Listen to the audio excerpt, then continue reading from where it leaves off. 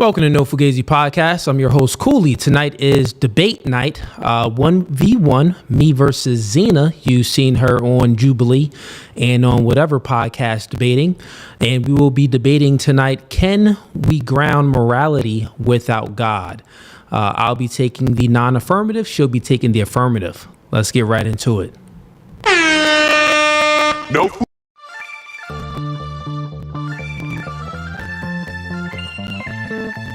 And y'all see the suit too, man. Listen, new studio, new podcast by the spirit, not by the letter. Bro, we can go verse for verse all day long. Doing new things are okay with understanding the reality that we are in competition with one another. But you ladies think that you're special. You are in competition. Men are men of their word. So here's my word. I'll fly you out here. We can do it in person. And after that, we could box. I'm about my business. So remember, I said, when I ask you these questions, I will dismantle your entire argument. That's the end of the debate, my dog. I'm 39, but I don't look your typical 39. Belly. Yeah. You look 39. It's okay, though. That man isn't intimidated by a woman like you. He's annoyed by a woman like you. Because a man doesn't want to date another man. He wants to date a woman.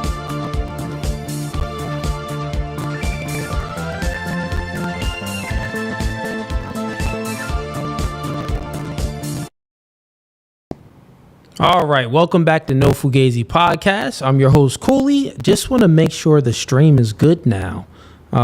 Before on the last stream, we were having some technical difficulties. Just trying to make sure this stream and everything is working properly. So give me 1 second here, chat, while we make sure the stream is good.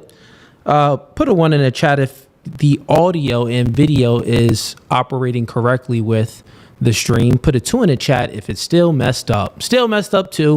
If it's working good, put a 1 in the chat. Okay, 1 second here.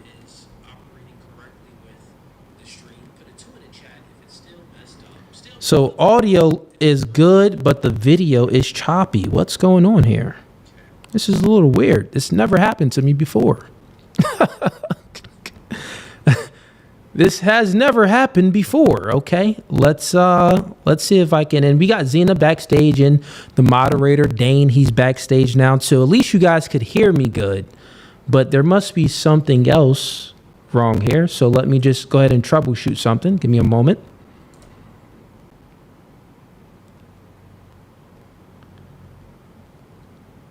Yeah, I'm looking at the Wi-Fi and the internet connection on my end is looking perfect. Let me try this though. Okay, 1 second here. We're gonna go ahead and not gonna restart the stream, but we're gonna restart my ATM Mini Pro. That's what we're gonna do. Because it could possibly be coming from the ATM Mini Pro. So 1 second here, chat. You're gonna see the screen go dark. You're not gonna hear any audio, but don't go anywhere.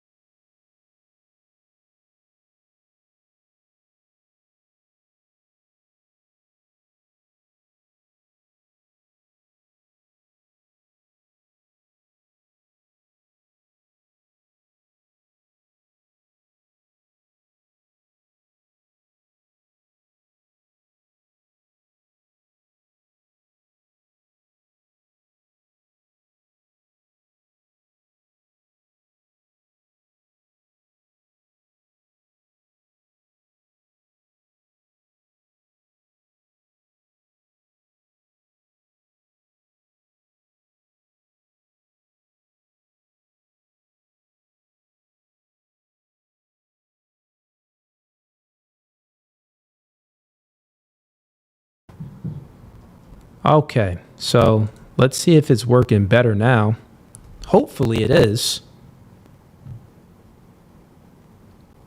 Hopefully it's crystal clear. Let's see if it's working better now. Hopefully it is. Okay, it looks good. It looks good, chat. I think we fixed it. All right. Had some problems, but I think we fixed it. Now, I know my audio is a little bit choppy, but I'll go ahead and fix that real quick. With the audio, let's see if I can get rid of that. One moment here. All right, let's see what's going on. Let's do that. Take that out of there.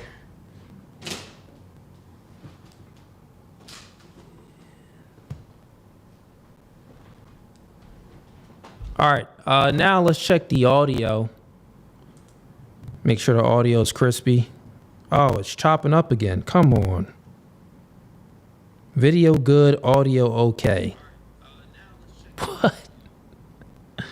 What?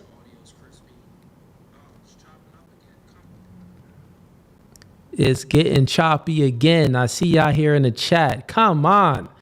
I've been trying to do this debate with Zina for like a month now. God is like, you know what? You're not supposed to debate her, or this debate should not happen. But I don't think that's the case. God is on my side. So it must be the devil working against us. It must be the devil. All right, I'm going to try one more thing, man. One more thing. And Zina, I see you backstage. Dane, I still got y'all backstage. Before I bring y'all up, though, I just want to get this figured out.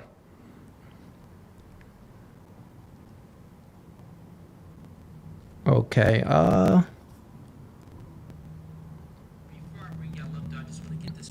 Yeah, no, it's still doing the same thing. All right, let's try this.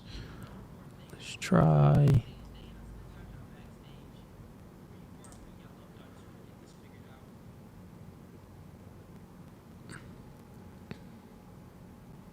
See, in Restream, but the Restream is going a little bit slow. That's the thing, too. You know what? Let me go ahead and let's drop Facebook. Let's see now, since we dropped now, let me refresh.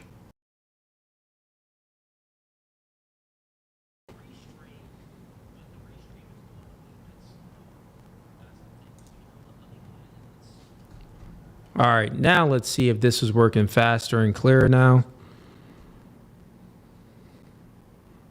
Let me know, chat. Put a 1 in the chat if it's good, 2 in the chat if it's not good.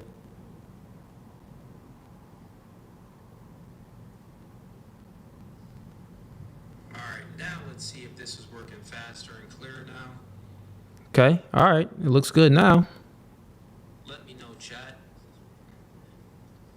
Put a 1 in the chat. All right, someone said perfect. It's good, 2 in the chat. Perfect, okay. All right, let's go ahead and try this. Let's see. All right, so ladies and gents, 1v1 debate. We got Zina backstage, got Dane backstage, so let's just go ahead and bring them up, see if we can get this started.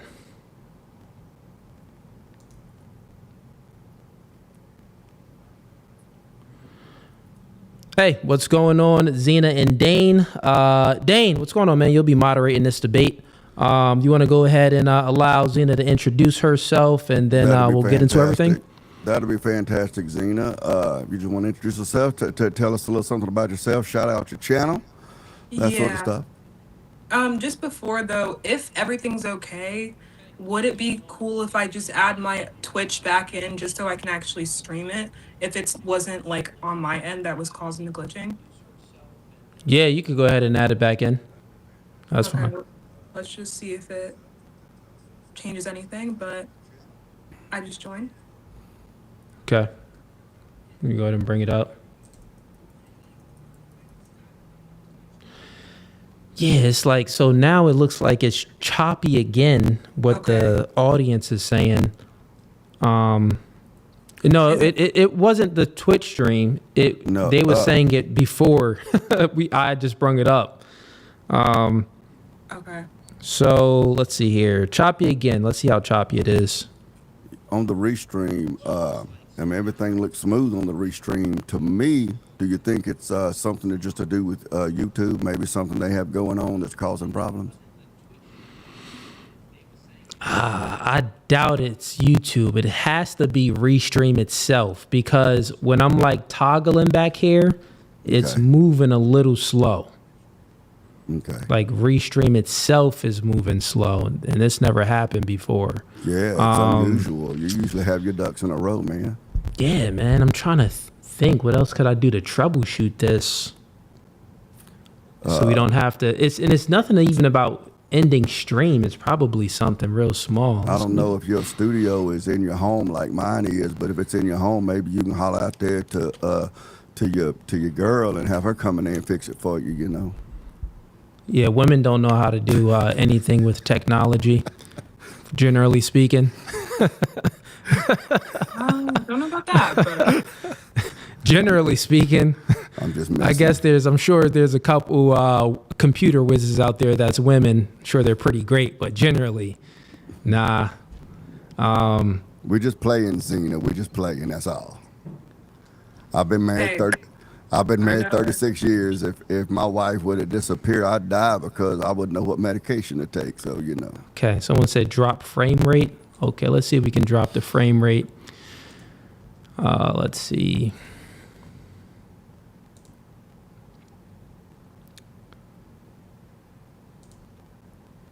Okay, let's see if that works. All right, so I went ahead and dropped the frame rate. Let's see if that works a little bit. Put a 1 in the chat if it's good. Put a 2 in the chat if it's bad. I'm reading y'all chats. You guys said, Cooley, drop the frame rate. That's what I just did. So 1 in the chat if it's good. You can hear the audio and the video and it's matching. 2 in the chat if it's still choppy. Just a little bit. Put a 1 in the chat if Yeah, it's good. Put a 2 The in video chat if it's bad. in YouTube on my side's looking smooth again. Chat, you guys said, Cooley, drop the frame I haven't muted on the YouTube app, so I don't know Okay. what the app's like. If it's good, you can hear the audio and the video and it's matching. 2 in the chat if it's still choppy. Okay, all right. Nah, it's looking pretty good now. I think we're good to go. Yep, think we're good. And who's in the chat right now? We got Witkid Dreams. Tiger's there too. Tyga, Witkid and Tyga. One of you come backstage. Or you know what? One of you just let me know. Or let Dane know. Like send us a message. You could do it. You could come backstage and send a private message because like as we're going through with the debate, I'm gonna be super focused. Dane is gonna be focused. Zina is gonna be focused. So we need someone to like make sure everything is gonna be crystal clear. Me and Tiger and Wicked, we got a iMessage group text. So Okay, they can let you know. Okay. Yeah, we've been in group text the whole time talking bad about you. So you know. Because like as we're going through with the debate, I figured that. All right. Well, all right, cool. Let's continue. Dane, you can go ahead and do what you do best. Yeah, man. So we're gonna start off. We're gonna have a maximum of a 4-minute opening statements from each debater. We're gonna start with Miss Zina over here. With her opening statement, she'll be the first because her position is the affirmative, which is that she can ground morality without God, and this would be Cooley. Then would take the negative on that you have to have God, or you cannot. See, the not cannot ground morality without God. It'll be a 4-minute opening statement for each one, and then we're going to go into a fairly loose, informal back and forth. I'm going to sit here, and I'm going to look like I'm probably not paying attention. I'm probably going to be eating some supper, too, while I'm listening, but I am listening.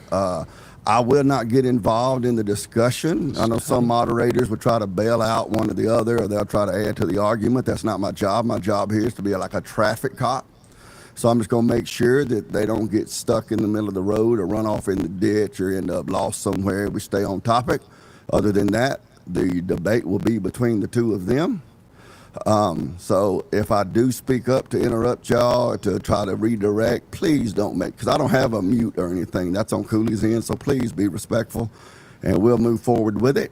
So Ms. Zina, with you, as soon as you begin your opening statement, I'll start your time.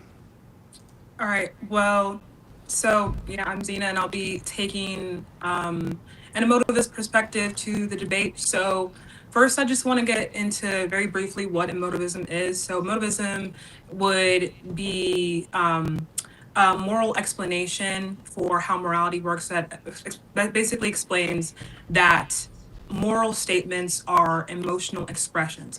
So we kind of ground morality through neurobiology and psychology. And when we do this, we notice that the way that morality has changed throughout societies and in between cultures tends to map onto evolutionary changes as well. So we're not kind of grounding morality in this idea of a realm of truth, something that you can kind of cosmically prove. Rather, morality can be explained as a function of the human brain and human capacity for understanding. For example, we can look at the case of Phineas Gage. He was pretty normal dude until a rod kind of went through and ended up kind of cutting through his prefrontal cortex and kind of affecting his amygdala. And these are the two centers where we see morality tends to kind of be activated in the brain. So what happened was after this occurred, he stopped acting rationally and morally. And despite the fact that he could still understand morality logically, he no longer felt morality and therefore could no longer act with a moral conscience because these kind of centers of his brain were disturbed. So what we find is that morality tends to be centered in certain parts of our brain. Um, and throughout history, certain moral behaviors tended to predict that societies would live longer. For example, societies that rejected theft and societies that, were pro-social ended up living longer. So what happened was evolution seemed to select for the human beings that had moral intuition. Like, for example, if I felt strongly against theft or I felt strongly against someone, killing babies, my society and my group would grow stronger and thus live longer, right? So the people who had those moral intuitions were able to procreate and pass down those traits with more ease. Whereas societies that kind of didn't grow this moral intuition or didn't kind of participate in morality would end up kind of leading into chaos. They wouldn't be able to sustain themselves because people would kill each other and people would steal from each other and society could not grow, right? So as you can see here, I'm more painting a picture of morality. And instead of kind of loading morality with some kind of executive cosmic force, which we aren't really able to prove, I'm kind of explaining that morality is specifically mind dependent, psychology dependent, and can be explained rather than cosmically, proven in this realm of truth. So that's where my argument kind of starts. So yeah. Fantastic. You came in there right about that time, Zina. Zina, are you going to be able to stay after the debate for Q&A? It depends on how long we go. I'll let y'all know, or kind of as we go along, because it's 8 now. So. All right. I'm just going to mention for the chat to send in your super chats with your Q&A if you wanted to ask questions of Zina or Cooley, either one. And of course, Cooley will read that. They go to them. So Cooley, you got 4 minutes. As soon as you start, I'll start. Okay, sounds good. So I believe as Zina was speaking, real quick, just want to do some housekeeping real fast. As she was speaking, there was still some static. I see you guys in the chat complaining about it. Not at all times, but at certain points, I guess there was some static. Is there still static when I'm speaking? There's not that I can hear. Okay, sounds good. So I believe maybe a little Zina's bit. End, it sounded almost like she had a little touch of reverb on her mic. It wasn't enough echo like it was messed up audio, but it was like a little bit of a reverb repetition that was just noticeable, but it wasn't horrible. I could hear the static as well, but my mic's not even connected. I'm just kind of holding it, so it shouldn't be my mic.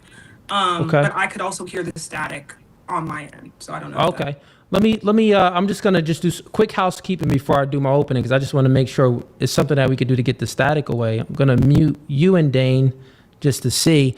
Hey, chat. Let me know if the static is going. Let me know if that static is going. Put a 1 in the chat if the static is going. Put a 2 in the chat if the static is still there. do some quick housekeeping before I do my openings. I just want to make sure Sounds. static away. I'm gonna mute you and Dane just to see. Hey, chat, let me know if the static is going. Let me know if that static is going. Okay, y'all saying that is doable. All right. If it's doable, let's go ahead and get it done. All right, good. Let me go ahead and unmute Dane and Zina. And also, I won't be utilizing the mute button at all during this debate, just to let you know, Zina. Dane is just going to moderate it if it comes to anything like that. I just yell really loud. That's all I do. I just yell loud. All right, so I take the affirmative position that I take the non-affirmative position that we cannot ground morality without God, because God is the standard for morality. She's taking the position. What happened with my opening there? Okay, yeah, sorry about that. Yeah, I take the non-affirmative position that we can't ground morality without God because God is the standard for morality. Zina takes the position that the affirmative position that we can ground morality without God. And one of the reasons why I believe that we ground morality with God is because God is eternal, omniscient, and divine. He is unchanging. You can't ground something that is changing. I'll also go on to illustrate that. Let's see here. The meaning of grounding isn't subjective, where you can latch it on to empathy or the consensus of a collective. Grounding morality requires universality, necessity, and authority, which can only be done by a being where its nature is omniscient and divine. Now, if Zina appeals to empiricism, inductive method, or human nature, where we derive morality over time through evolution, then she's making a claim for Big Bang cosmology and macroevolution theory, which is always changing, which that doesn't get you from an is to an ought. Meaning, how can there be non-physical things like morality that are not changing in a meaningless universe that is physically changing? But she may not even do that. She may make an appeal to subjective preferences because her non-theistic approach will make her stumble into relativism. I hate that word, but I guess that's how you pronounce it, right? And then she'll have to concede the entire debate if it's all relative, because appealing to her own subjective preferences under her worldview, my paradigm would be subjective as well, and it makes it equal to hers. The only way that she can distinguish whose moral preferences is actually right and valid is to appeal to force. So under her worldview, it reduces down to might makes right. Now, the debate is about, can we ground morality in a God, not a specific God? And I assume Zina may try to argue her perceived atrocities in Old Testament and New Testament, but she isn't aware that as a Christian, I believe in a progressive revelation where the first covenant is superseded by the second covenant of Jesus Christ, where God is clarifying moral law due to the fall. All right, that pretty much is the end of my opening. Let's get down to it. Okay. Can I? Good for you, Dane. You think you're muted. Wow, it's not normal for people to ask me to unmute myself. Okay, that was fantastic. Cooley, thank you for that. Zina, you were about to say something, ask a question? Yeah, I just wanted to clarify some things that were said in his opening. Okay, just 1 second, just real quick. Once again, just want to remind everyone this debate will go for approximately 2 hours with the technical glitches. It may, adjust a little bit after the debate. If we have enough time, Zina has said she may be able to stay, may have time to stay for the Q&A. So send in your super chats with your Q&A, and we can, for Cooley or Zina. as well. And if there's enough time left, maybe Cooley will do an open panel, maybe where people come on stream if Zena can stay. So with that said, Zena, Cooley, the floor is yours. I'm going to sit here and mind my own business. All right, yeah. So just wanted to clarify some things that were said in the opening. It seemed to be the case that you're assuming I'm taking some kind of like moral subjectivist approach, which I tried to clarify in the beginning. I'm not a subjectivist because subjectivists still posit that there is some truth aptness to moral claims, which is not.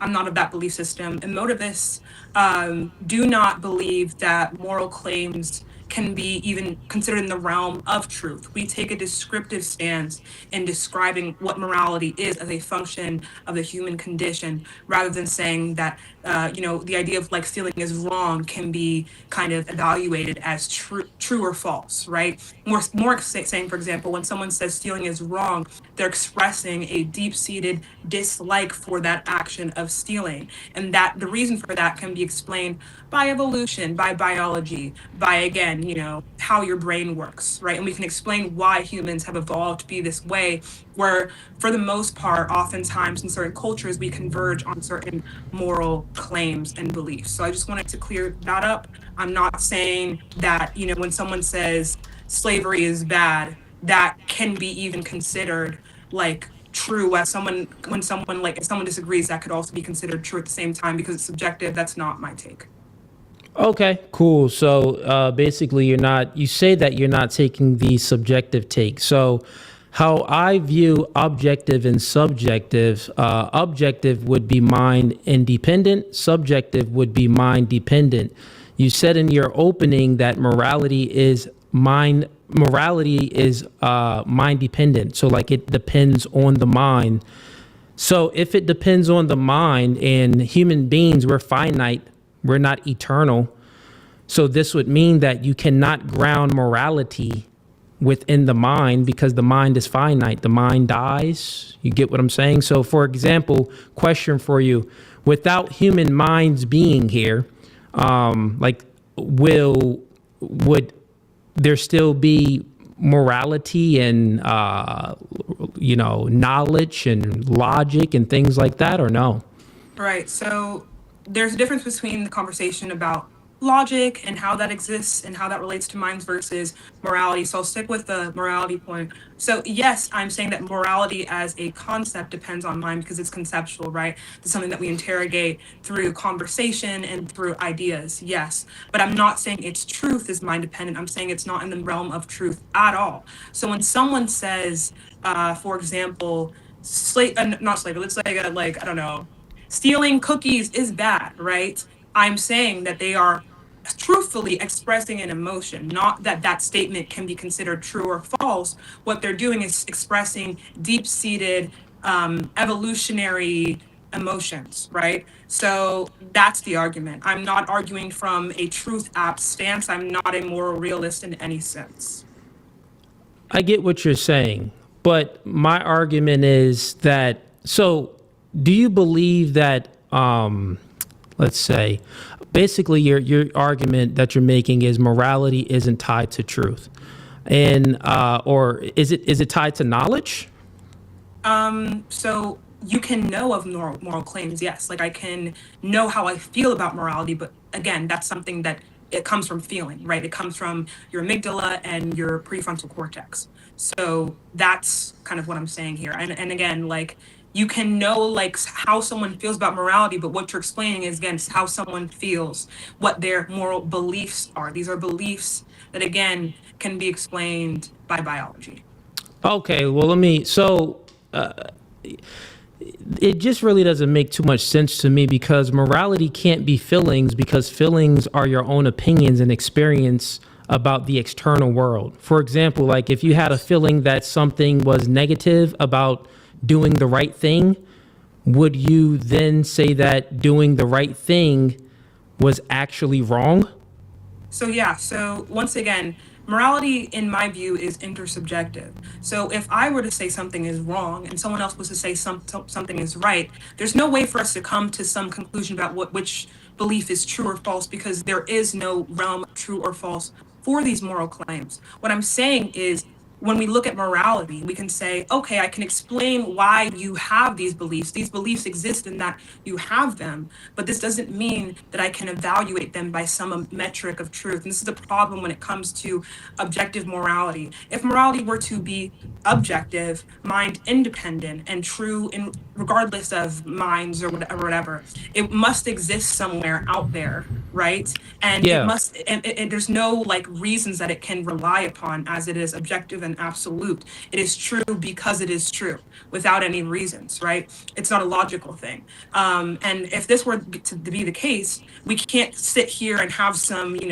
argument about morality, because in of itself is self-evident. The evidence does not come outside of the morality or these moral claims, which again would mean that we, by definition, we aren't able to give reasons or to actually debate about this, right? It's by definition not logical, not something to be debated. So that's a big problem I have with objective morality. And another reason why I don't believe morality is something that can be evaluated on the basis of truth. So yeah, that's my opinion. Okay. Let me ask you a question to just debunk all of this. Do you ever do things that are good even though you feel bad?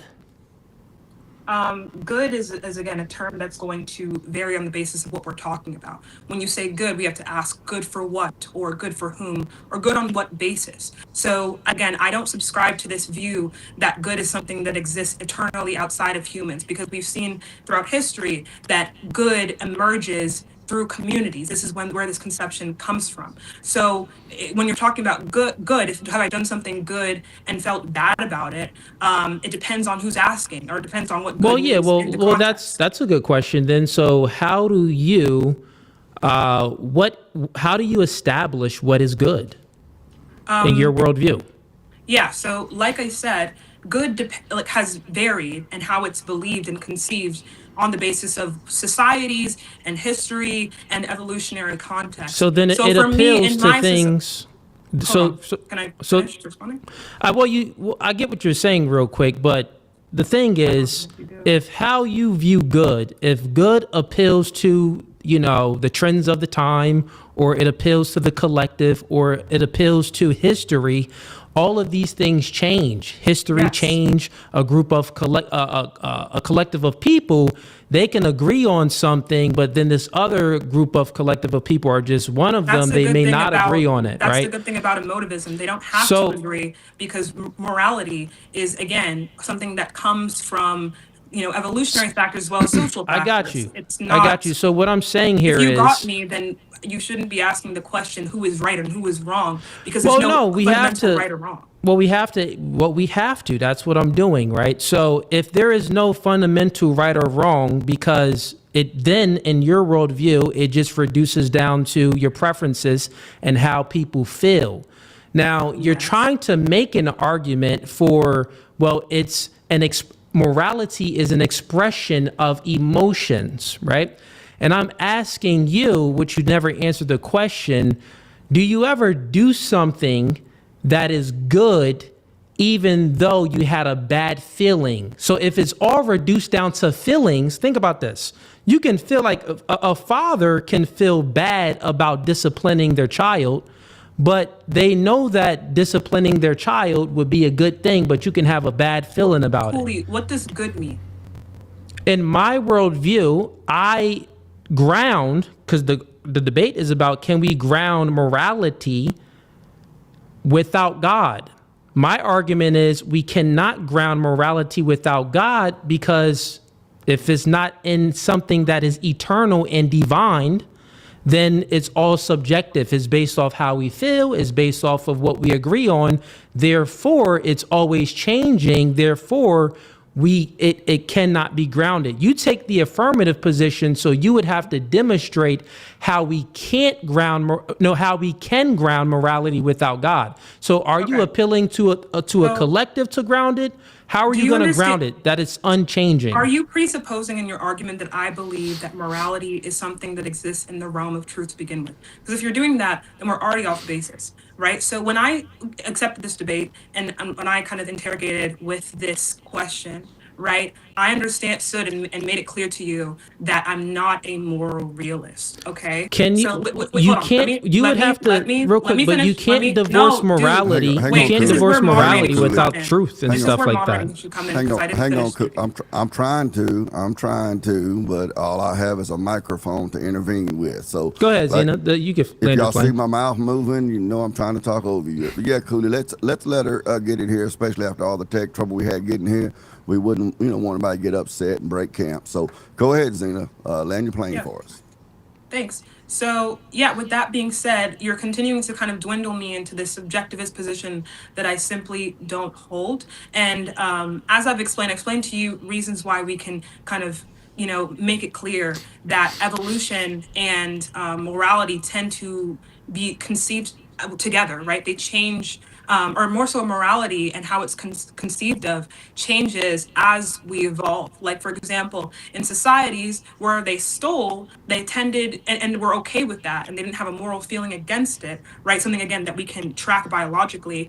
They ended up kind of dying out. Whereas societies that did, protect their children and have strong feelings about that, have strong feelings about stealing, they tended to survive more often, right? This is kind of some of these examples of how we can conclude where morality comes from. So when I talk about grounding morality, I'm talking about a descriptive analysis of where this idea or concept of moral feelings, these strong moral feelings, where they come from, which I've given you a clear picture of what that is. This doesn't now, mean that I need to believe your argument that morality exists outside of human cognition or conception. That burden is simply not on me. That's not the position I take. If anything, you should probably be here and proving how morality exists outside of humans when we have no evidence for that. So, Okay, let me ask you a question. So by grounding, what is your understanding of grounding then? Is grounding, can it change, or is grounding unchanging? Because the philosophical meaning of grounding would be an unchanging standard. yeah. So how I approach this question, because we don't have evidence to assume that morality exists outside of human cognition, I take grounding morality to be meaning explaining morality. Where does it come from, right? So how can we understand morality is really the way I approach this question, because that's the only way we kind of have evidence to approach the question. And Okay, from there, I explain it's biology and evolution. got it. So then it's information based. So it's explaining something. Descriptive. It's given a descriptive of something. Now, if you're just giving a descriptive, can you ground a descriptive in a rock? Like, can you find a description of the rock inside the rock? I'm sorry, like I'm low-key confused by the question. What? Okay, so you said that you're grounding morality by utilizing a description. I'm Descriptive asking you a analysis. descriptive analysis. So then you would have to then ground your description. Where are you grounding your description in? Psychology, evolutionary biology, neurobiology. These are So, all yeah. things that are always changing. Wait, so do you not believe in psychology or science at all? I'm just curious. You mean like pseudoscience? Like most of the psychologists is like pseudoscience. science, as in like neuro. Do you know what neurobiology is? Yes, I do. So if Okay. you're So do you speaking believe in about neurobiology? so if you're speaking, yes, but human beings were finite. So here's Okay. the thing. I'm going to just ask you this question. Let me just get a clear answer. You say that, well, I'm grounding morality with an explanation, giving a descriptive explanation, but descriptive explanations is information, right? That's information. So listen to this. Yes. Let me just land my plane. Information, where does information can you touch information? Can you smell information? Can you see information? No, you don't use your 5 or 7 senses for information. Information has a different ontology, just like knowledge, just like language, just like morality, all of these things. So if you're grounding it in a description, which is information, then where are you grounding this information in? Are you grounding it in a rock? Are you grounding it in evolution? If it's evolution, then that's basically that we came from rocks, but that's always changing. It's evolving. It's not steady. So I don't know why you're using the word grounding to ask the question, like the question that you kind of are asking is, how are you proving what you're saying, which is a valid question. Not proving. I'm asking you, how can, if it's the case that you are saying that morals are descriptive, it's not anything that's tied to like, is it, wait, real quick, would morals wouldn't be in your worldview, morals is not in the category of logic, reason, number theory, and things like that. It's not in that transcendental metaphysical category, right? So morality is something that is thought about. It's in the realm of, like, how we think, things of Okay. that sort, right? But it cannot be evaluated on the basis of truth. So logic tends to have, logic doesn't posit that there's some absolute truth that exists. Not all logic posits that, but right, it's going to be separate from ideas of like deductive logic, for example. If you're talking about philosophy, it's going to be separate from that, but it's not going to have like some basis or axioms of objective truth. That is the argument. That's where I'm coming from. Cooley. Okay. Cooley, real quick. Sure. I'm on my end on my phone here, and Tiger staticky. and Wicked both are saying that the video is chopping. It's chopping. Okay. This is why Hold I that. see. Zina Hold that thought, man. What's Zina going- must be really gonna smoke you tonight, and God trying to look out for you by killing the debate. Yeah, That's what Zina, it you is. out here, you cooking me so much that it's messing up the stream. I don't know what's going on. What can I say? Real quick, let's see. But the audio is good. Dang, man. Yeah. Okay, all right. Yeah, it is freezing. Everybody in the chat is complaining about it too. Might be the servers are down in Venezuela or something. Real quick, let me go. He said, let me just refresh on my end. Hold that train of thought, Zena.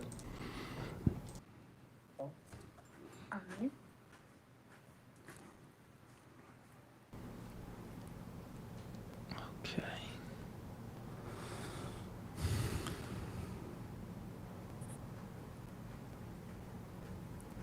Okay. Come on, restream. Yeah, right. It's looking like restream is just going super slow right now. Come on, restream. Can you guys hear me? I could hear you. Okay, you could go. You could hear me. That's good. Yeah. All We right. need Elon to start a restream platform for us. That's what we need to do. Yeah, man, this never happened at all. This is crazy right now. Hey, What I'm chat, saying. let me know if it's good. Put a 1 in the chat if it's good right now. You know what? I experienced a little bit of this problem when I was debating Tilly when Destiny was on. I'm like, God dang, what's going on with these Yeah. these Jubilee debaters, right? Or the left. You guys come on and mess with our technology. Now I'm just messing with you. But all right, Dane. Okay, is it real quick? Let's see. I'm looking Is it on my good phone enough right to go now. on? And Is it good? It looks like it's not chopping on my phone right now, but I am Okay, on it's- I am on Starlink though, so God's probably blessing me more on Starlink than these other people. Okay, it's not choppy right now. All right, so let's just continue with the conversation then. So, Zena, you were saying that you view morality. So, real quick, just a quick yes or no. Is logic, reason, number theory, all of these metaphysical concepts that's in that category that is we can't touch it. It's not in the physical realm. It's in the metaphysical realm. Do you believe that those things can change, or do you believe that they don't change? They're unchangeable.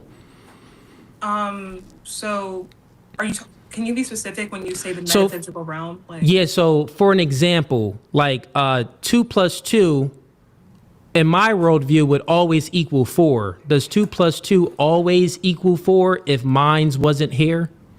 Yeah, so this is where we get to the idea of like what truth actually is, and this is a debate I had, you probably saw as well, with some dude who didn't really know much about philosophy. So I do have to give you a little bit before I kind of answer that question with like an absolute what that means.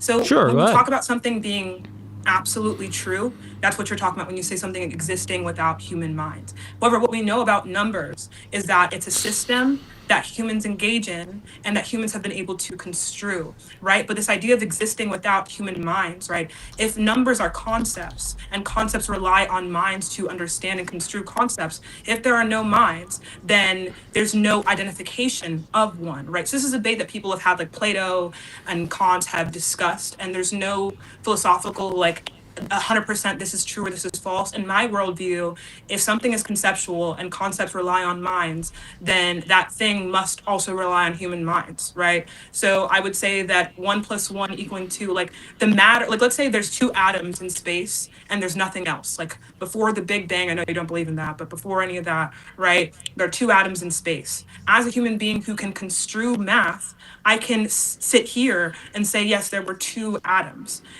But that's like me engaging in like language. The concept two was not also present when those two atoms were kind of rolling around in space. But so like two atoms were there, but the concept two was not. So I would say that numbers rely on human minds and therefore don't exist conceptually without minds to conceive, right, of numbers. But that doesn't mean that like something that we could describe with numbers doesn't also exist without human minds. That's my answer to the question. Okay, so you didn't really give me a yes or no. You're kind of like in the middle. I did give you an answer. Yeah, so 100% answered your question. If there are no human minds, then there are no numbers conceptually. That's my answer. Got it. So if there are no human minds, there are no numbers conceptually. So would you say that the world was, the entire universe came about in an orderly way? I don't know. What do you mean by orderly? Like Like it's ordered, without our minds being here, in the concept of, basically you're saying that math is a tool that we use. I agree that math is a tool that we use, but I don't agree that math, this tool that we use, derived from our own human minds observing the outside world. I don't believe that. I believe that 2 + 2 would always equal 4, because I believe in God. I believe that these transcendental categories like logic, reason, and math, language, information, what all does of it these mean- things. Real quick, let me just lay my plan. I'll let you go for a little bit. Okay. All of these transcendental categories are grounded in a unchanging mind, a divine mind, an eternal mind. This is how we have access to utilize math, and we have access to gain knowledge, and we have access to interpret information. So these things would not exist if it's always changing. You get what I'm saying? So I see what you're saying. You're saying that these things only exist if human beings were here. But then I would then ask you, without human beings being here, you would agree that the world was here, Earth was here before human beings, right?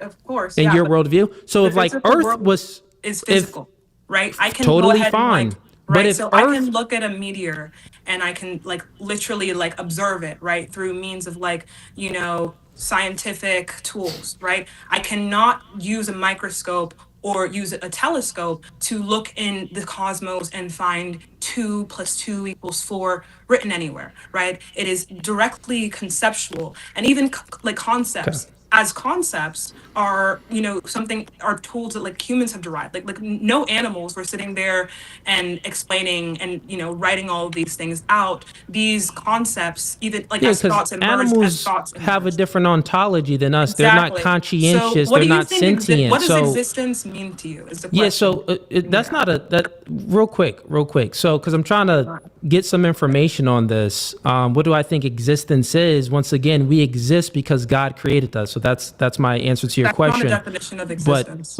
But I mean, do you want a definition of existence? You Yes, can go ahead that's and what I'm Google a definition of existence. I mean, we're having a debate. I would agree with whatever definition of existence that you would have. But let me get to the question that I'm going to ask you though, real quick. Any definition that you want, I'll go ahead and grant it for the sake of argument. But if you weren't here and there was two trees, the concept of two say if we take this concept out of the human mind, let's just try to like hypothetically think about this, right? The concept of two. Would there still be two trees there, Yeah. even so- without our concept of it? Yeah, so when we're engaging, the concept of two is different from the physical reality of two trees, right? So when I say there are two trees over there, right, that is different from saying the number two exists, right, even if there are no humans to observe that, right? So two is a property, right? This is something that we can observe, and it's a concept separate from the physical reality. So I can say that the physical reality of two trees might exist on a planet, even if there are no humans to conceive of what that even means. But the content and the meaning of those words, right, and conceptually is going to be totally separate. So if there are no humans on a planet, and I am a human, so I'm able to speak with you and convey language, I can meaningfully say that there are physically two trees, but the concept of two is not floating around in that reality I where get there it. are no human beings. And the concept of, 1 + 1 equaling 2 or 2 + 2 equaling 4, you're saying that these concepts evolved over time through evolution, right? I didn't say they evolved through evolution at all. I'm saying that their concepts So how that did rely on human minds. I'm not even saying that they've changed, but they I'm haven't saying even that okay? They just rely on they've the human existed mind. on the basis and rely on the basis of human beings to exist. That's what I'm saying. Got it. So with that being said, this concept relies on the human mind. So within your worldview, is it possible that 2 + 2 could equal 7? No, I mean, unless like we're redefining what those terms mean, right? 2 + 2 is not going to equal 7 in a world where these terms mean what they mean today. So. Okay, not in a world that it means to today. So, okay, well, even if we reduce it all the way down to the atoms and stuff like that, how you're viewing it is that, well, we still derive these concepts, even if it reduces down to an atom, it would still be one atom, multiple, two atoms, three atoms, however many atoms it takes to develop the human brain or whatever it is. These concepts itself always will depend on the human mind. You got that? Am I The correct? concepts of numbers do depend on the human mind. Yes. Okay. Now, if we just get back to the argument and the purpose of this debate, are human minds finite or are human minds eternal? They definitely don't exist forever. So. Okay, human minds do not exist forever. So once again, the debate is about, can we ground morality without God? You would put morals, number theory, language theory. You would actually put all of these things in that same category then, because they're all within the mind. And since human beings are finite and that's where you're trying to ground morality in, then it's changing. This would be That's the end not- of the debate.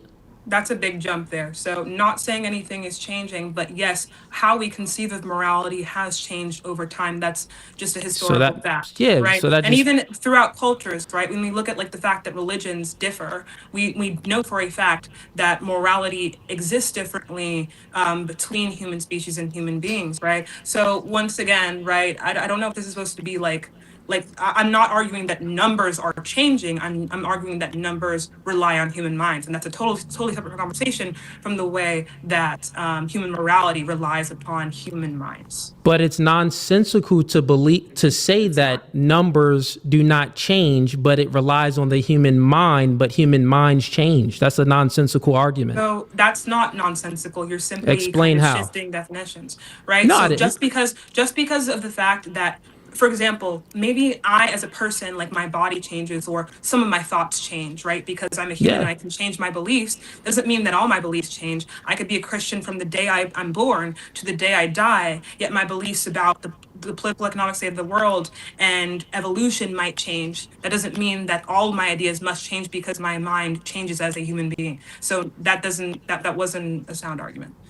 No, it is a sound argument. If human beings are finite, meaning that we don't exist forever, and human beings can change their mind, we can always change our mind, in your worldview, then you cannot make any claim that morality is grounded and not changing, that numbers is grounded and not changing.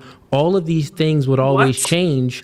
Real quick, all of these concepts, all of these metaphysical categories, like that you can't touch at all, but we utilize it as a tool. The thing that we do agree on is that we agree that we do utilize morals, number theory, language, information. We use it as a tool. In your belief, you said that, well, it derives as a concept within the mind itself. If it derives as a concept within the mind, the human brain itself, and the human brain is finite, and the human brain would not always be here. Okay. Therefore, these metaphysical categories can change and will change. That It can't be grounded. like you're just saying sentences put together, and they're not really kind of matching up with It's each other. very coherent. So once I'll again, Oh, okay, go ahead. you're continuing to say You the can same speak. thing. You said Well, because yeah, mine's because you don't understand. no. I understand the words and sentences you're saying individually. When you put them together, they're not a sound argument. You can't say minds exist for only a period of time, and therefore all of the content of the mind must change by the end. That's simply not correct. You as a Christian could be a Christian from the day you are born to the day that you die, Yeah. and that fact does not change. It is true that morality is variable, as it has changed throughout cultures, throughout time. Historically, I gave you accounts of how evolutionarily we've seen, evolution select for different moral beliefs over others because they sustain societies longer. That's 100% true. However, like when you're talking about numbers, the concept of numbers, like 1 + 1 = 2, and us understanding and agreeing upon that as a mathematical system, does not have to change because we die as human beings. Okay, so real quick, if morals are just feelings, and feelings change, that's what you're saying. I'm asking you once again. You can just Google it. The definition of the philosophical definition of grounding is an unchanging standard. So the only way that you can ground morality in something, it would have to be something that's not finite. The only way you can ground it in. The only way you can ground it is in something that is eternal and divine, that has a different ontology than us, which is why I ground it in God, because God fits that standard of being eternal, divine, and omniscient, right? We do agree that we utilize morals, logic, language, and we utilize all of these things as a tool, but you continue to ground it in the human mind, which is finite and is changing. And I'll point it out. It's a clear example, but I'm just going to need you to answer this question, right? Because I already asked the question before, but you really never gave me an answer. It was actually my first question. Do you ever do things that are good, right? That are good, meaning that now you're going to ask, well, where does the good come from? Well, it's based off how you feel good about it, right? So that's what I mean. I'm doing an internal critique. So do you ever do anything that is good, and the good in your worldview means that it feels good, even though you have a bad feeling about it? So that is directly a contradictory statement. If good means It's a question. It isn't a statement. Okay, my bad. That's a contradictory question.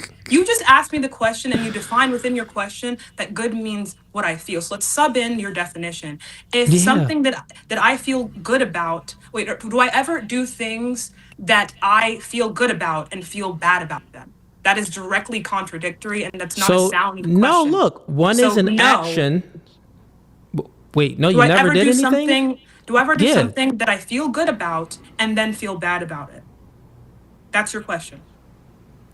Yes. Okay. So do I ever do something that I feel good about while I feel bad about it? No, I don't. Because in the fact that I'm feeling good about the thing, that means that I don't conceive of it as bad. Wait, time out. So you never had regret? And I don't, sorry, I got a call. My bad. It's okay. The question is contradicting itself. So. It's not contradicting itself. So are you telling me that you never felt regret? That's a different question, right? I have felt. You're probably getting another call. Regret.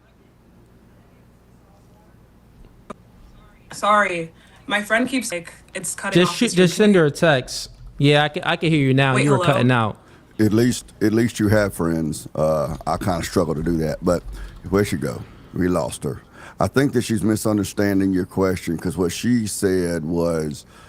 Hold on, let me bring her back up before Okay. you go, Dane. Okay. 1 second here. All right. Sorry, I got a call. Okay, no worries, Zina. Yeah, But Dane, you were about to do something. You were maybe going to try to bridge the gap. I Go was. ahead. I was. It's just I don't know if you misspoke, Zina, but when you repeated his question, you said that his question was, "Have you ever done anything that you felt was good while you thought it was bad?"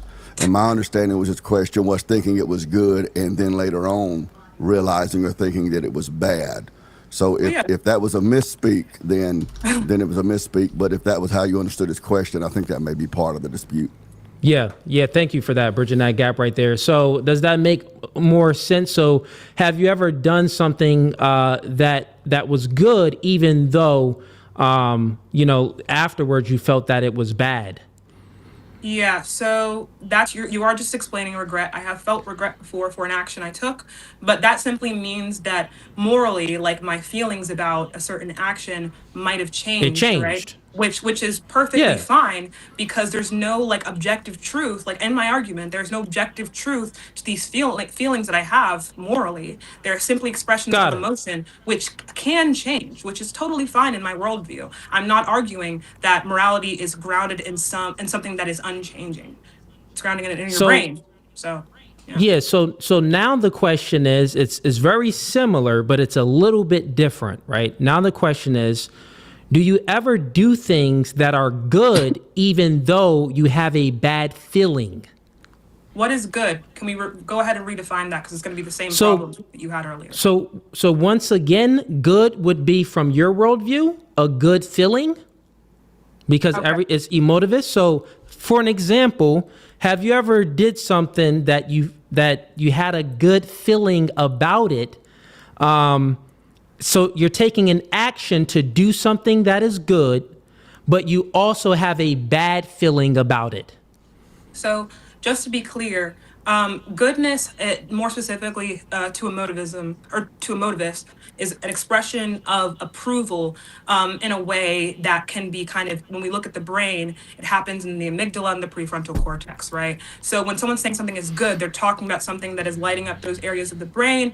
Can you answer my question instead of How about you filibustering? let me finish talking, because you'll get your answer if you're able to listen and pay attention. Yeah, I for am. over You're just 30 going seconds. all back to the mind. I'm Trust just me, asking you a simple question. Babe, you Just stop literally, filibustering. You continue to contradict yourself, and I allow It's not it, a and I sit here and contradiction. take it. I've never So contradicted it'll be myself cool- once. It'll be You've been cool if you let contradicting me to yourself. speak. No. I'm allowed to define terms Hold that you up, continue to hold go up. back on. Hang on just a second. We've Hang on. defined the term. hang You on just- attach it Cooley, to your understand that. feelings. Cooley, You don't Cooley, seem to Cooley, understand. Cooley. Hang on. As much as I enjoy the blood sport, because that's the only thing good about a hockey game is the fights, right? Cooley, maybe you could restate your question, and then we'll give her time to answer. Okay. I'll restate the question, and then I'll give an example so you kind of understand what I mean. So remember, the first question that I asked you was, have you ever did something and then later on, have you ever did something that you thought was good, but then later on felt bad about it? You answered that quick. You said, yes, I had regret before. I had a good feeling for it. And then after I did it, I had a bad feeling for it. The question I'm asking you, it's double. So it's double, right? It's a double of feeling, and you have a good feeling. There's no regret didn't come into it yet. Say if put it like this, on this podcast, hypothetically, you could have had a good feeling about coming on a podcast because it's like, wow, I get to come on a show. It'll help me grow my platform or whatever it may be. You may have some good feeling about it, but you may also have a bad feeling about it, but you still came on a podcast despite how you felt. So you're saying I had a good feeling about it and I had a bad feeling about You had a good feeling about it and you had a bad feeling about it, but you acted despite how you felt. So I would be acting in accordance with how I felt while also not acting in accordance with how I felt because I'm feeling two emotions at the same time, which I feel as though that question is a little bit strange. Regardless, even if someone Can does you have answer it though? not really because it's contradictory, but regardless, if someone has two Wait, how is it conflicting a emotions, hey, stop, just how's the stop so I can question a finish. Your Stop, answer could stop, be a stop. contradiction, Why is he but talking over go me? ahead. Like he doesn't want an answer. Like I'm Well, confused. some of that is just the blood sport back and forth, but maybe I can kind of clear up a little bit and make sure that everybody understands the question. I understand the Okay, question. I just would okay. love to Listen, some time listen, to listen. I finish. understand. I understand. Okay, I'm just trying to help guide through the weeds here because I know sometimes the back and forth can get a little frustrating and confusing for everybody. Not just you, but you and Cooley. As I've raised 5 children, there were times dealing with my children where I had to do things with them or to them that I felt bad about doing, but I knew was the right thing to do regardless. So I did those things knowing that Dane personally did not like doing it, but it was in their best interest. I think what Cooley's asking you is, have you been in a position where you felt bad about something you were doing, but you knew it was the right thing to do anyway, so you did it, and then maybe went to bed that night thinking, man, I wish I hadn't had to do that, but I had to do it. It was the right thing to do it, and I hated doing it. Is that your question, Cooley? Yeah, that's the question. Okay, All right. there you go, So Zina. now Maybe we're trying that's to. the question without the regret part. Like, oh, I right. felt bad. But that's the question. Yeah. Okay, there you go, All right. Zina. So what you asked was if someone had felt an emotion, like felt good about an action, or felt that an action was good but felt bad while doing it. Regardless, what you're explaining is simply conflicting emotions, which is still predicted by emotivism. Morality does not have to be something that is singular. It can be, a system of competing emotional responses and still be described biologically, right? Because humans are complex creatures, right? So you can approve of honesty, but feel bad that you hurt someone in the process. Yes, you're still describing morality. But the great thing about emotivism is that it's a descriptive framework. So we're explaining how the brain works as well as explaining like a moral content and that it's an expression of emotion. So yeah, what you're explaining is someone having conflicting values or conflicting emotions and executing an action and then feeling conflicted afterward. Yeah. Yeah, and this is perfect because this would demonstrate how the morals is not derived from the brain itself because you're not acting on solely your feelings. You're acting despite how you feel. I can even ask another question and you would also say yes to it as well. Have you ever did something that you truly didn't feel like doing at all, but you still went ahead and did it, right? That would still be you acting despite how you feel. Have you ever did you not do something that you really, real quick, did you not do something that you really felt like doing? Like, I really feel like doing this, but you know what? I'm not going to do it. I'm just not going to do it. What's causing you to act when what I'm take an saying action is like that? let me finish my claim and my argument here to just disprove emotivism and how it's nonsensical and how it's trash and how you can say, well, emotivism is just moral statements. Statements is information, but you have nothing to attach it on. It's all subjective. It's all preference based, right? What I'm saying is human beings always act despite how they feel. That's how they get things done. That is true. You can have a bad or a good feeling about something and you can still do things despite how you feel, which means that emotivism, which means that the morality and how you're attaching it to your emotions is not true because your actions can still be good and have very great outcomes So that you would then still consider it to be good. What causes you to act when you feel bad about something that you do something else? Like what is driving that action then? What is causing it? Free will. All right, so this is where we get into something that's quite contradictory, but regardless, you can feel bad about an action. For example, let's say I either have to give up my life or give up my mother's life. And it's like, either way, I don't want to do one of these things. And I end up giving up my own life. You would say I'm acting against my feelings, which is true in one sense. I'm acting against some feeling. Like I don't want to do the thing in some conscious sense, but I still make that choice off of a conscious desire. There's still a conscious, active choice that I make because I still take the option I deem preferable in that circumstance. It's not like your lights go off and you no longer have like a consciousness when you make hard decisions. Your whatever emotion is stronger is overriding and helping you make the decision. Now we're talking about decision making, not necessarily moral thinking, but whatever belief you have or whatever drive you have is more specific, is what's overriding the other one. That's what happens when you make a decision that you don't necessarily like. And that's not just like an opinion piece, that is how your brain works. So, and when you talk about free will, I mean, we can definitely get into that in regards to your worldview, because I think that that's pretty much incoherent under your worldview. But yeah, I don't think that's an answer that could actually work. Okay, so you believe that we don't have any free will then? I think free will is a concept that is made up, and I don't think that it predicts the way that we act. No, Yeah, so like it doesn't exist, which is what you mean. Free will doesn't No, it exist. doesn't. No, Okay. I think So I don't if- think so. if- and I don't if- think that you think so either if you're a Christian. No, I do. But if free will doesn't exist, then everything would be predetermined. Well, do you believe God is omniscient? I'm asking you a question. You can't ask me. You can't. asking You you a have to question, answer too. my question before asking me a question. So I think that I think I may have missed your question, Cooley. That's Okay. you know, just being fair. That sounded like a statement to me. She may have thought the same thing, but it's so No, maybe, I asked it very clear. I said, Okay. so if you don't believe in free will, then do you believe that things are predetermined? There you go. So I believe that everything can be explained causally whenever we act, and I'm specifically talking about not metaphysically, not when we're taking a step back into like looking at how things work in like not in regards to human cognition. When we do look at human cognition, the way that every action that we take and the thoughts that we have can be explained by prior causes, rather than just in the moment suddenly you have this these desires. Like whenever you look at like the causes of your actions, it's not coming from thin air, which is what libertarian free will tends to assume. Instead, when I have a desire and I act on it, that can be explained by my prior conditioning, my biology, as well as my socialization, and that is what explains your actions. So being a determinist, that is what I mean when I say that we don't have free will.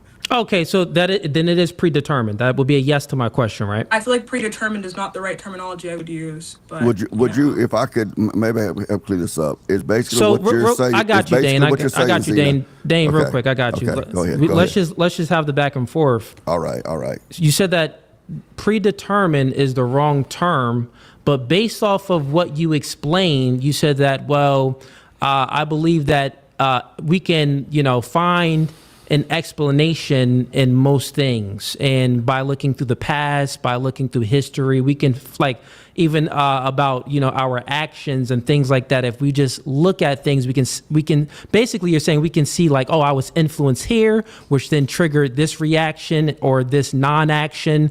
That's what you're saying, right? So I'm not saying necessarily let's go back in time. I'm Not saying in that time, based on, but okay, yeah, because you were saying go back into history and all these other things. I'm saying that when we look at how human cognition works, we can see that we are essentially like a bundle of our socialization and our biology. And these prior conditions predict how we act in each moment. For example, if I want to choose a blue shirt in the morning instead of a red shirt, I might feel in the moment that that's a kind of completely random idea. But what I don't realize is that in the past, I might have been kind of primed to like blue because I wore it a lot as a kid, or maybe because I saw it a lot on TV or whatever. Maybe biologically, I'm primed to like blue more, just like aesthetically. That is the cause for my action, not something in the moment that was totally free. It's your circumstances and how you were born that causes your action. So I just want to be totally clear. That's what I mean. Okay, so then it's a system of predictions is what you appeal to, a system of predictions, or is it a system that, or do you believe that we can actually have like, it can be guaranteed, it can be concrete, that based off of past experiences and X, Y, Z, we can guarantee that your actions or your behaviors would be this way? Is it a guarantee or just solely a prediction? It doesn't have to be guaranteed, although in certain scientific studies, they're able to actually look at your brain and what's going on there and be able to see what choice you're going to make pretty reliably, but that's not necessary. What I'm saying is that whatever you choose in any instance can be explained, right? Totally fine. More So than if something it that's isn't, free. totally fine, but if it isn't guaranteed, here's the thing, if it isn't guaranteed, then it's free will. if we can That's not predict true. some things, listen, what you just said was nonsensical, and you It's not. actually proved free will with the words that not. came out of your mouth. I'll explain it to did you. not. You said that, well, we can look through your behaviors and the things that you was influenced by and your experiences and stuff like that to predict possibilities and outcomes and things like that, but it does not mean that it's guaranteed. So now I'm going to ask you a question, That's and I need just an not answer. even what I said, Why dude. isn't it not guaranteed? Dude, what I'm saying is Why that isn't a it not scientist doesn't have to guaranteed? be omniscient to No, be why able isn't to it not understand guaranteed? how the human brain works. Why, And number if one. it's just Number predictions, two, why isn't stop it not talking over guaranteed? me. No, Dude, I need an answer to respectfully- the question. If He's it's not asked- predicted, No, because I'm you're asking you a putting words question. into my If it's not mouth and you're predicted, not actually why is responding no? You, genuinely I did to it the perfectly. argument. Zina, So it's all once again, predictions. a You said scientist yes to just it. stop talking respectfully, Zina, or we're not Zina, able to have a conversation. The only way we can have a conversation or a debate is if there's a back and forth with a question and an answer, an assertion and a refutation. He's asking a question. If you don't want him talking over you, then please answer the Dane, question. respectfully, as the moderator, you should understand that when someone reframes your what you're saying into something else and then asks you a specific question on the basis of the reframing, it's not genuine debate. It's not debate etiquette. So I'm going to continue to restate what I said. And if he wants to ask anyone questions, then he can do Respectfully, that. as the moderator, I'm not involved in the debate. As I said when we started, I'm just a traffic cop to try to keep the debate on course.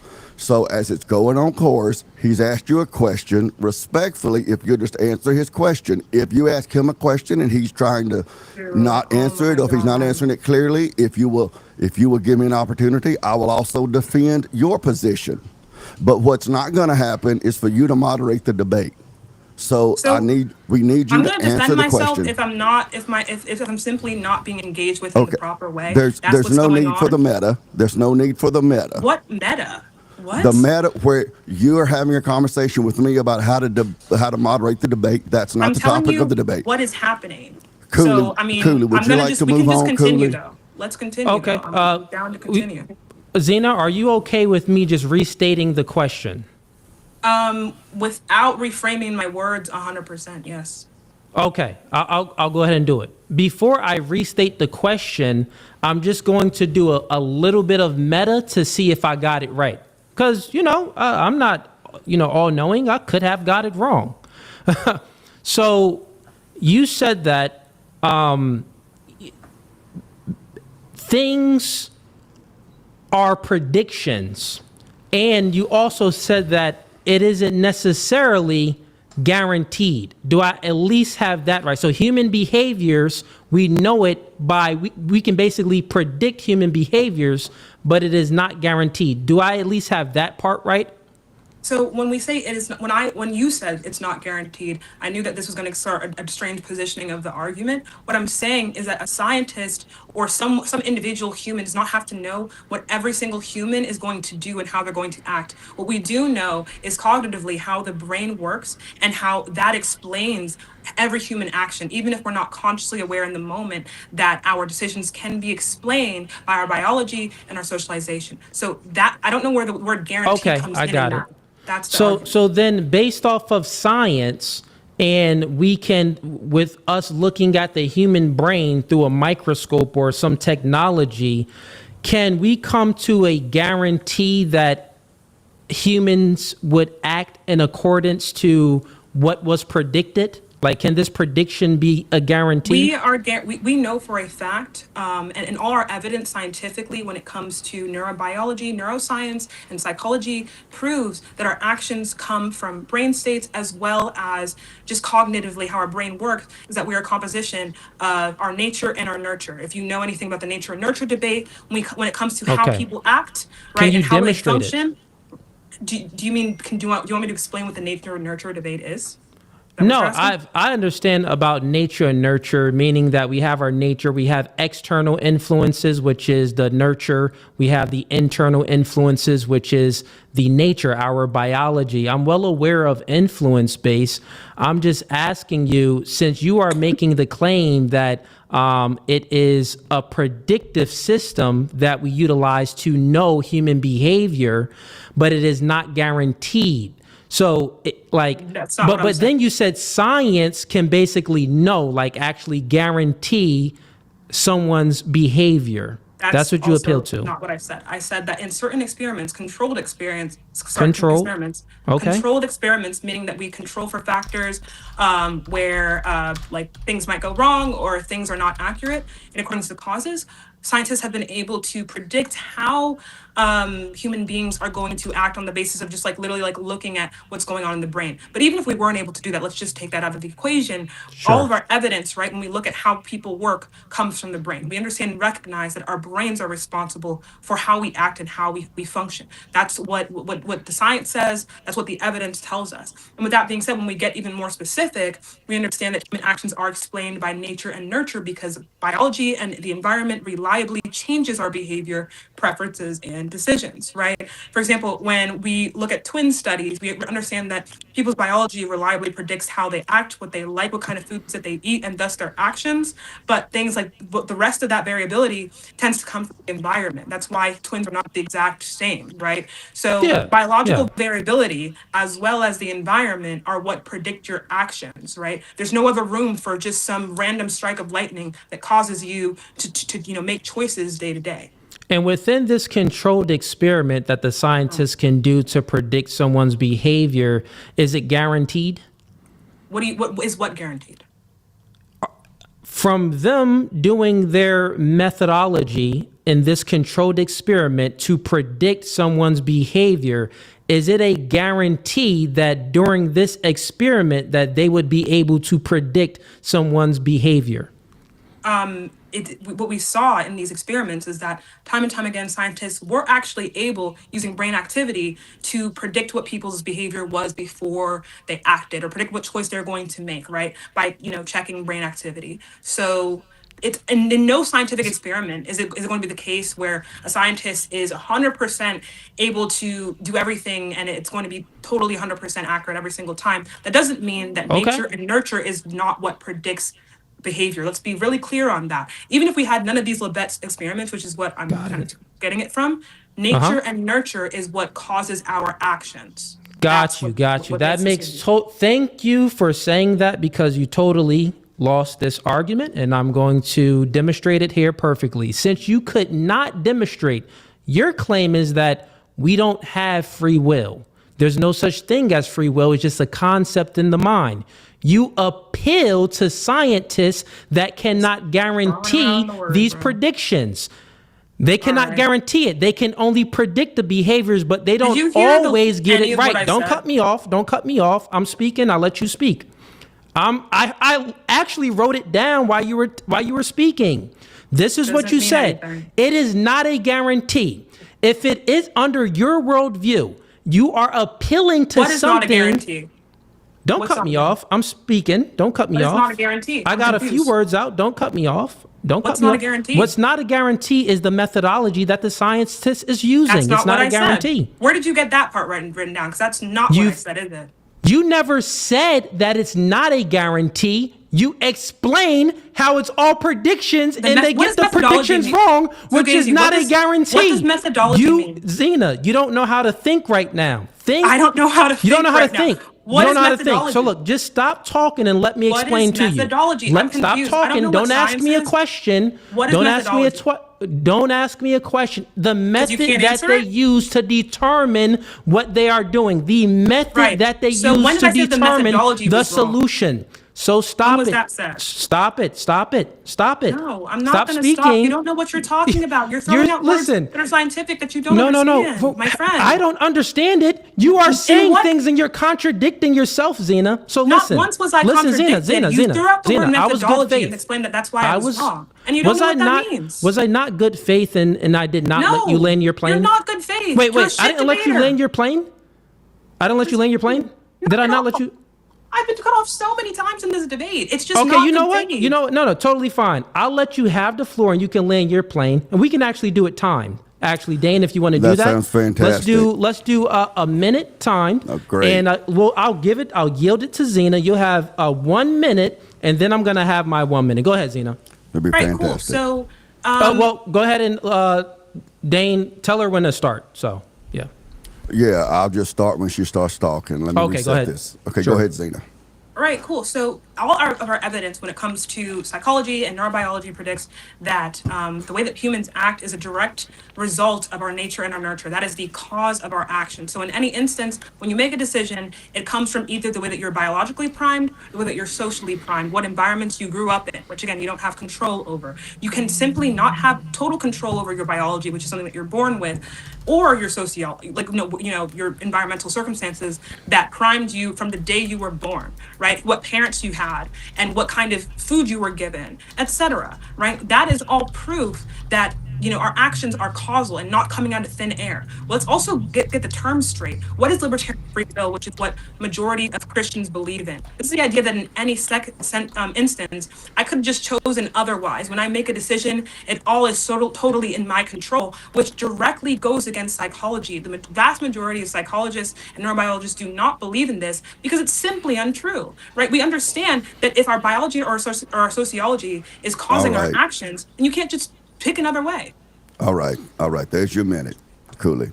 Okay.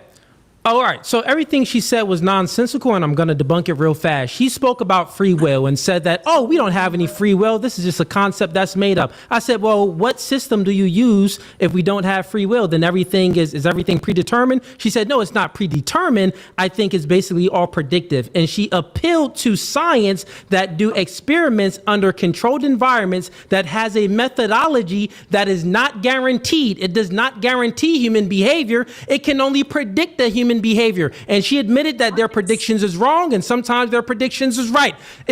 So it's not guaranteed. If it's not a guarantee based off of the scientific experiment, then you are not disproving free will. You are actually explaining how we have free will, because the scientists that you appeal to cannot explain, they can't get every prediction right.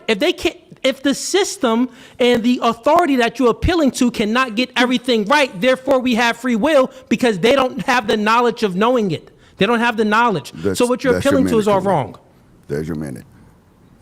All right. Okay, and we can give her do the minute each time. Go ahead. Okay, super. I don't really think that we need to. I think that's just time. not productive, because we end up just having someone ramble and not respond to anything that the other person said. So really quickly, how about you just repeat what I said in my minute?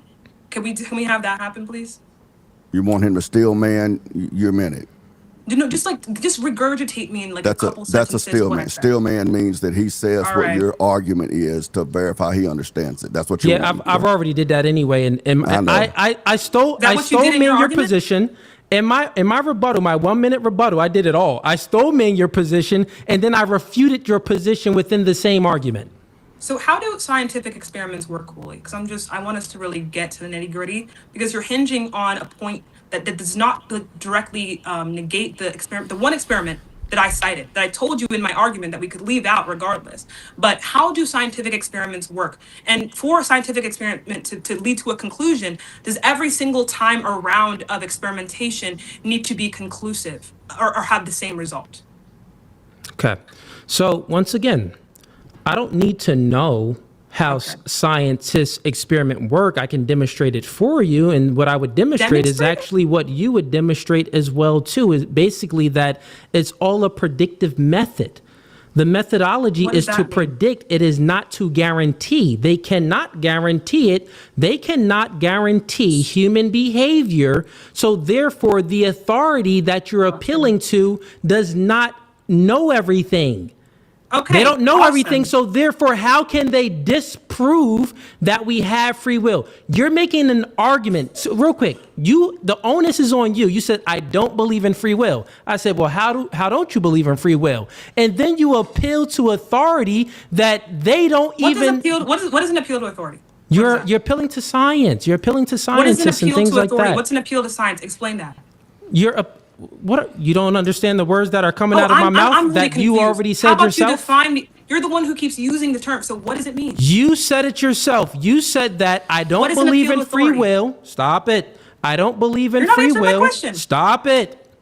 You said I don't believe in free will because scientists this, scientists that, science is this. And they only have predictive methods that don't guarantee anything. So if it doesn't guarantee things, human behavior, if they can't guarantee the actions and the outcomes, therefore, They're not disproving free will by their own methodology and their own practice. Since they can't disprove it, they're actually proving free will. To authority? What when don't you understand? What don't you understand about the words that I just said? I'm asking you for a definition for the term you just said. How I'm saying what you appeal to. The authority is science. That's what you are appealing to because you make don't know your what it argument. Is. Let's look what that. Let's I'll be happy to answer that question. An appeal to authority is a informal logical fallacy where someone makes the claim that I wasn't something is making true. that though. I wasn't even making that. So what she's trying to get out is dumb. You don't think I know about logical fallacies? This is why you have to follow my argument. My argument is simply repeating back what you said. Did you not say I committed an appeal to science? You appealed to an organization which is scientists. These are human beings. So these human beings cannot predict human beings. This system cannot guarantee our behaviors. I'm just asking this is not for a very emotions. Well, actually, it is. I'm passionate. It's called blood sport debating. Listen, what you're saying is nonsensical. This is not causing me any effort. I don't need to shed any blood. So how about we just calm down a little bit? No. And I can answer my own question for you. It's called blood sport debate. So an appeal to authority is a logical fallacy that occurs when an argument is supported by citing an authority figure's opinion. That's not what I did. I cited specifically. Did I say you did that?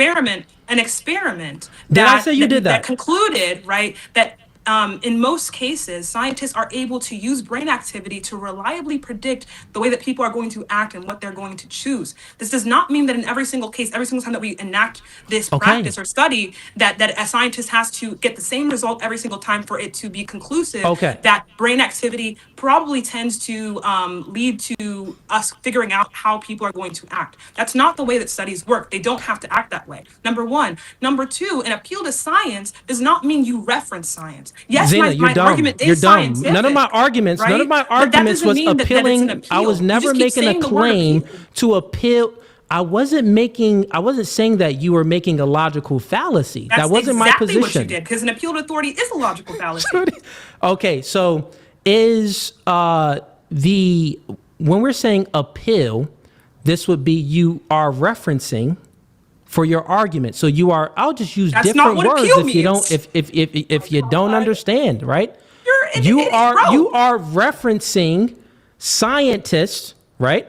Your Honor, Dan, I have a question. Methodologies, let me just finish, that came up with some scientific experiments, but they did not disprove free will because they can't guarantee human behavior. They can only predict it. So what you just said was dumb. Does not make your argument okay, so how do you disprove free will? Number one, did he not use the words appeal to authority? This doesn't mean that I'm saying that you are committing the logical fallacy of appeal to authority. Dude, let me read off the definition for you again. An appeal to authority is a logical fallacy. What are you talking about? Okay. I think you may be real slow. No, you are 100% slow. So scientists, is that not an authority figure? One scientist, yes, that would be appeal to authority if I was talking about one scientist and their opinion. That's not what I did, though. So you speaking about, you can go to the CDC, whatever type of, whatever scientist that you want to go ahead and appeal to. Cooley, is an appeal to authority a logical fallacy or not? If I'm using it in that way, I would have said that you were committing a logical fallacy. An appeal to authority is a logical fallacy.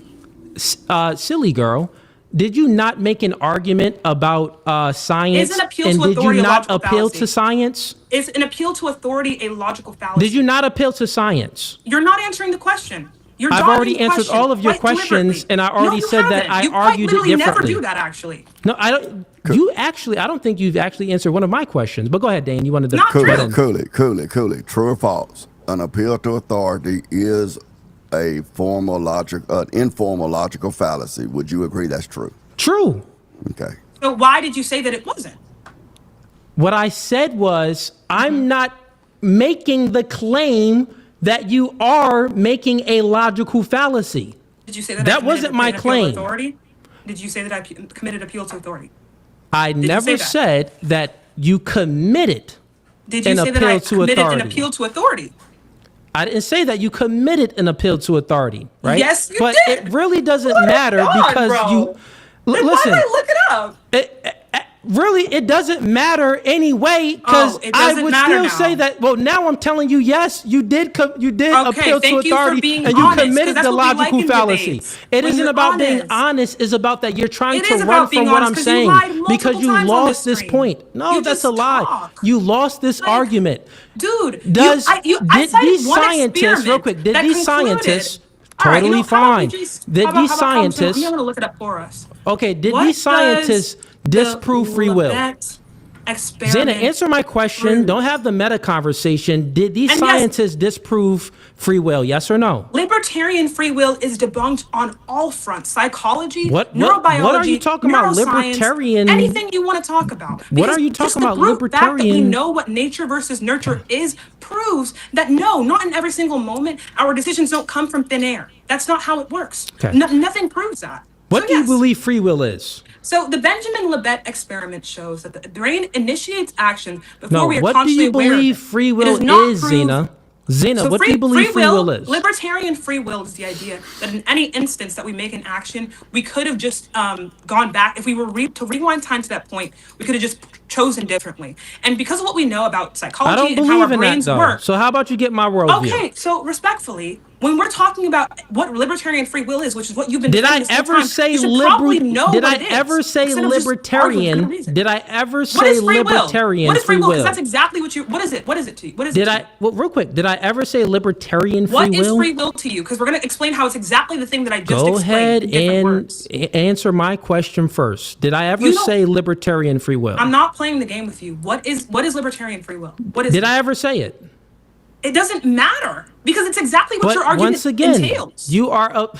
No, you are trying What to you make an described assertion. when we were talking and is what you libertarian just free ex- will. what you just described when we were explained. talking is libertarian free will. The only problem is No, you don't know Zena, what it is Zena, by stop, Zena, stop it. You're just name. You talking should just start to talk. talking about what it You're is. Define the talking term. just to talk. Stop it. Did I ever say libertarian free will? Yes or no? No, because you don't know what it is. But yeah. Okay. Thank you. So shut up. Then Even why though it are is you exactly saying what you believe in, Why are but you yeah. saying that I appeal to libertarian free will? I never said the word appeal. You're the only one who overuses that word. What are you talking about? What? I think you have low IQ. Did you not say My that I IQ is use most definitely libertarian free higher will? than yours. You don't know what the word I appeal is, bro. guarantee that your IQ is not higher than mine You're because not I caught you smart. in so many What is contradictions. libertarian free? What is free will to you? Let's just explain that. What is it? Okay, once I'll give you it, but you would have to shut up for a while, okay? Okay, my Because bad. I'm going to explain it to I'm you, and I'm going going to to let you know. explain what? Do Great, it. great. I'm going to let you know how that your entire position is nonsensical and is illogical. Actually, explain since you do not believe in free will, then you you explain can't. that? What is free will? Can't stop it. Stop it. Stop cutting me off Just because I'm getting going to get started. there. Just getting started, Cooley. we're getting there. Just getting started. Go. Since you believe that everything is predictive and basically you do believe in predeterminism, and because you're lying right now What is because we had a predeterminism? debate. What We is that had a word? debate Hang- that hang was on, scheduled hang for on. predeterminism. What is that? Hang And on, then hang on. you canceled Cooley. that debate. Here we Cooley, go, bro. Cooley. You did. You canceled that I'm debate here twice. right now Cooley. for you. I'm right Cooley. here and I'm crushing. Zina. So let's You're Zina. not go. crushing nothing. What is free Zina. will? You look bad right Zina, now. Cooley, What is free hello. will? Hello. Couple Go of ahead. things I'd like to interject. Zina, I like that the last few minutes you've gotten a little bit more into the blood sport. I like that. my God. We enjoy that. Number one. Number two, let's let Cooley explain what his worldview is on He hasn't free even will. started. I want him to too. Trust I me. know. Let's let him do that, and then we'll let you refute it if you can. Cooley, I'm going to give you, let's say, 2 minutes to explain your position on worldview. Okay. And real quick, just for the audience as well, the reason why we're going over free will right now is because she doesn't believe in free will. So that the entire debate is about, can we ground morality without God? She already totally lost that part, and she Right. was appealing to emotivism you. and stuff like that. You totally Appealing lost to it. emotivism. Your favorite Yeah, word. yeah, that's what you were doing. Yes. So now what we're doing is we're going to explain free will because she does believe in predeterminism. That's the thing. It's not called And she predeterminism. hasn't. That's not and, even and a she hasn't philosophical term. disproved. She It's hasn't determinism. disproved anything at all. Okay. She hasn't You have to disproved let them anything at know all. because they can't tell Okay. from the way that you're being cooked in the Do debate. we- No, Talk. no one's cooking, but I'm going to go ahead and explain okay. free will to you, Talk, okay? bro. All Talk, right, bro. cool. So God is divine. God is eternal, and everything came from God. God is good. the nature of God is good. God created the entire universe, right? God caused everything as far as the universe and human beings. So he's the first cause. But God gave human beings the agency to be secondary causes, right? Meaning that if God didn't give us the design us in a way where we can be secondary causes, then everything would be predetermined or determined. That's what everything would be. If God didn't give us the ability to be a secondary cause, everything would be determined, because God then causes everything. He causes the nature and everything like that. I appeal to Christianity. So after the fall, the reason why we have free will is because we have the ability to disobey God's order, or we have the ability to, appeal to God's order, to stand by God's order, right? With that being said, since we are the secondary cause, this is why we have free will. Now, once again, you can be locked in a cage. Someone can physically take your will from you, meaning that you can't act out your thoughts. But if you still have your faculties in your mind, if you still have your mind, then you still have free will. So even if you're like in a cage, you still have the ability to use your mind. So that is free will. Human beings are the secondary cause. God is the first cause. All right. So you came in almost right at 2 minutes. So okay, Zina, perfect. Now I'm gonna try to disprove my argument and say that is libertarian free will. It's difficult. It's difficult for me to have this much structure because I do love the melee. But okay, Zina, I'm gonna give you 2 minutes to say whatever you want to say in response to that. All right, cool. So the only problem with this argument is that it almost presupposes that any action that we could have taken could have been done a different way, which is not true.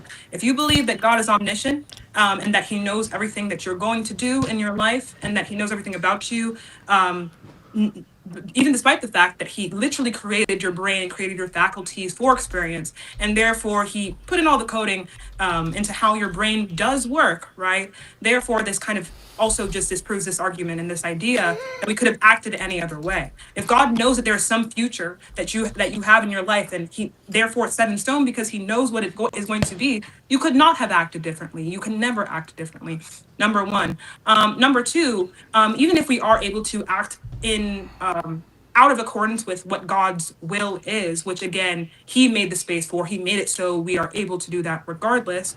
The problem is, if we are made inherently sinful, we're simply not able to do anything other than what we were going to do in the first place. If we are going to sin in our lifetimes, if that is true because of what Adam and Eve did, if that's always going to be the case, then it can't be the case that we act differently and just totally act in accordance with his will. Regardless, the biggest issue with libertarian free will, which is again what you just it is what you believe in. It's what you just described. Yes, it is. That is directly in accordance with. Hang on, Cooley. She got 35. She has 35 more seconds. 35 more seconds. Go ahead. That is exactly what you explained is what libertarian free will believers do. Like, that's their argument. It's really simple. It's nothing new, right? The problem is God has omniscience and he knows the future. The fact that there is a future that he knows means that we cannot act out of accordance with his omniscience unless he is not omniscient. So, pretty simple. I'm good, Dane, to go? Yeah. Watch how easy her argument gets defeated. If you know something, does that mean that you caused it? If you're God and you know the future, it means that it's set in stone. Yes. You didn't answer my question. If you know something, does that mean that you caused it? If I know something, it doesn't mean that I caused it. If God knows something because he is omniscient and his knowledge is infallible, it cannot be wrong. Okay, so therefore, I'll repeat it back. So therefore, you're saying that God, since he knows something, he caused it. That's not what I'm saying. I'm saying that his knowledge can't be wrong. Okay. If that's not what you're saying, then can you answer my question instead of making another answer to another question? I'm just quite simply answering your question, actually. No, you didn't really at all. Simple. If you know something, does that mean that you caused it? Can we do things? Yo, that chat. God She does can't not answer know we will question. do? She can't answer Here questions. you She is go low again, screaming IQ. to chat. You're not Listen, answering my it's just questions. stupid. Answer the question. Answer the question. You trying? This is why I got screaming. the ball up because coach, Stop I can't getting score. so emotional. You're Coach, I getting can't score. emotional. She's moving the You're getting goalpost. what Answer my goalpost? question. What Is goalpost? if you know something, does that mean that you caused it? Am I God? I'm asking you. I'm not God. So that's number one. So my knowledge is not infallible. She If can't God answer a knows question. everything you're going to, does God know everything you're going to do? Does God know everything you're going to do? Instead of asking me the Cool. Here we question, go. how I'm about gonna you stay here. answer the So, question? I'm going to be here for around 5 more minutes. It's almost 10 p.m. I'm going to Yeah. ask you the question So- one more time. If you can't answer it, Wait. we're going to be Do done. I have to- Can God do anything that can you do anything that God does not know you're going to do? Got you. Real quick. Didn't Did answer I me. ask you a question first? It doesn't matter. It really doesn't. So you're just not. It really doesn't. So Listen, I'll I be good literally- faith. oh my God. Look, I'll be good faith since you can't defeat me at all. You're so low IQ. I'll Yes. answer your question for you, right? So I would answer. Go ahead. State it again. Okay, good, because you can't remember. Can Just you state it do again. anything? Does God know the future? Does God know what's going to happen? Let's ask it like that. Yeah, God knows what's gonna happen. All right. Okay, so now can you do answer my anything question? other Wait, time than what out. God Can is you going to answer do? my question? No, I have a answered follow-up, it. Can you answer my? unfortunately. Wait, You've talked so wait. much. You're the No. only one that can have If you're- follow-up questions, Zina. How many follow-up questions have Okay, you have okay. been interrogating me this entire I'll do life? it. I'll do it then. So That's totally answer, fine. just- Totally fine. Right. So let's Can you do do this. anything Let's other agree than to what this, God Zina. knows you're going to let's, do? Can you do anything other than what God knows you're going to do? Real quick, just for No, a meta, not because I want to real make quick. sure it's good Can faith. you I want to do make sure it's good anything faith. that God knows you're not going to do? I'm going to answer all your questions. I promise you I will. God, bro. But after I answer your questions, I'll give you 3 of them. After I answer your 3 questions, can you then please answer all of my 3 questions? Please? Yeah, sure. You promise? Yeah, thank you. Okay, thank you. I'm ready for it. Go. Does God know the future? Yeah, God knows everything. Okay. Can you do anything other than what God knows you're going to do? No, because he knows the future. Okay. So therefore, you cannot do anything other than what is going to happen inevitably because God knows it. Therefore, you do not have free will. You don't have the free ability to choose. Okay, thank you. Now, can you answer my questions? Debunked. No, it Thank wasn't you. debunked. Can you answer my That is questions? directly debunked, actually, because we just explained what free will Can is, you and you please negated answer it. my questions? So what's the follow up from that? You just Hang on. disregarded your own argument. Let's let Cooley ask his 3 questions now. Yeah. What's We the all point agreed to if he's that. not going to The concede the argument that point, he the just point conceded? is that you gave your word that You you would gave your answer 3 word. questions. Oh So my let's do God. that. Okay, If Cooley before comes I out, answer these questions, I'm going to have to set the bar that you just directly contradicted your argument. He If may- you think Therefore, that, you can- if whatever you think is fine, whatever you think is fine. Zina, you can refute him and tell him all about his bar if you want, but you agreed. He answered your 3. Now, can you just honor your word and let him ask his 3? Okay, yeah. Okay, and that actually is Zina. I'll let you after I ask my 3. I'll let you give your statement afterwards, and then I'll give my statement afterwards, and we'll see who debunked who. So we can get our words out and explain the process of it. Because I see that what you were trying to do, you're like, aha, I got you, but Not a gotcha. It's just basic logic. So my first question is knowing, if you know something, does that mean that you caused it? If I, a mortal human being, know something, that does not mean I caused it. No. Got it. So if God knows something, does that mean he caused it? What makes him cause your actions is the fact that he made you and made your mind. So that's totally separate. That the fact that he knows what you're going to do is not what causes you to not be able to do what he knows what you're going to do. So you just But the refuted fact your that own he point right does there. know, but the fact that he does know the future, and there is some future that he does know, Okay. means that by default you cannot do something other than it. He is omniscient, meaning all-knowing.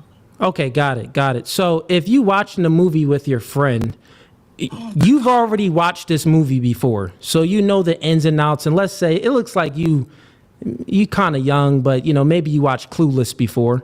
But let's say you watched the movie Clueless. You know the ins and outs. You know what's going to happen, and you're watching it with your friend. And as you're watching it with your friend, you're saying the things that the characters are saying in a movie that before they even say it. Like if the girl says, oh, wow, watch out, Billy. And you say it right before they say it. And then your friend is like, wow, you really know this movie. But then she says, since you know it, you caused this movie. You caused it? Did you create this? How do you know it? You see the difference there? So what you're saying, just because you know something does not mean that you cause something. You have low IQ. I said right. God gives us free will. He Now made I'm gonna human respond. beings to have these Now I'm gonna secondary respond. cause. Listen, stop talking. I'll No, let you now I'm talk gonna enough. respond, 'cause that was God idiotic, and I made already human conceded that beings point. to be secondary causes, so he doesn't cause us to do anything. He knows everything because God is not bound by time, space, or matter, so he can watch the movie Why and is he still know screaming? it without causing it. Low IQ. once again- it's been debunked. So It's once been again, debunked. I You am are not God. dumb. I You am are a lowly stupid, human Zina. being. You are I'm a- stupid You're and you not are supposed to be dumb, screaming in a Zina. debate. Yes, you are. You're stupid and You you're are dumb. not supposed to You be got screaming in a debate, debunked right now and you look and you haven't retarded. refuted a Yes, you single do. thing I've I said. refuted everything that you said. You're I am dumb. not God, so you me thought I watching believed a in some movie- libertarian, some me free watching a will and movie stuff does like not that. have You any are an congruence to the idiot. You argument have we low were making, IQ. number one. If Number you know two, something, the it doesn't fact mean that that you you are caused sitting it. here If and you know screaming shows something, that you it doesn't have no mean that you argument. caused it. You're If you not know arguing something, anything. it doesn't You're mean not that you arguing caused it, anything. Zina. And The you fact said, that well, he's if God omniscient knows means that you something, can't do you anything other than refuted what your he's going own to- point what you're within going your to do. sentences. You said, well, God can know something, Dude. but he actually Dang, didn't cause why it. is he talking But just so the simple much? fact that You're he not knows moderating, it bro. means that he caused What it, but is you this? can't This is demonstrate ridiculous. it. He's not This is so moderating it right now ridiculous. because you're getting cooked. He's not moderating will. because he's 'Cause you're literally getting part cooked. of your team. I told you to What bring are you talking someone. Listen, we It's had not this a- debate scheduled about 4 times. I told you to Yes. bring someone. And the thing is, You I had canceled no 4 time for this times. bullshit. I knew it was going to be Yeah, this it ain't no bullshit, and that's BS. why You I are didn't make dumb. time for it. You got Have you- refuted on the and main same topic bullshit. of can we Cooley, ground morality Cooley. without God. You're You got literally refuted just on that, yapping, and you got bro. refuted on Cooley. You're a predeterminism. 30-year-old man. Please You have got Cooley. respect for refuted on yourself. all of it. Cooley. I don't even know. Like, Cooley. you're Zina. called blood not a sport Zina. single debate. refutation, Cooley. actually. Zina. Not a Ha- single refutation. I refuted It's so everything you said. embarrassing. Zina. The fact that I'm so sorry. The fact that grown You adults didn't watch a grown understand my man scream argument. and get emotional and cry on live. It's is called, ridiculous listen, to me. it's called passion. It's No. called blood sport Cooley. debate. It's This not is passion. entertainment It's- value. it's emotional. This is for Cooley. And if a woman entertainment was acting like value. this, it would be a Zina, totally different Cooley. for story. Zina, Respectfully, bro. you don't think that you're emotional and you've been Cooley. cutting You me have off the entire absolutely time? no You've idea been what you're bad talking faith. about, You and wasn't it's quite answering any of sad. my questions. You don't but believe once God you is started to omniscient, and answer that my is directly questions, blasphemy, you are bro. dumb. You are Cooley. You're nonsensical. blasphemous because you You're don't dumb. believe God is omniscient. You believe You're you dumb. can directly contradict God's knowledge. You're Cooley. wrong. Whoever said that, you're making up stuff. You're dumb. You Cooley. just don't understand You your are own argument. stupid. That's the problem. You are stupid. Respectfully. Listen, Cooley. we should do this Bro. in person. Let's go into whatever podcast. I'll hit up Brian. We'll do it in person like you did with Respectfully, DPH. why would and I I'll want wash to you. experience a man I would crying wash in you. person? Why There's would no I, why crying, would I you want that? idiot. I'm washing you. screaming This is and called crying content. and So getting Zina, I'll emotional. teach you something. I'll You've teach been you something, stuttering Zina. and crying this whole It's your time. first time. No, stop it, Zina. It's No, your I'm first not, time. there's no stopping. I'm just It's getting your started. You're first gonna time talk, doing I'm gonna content, talk. right? It's your first I'm time still doing content. talking. So you don't No, understand I'm not, about like, being respectfully, I don't need to understand entertaining. anything You don't from understand anything If about I got that, a right? single You liquid, don't understand whatever anything about being disorder you have in entertaining. your brain, This I would be is called scared. entertainment, This and is I've been cooking ridiculous. you. Right. What you do is entertainment. Yes, Cooley. it's not Matter knowledgeable. of fact, let me get the blicky What on is her, man. this? Let me get the. Cooley. Cooley. Let me Cooley. turn on my. You're a Boom, child. boom, boom, Why do you boom. have Nerf guns? You're a child. Cooley. Cooley. I got kids. I got kids. Cooley. But Cooley. anyways, That's even more depressing. Cooley. How do you have kids and you do this every day? I've been cooking you. It's been a bloodbath. Okay. Listen, I've been Cooley. wearing all black because it's been a funeral. I Cooley. wore all black today because this been a funeral. And she rage quit. Get her up out of here. Stupid, low IQ dork. Hey, listen, we do it live. Oh, wait, where you go? Oh, wait. I That's don't Dave. know. I think yeah, that's just me, right? Wait, hold up. I should be coming back. I messed up, man. It's just me. It's just big fat me sitting right here with my mess in my office behind me. Okay. There we go. There we go. All right. Anyways, as I was saying, wait, we got to make this. We got to make it like that. As I was saying, chat, you guys all witnessed the bloodbath. Listen, I had the gun locked and loaded. She was talking about, there's no such thing as free will and all of this other stuff. Can you explain free will? I explained it for her perfect. She thought I believed in some hogwash where I was like, well, no, God created human beings to have a secondary cause. So if human beings has a secondary cause, this doesn't mean that God causes our actions, but God is divine. He's omniscient, and God is not bound by time, space, or matter. Therefore, God can know everything, just like Zina is watching Clueless with her little girls, right? Watching Clueless, but she already watched it before, but she knows the whole movie, so then she can predict what's being said, and she already knows the end. Well, that's God. God knows the entire movie already, right? But he created us to be secondary causes where we have our own free will to do things, and we're not constrained by being robots, right? And to think about it, right? Think about how nonsensical it is. Under her worldview, if we don't have free will, she can't even make an account or justify how we have knowledge, because then everything would be predetermined. Everything would be determined under her worldview. Knowledge wouldn't be possible because it can be determined that you can believe in lies. It can be determined that you can be manipulated, right? So she's just stupid. She thought she was coming up here and gonna cook, but she got cooked. And listen, Dane, matter of fact, just stay quiet for a little bit. Let me cook for a little bit for the chat. To give y'all some information, this chick canceled 4 times. Everybody seen before I did this live stream, I had it set for open panel debate night because we scheduled it for today, but she never got back to me. So I'm like, you know what? I'm gonna just do open panel debate night because she's so unreliable. So then I go ahead and I'm like ready to start streaming. She finally comes in the stream like, oh, I'm ready. I'm like, oh, wow. Okay, let me go ahead and change the thumbnail. This is probably why I had some technical difficulties, because I had to like change stuff last minute to do this debate with her. And she still got flamed. So real quick, here's my closing on everything. She did not ground morality without God. She appealed, and she keeps saying, Cooley, why are you saying appeal? That doesn't, you're using words. Shut up, you stupid dork. You know exactly what I mean. I'm speaking English, right? So she appeals to human beings, and she believes that information, knowledge, and morality, all of these things, all of these concepts it comes out of the human mind. Like it comes out of the human mind. And since it comes out of the human mind, we utilize these things as a tool. Well, if it came out of the human mind, how can we even utilize it as a tool? This would just mean that we should always be, all of our logic should be right. All of our math should always be right. Everything should always be right. But she didn't do that at all. Real quick, let me just check and make sure everything is running smooth here. And since it comes out of the human mind, like it comes out of the human Okay, yeah, it is running clear.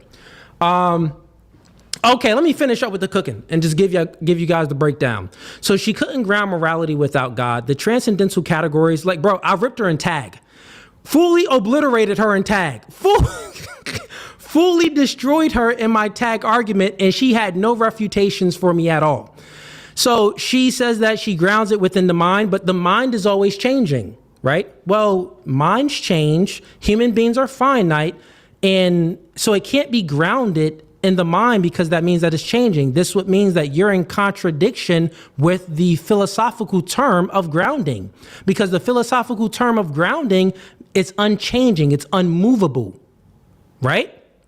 So you cannot ground these transcendental categories like morality, reason, logic, number theory, and all of these things without something that is, well, you can't do it in something that is finite, like the human mind, because then 2 + 2 would never equal 4. But she actually admitted to that. She said that, well, it is possible that 2 + 2, won't always equal 4, but basically how we would have to come up with a new system for it.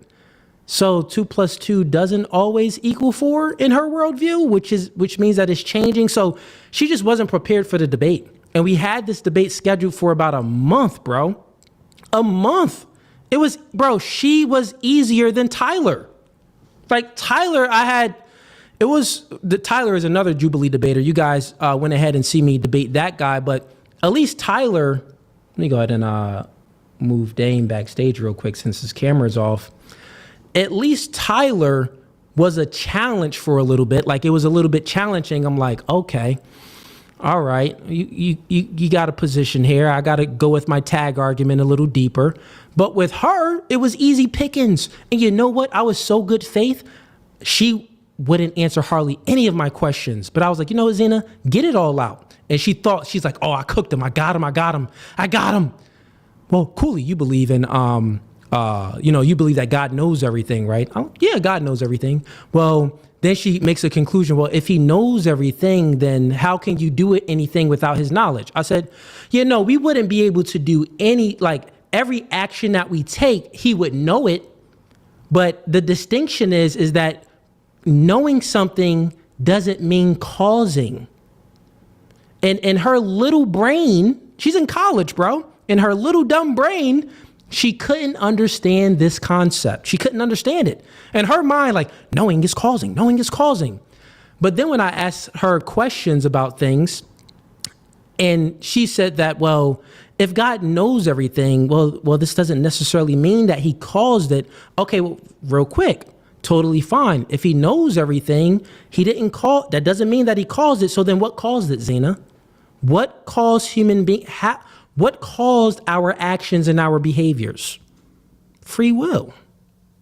Because God created us to be the secondary cause, to have a nature to have a secondary cause. Meaning that he doesn't control our behaviors. He just knows our behaviors because he's not in the dimension that we are. He's in a different dimension, and that dimension would be the timeless dimension, right? Some would call it the fourth dimension, or some would call it, if you watch Avengers, the Tesseract, right? It's the dimension where it's timeless, meaning that you can know everything and watch everything instantly all at the same time, but this does not mean that you know it. I can actually demonstrate it. Right? I did those demonstrations before, but I'm not going to do that. But I think we got some super chats in here. I'm going to get to the super chats because this was fun. And I'm actually going to bring people up as well. So let me go ahead and copy the link. And I actually have another guy that wanted to debate me too at 10. So we're going to keep streaming if everything is good. Let me just check. Put a 1 in the chat. Put a 1 in the chat if the audio and the video is perfect. Put a 2 in the chat if the audio and video is choppy. And since it comes out of the human mind, we utilize these things. It looks good, but let me know. Let me know. 1 second here. Bro, she got cooked. She rage quit. Shorty rage quit. Hey, yo, listen. All you folks out there, if anything, like you guys probably would have thought that I would have been the one to kick her off. She came on my platform. She interrupted me. She didn't want to follow any rules. She didn't want to answer any questions. How you come to a debate and not answer a question? Cool, you have low IQ. No, sweetheart. High IQ. I actually post my IQ scores. I actually post them. Right? And also, IQ doesn't mean that you can still have a high IQ and still be wrong. Just like atheists. I believe that they're wrong in their assessment and they're wrong in their beliefs. You believe that we came from nothing, like, how did we get here? So you can you can have a very high IQ, but still be totally wrong. But I guess she's new over here. She doesn't understand that Cooley isn't emotional. Cooley is doing this for entertainment value. It's called blood sport debates. She doesn't understand. She thinks that she's so special that she can get me to the point where I'm emotional. Well, this chick doesn't know about Cooley, how I do panels of 5 to 10 women at once, and women throw drinks on me, and you guys see the clip went viral. The chick got mad, threw a drink on me, and I didn't even flinch. I wasn't emotional with that girl that threw a drink on me. I wasn't emotional with the girl that tried to swing on me on my own podcast, right? So what she just doesn't know what she's talking about. She's just dumb. So the newbies in here, if you guys think that, her claim is valuable, Cooley, or you're acting emotional. No. This is all for entertainment value. Trust and believe. If I wanted to be stoic and just be a robot, you've guys seen me do that. This is something natural within me. But why do I have all of these subscribers? Why am I growing? Why have I been doing it for 3 years? Why have I been able to stop working my usual stuff and create different businesses out of this and other businesses as well? It's because it's entertaining. What other streamer you know that pull out a gun? What other streamer? What other streamer you know? Where's my basketball at? What other streamer you know that when you're debating someone and they keep moving the goalposts, he actually has a basketball to show how, coach, I can't score. She keeps moving the goalposts. This is supposed to be fun, right? This chick is dumb. All right, back to business. So let me go ahead and put the link in the YouTube comments real quick. I'll go ahead and pin it so you guys can come on up and join the debate. Give me 1 second here.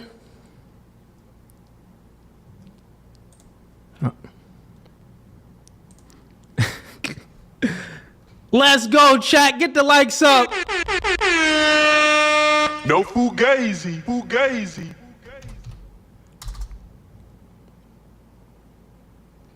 No, they're Nerf guns, by the way. They're Nerf guns. Yeah, I got kids, bro.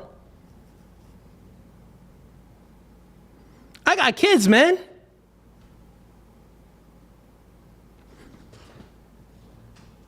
All right, so here's the link. Link to join debate. All right, so the link is now in the link is now there. Let me also go ahead and let's do this real quick. So anyone that wants to join up, open panel debate night, let's get it started, man. And or if you want to give me your questions or questions or thoughts on the debate that I just had with her, come on and join up. Let's have some fun. Actually, I do have an individual that wants to debate predeterminism. He hit me up and he was like, "Yo, I want to debate you on this." So let's see if he comes on up. 1 second. Here's the link. Don't go anywhere, y'all. We got more fun coming. I see people joining already. The cook session. Let's go. Let's bring up Wick Kid real quick. Wick Kid, what's your thoughts on that, man? Well, since Dayton's not here, let me just do this right now. My. That was an obliteration, bro. She was not prepared. No, she was not prepared. I mean, the topic got moved to 15 different topics within the first 15 minutes of the argument. So, I mean, we started off at morals and then we ended up in free will. Yeah, within the first minute, she actually conceded the debate because she couldn't ground morality. She couldn't ground it. It was always changing. So once she appealed to her preferences, yeah, if it's all in feelings. But what if I feel a way and she feels a way? Who's right? Who has the better morals? Whose moral is correct? What if I feel a way she doesn't feel? Exactly. That's what I'm saying. So how can it be grounded? And she didn't get that. That's why, like, the questions that I was asking her, she couldn't answer. She was like, well, I believe that is statements. I said, Zina, I know what you're talking about, moral statements, right? Mm-hmm. And then when I asked her the question, well, if you... have you ever felt bad about something, but still did it anyway, despite how you felt? And what I was alluding to, and I made the argument perfect, she just didn't understand it. She couldn't comprehend it, but I'll do it for the chat.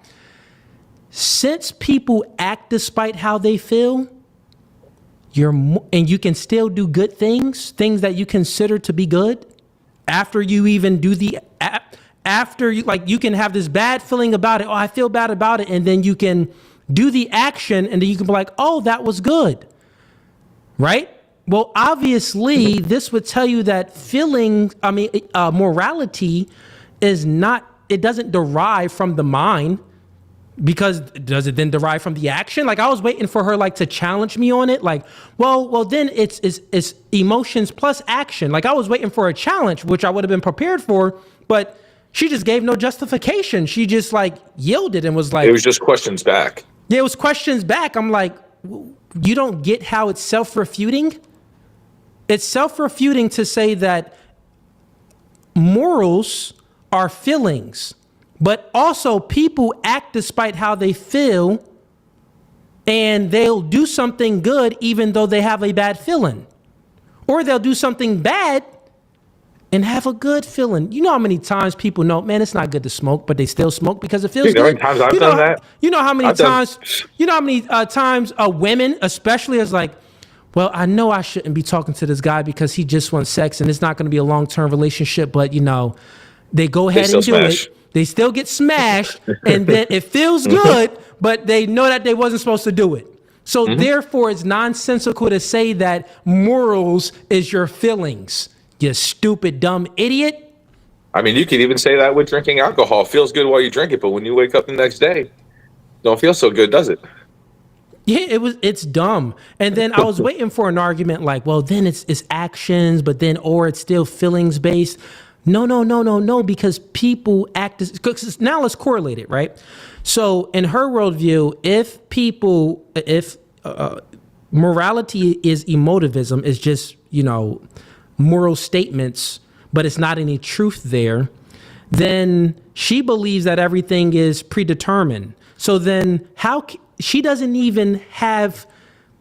even say that things are true and not true, or things are moral and not moral if everything is determined, because you can be determined to be manipulated. You can be determined to be incorrect in this debate.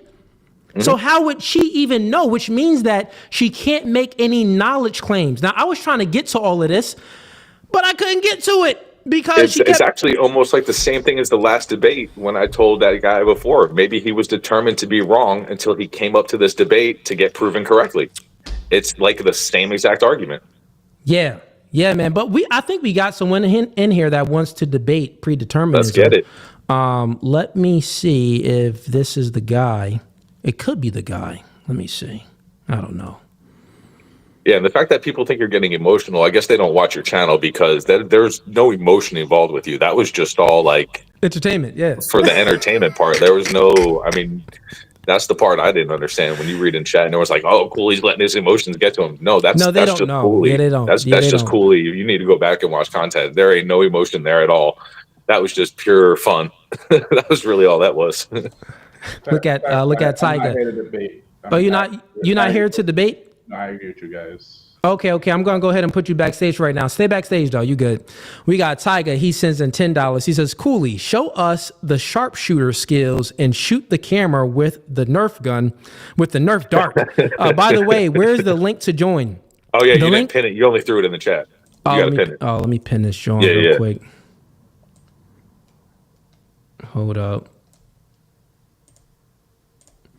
All right, so the link is pinned now. I just pinned it in the chat. But Tyga, I can't shoot the camera, bro. I'll jack up the camera. So look, I got the fire Nerf guns, bro. Look at my Nerf gun collection. Hold up. And then I seen that video you posted the other day. You got a fire ass collection. I was trying to explain to him. I was explaining to him. He got them like automatic Nerf guns. I figure out where to get me some of them. So one, I got the electric ones. This one come with the mag. You see that one? That one come there. And with this one, you locked and loaded like this. Let me get in the camera a little bit. And then you can just shoot. Hold on, let's turn it on. Semi or fully? Fire. You know what I'm saying?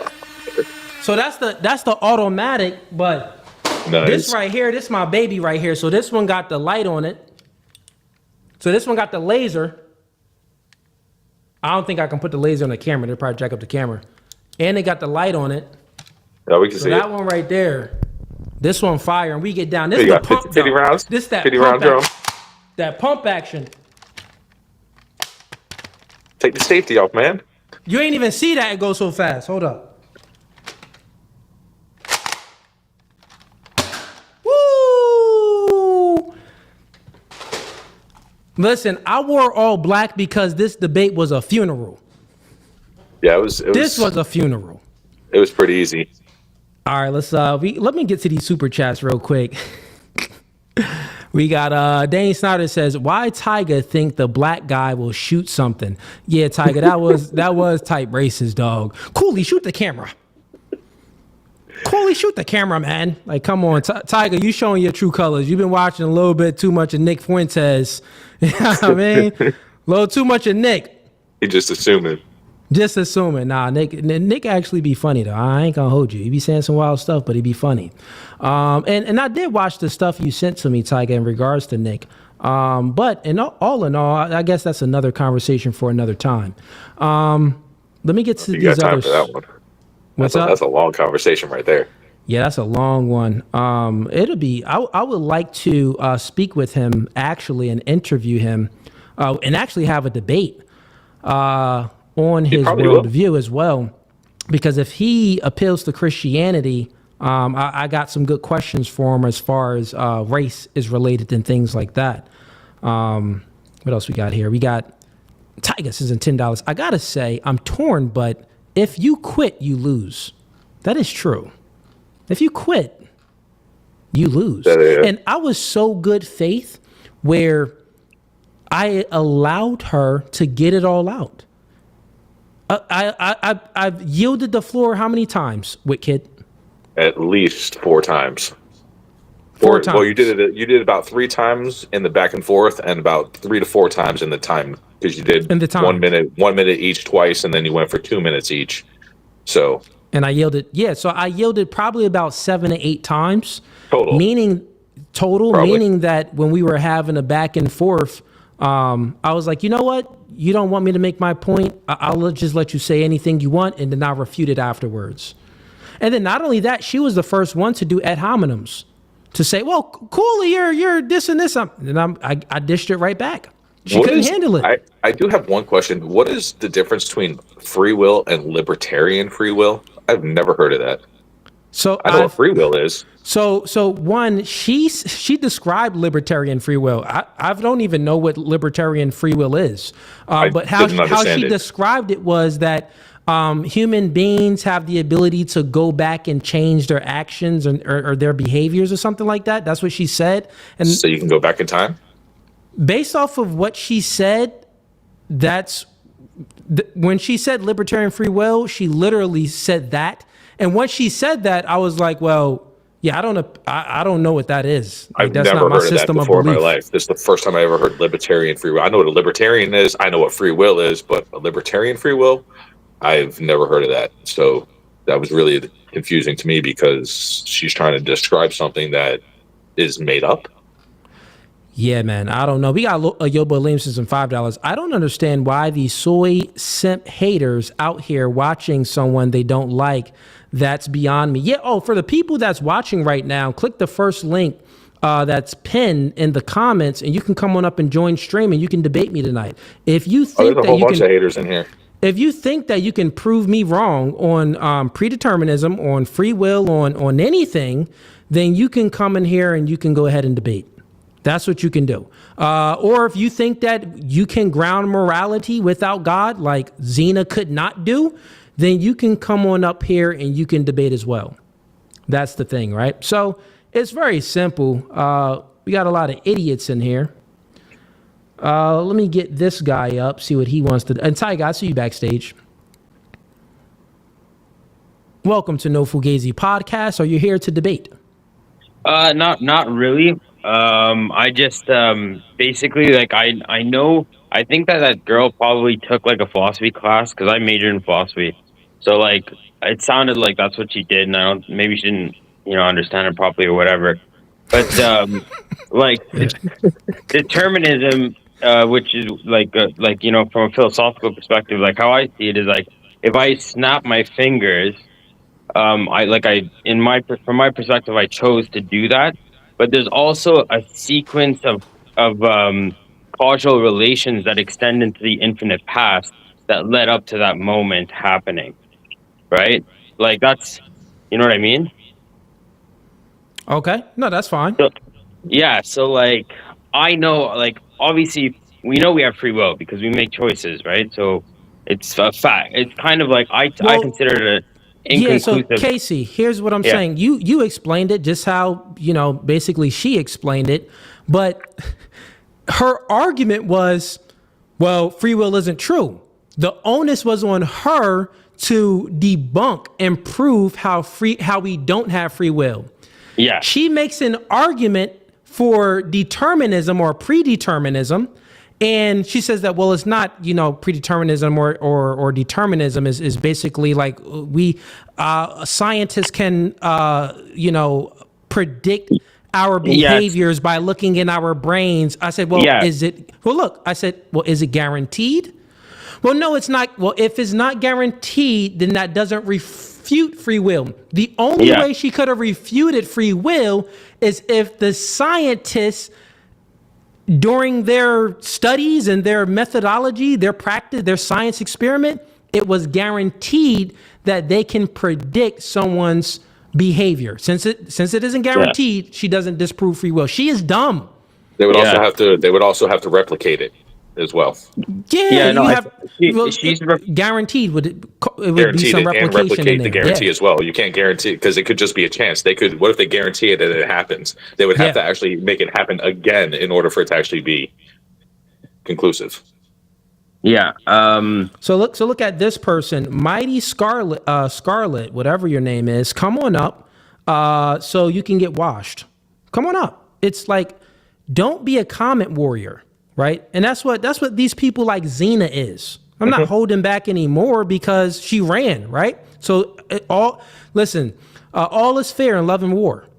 She went ahead and ran after this was the fourth time we rescheduled. And why did we reschedule? Because she was scared. I'll tell you this. We had a debate scheduled for predeterminism. Right. She says, yes, I'm down to do it. This was maybe a little bit around the time where she debated DPH. That's his name, right? David Patrick Harris. Yeah, I think that's his name. Yeah, DPH. That's she had that debate with him on whatever podcast. She got obliterated.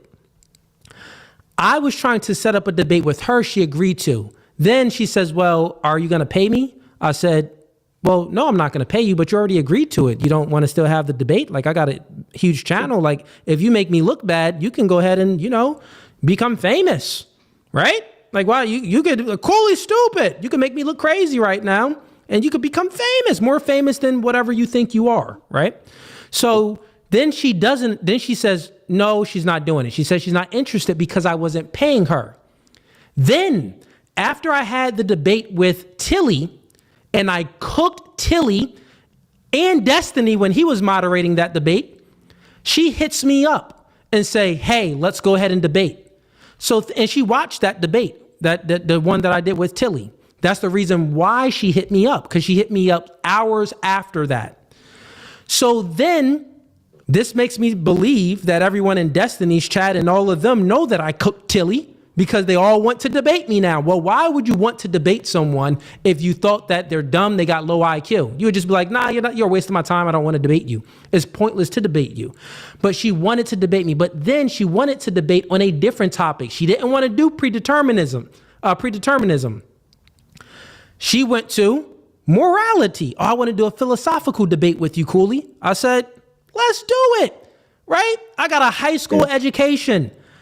I've been watching Jim Bob and Jay Dyer, right? I never studied these things. I'm Googling definitions of things. I'm all self-learned. Learning off of YouTube, learning off of Google. But what I do have is all of my faculties and high IQ to dismantle their stupid arguments. You get it? You don't, like, you can have a PhD but still be wrong. Yeah. So all of these, like, I know a lot of smart dumb people.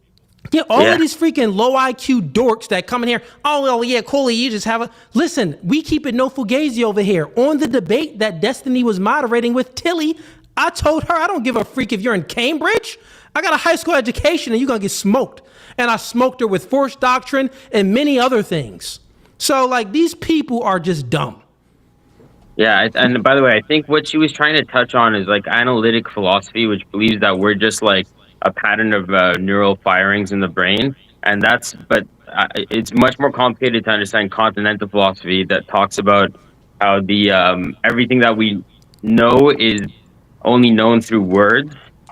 And it's like in the Bible, it says, first there was the word or whatever, Yeah. So basically, that's something that's more complicated to understand. That how do you know anything other than through a spoken symbolic form of language, right? Yeah, she couldn't understand that. She couldn't understand. She was saying, "Well, we use like logic and like number theory and language like as a tool." Well, but the tool derives from the brain. Well, how can the tool derive from the brain? If the tool did derive from the brain and human beings are finite, then this means that this tool that we're utilizing, how do we know that it's right? How do we make a justification for knowledge and all of these things if human beings are flawed and we're finite? These things like knowledge, morality, number theory, information, these things have to be grounded in a being that is not finite and a being that is eternal and not changing. That's the only way that we can utilize this tool, right? You can't, can you touch 2? You can't touch 1 + 1 = 2. You can't touch that. It's a concept. It's in the mind, right? So, but in her worldview, it's a contradiction because it appeals to the physical, but then she appeals to something that is non-physical. Well, how are you doing that? Because she doesn't understand transcendental categories. And she has a degree in philosophy. And I came up watching Jay Dyer and Jim Bob.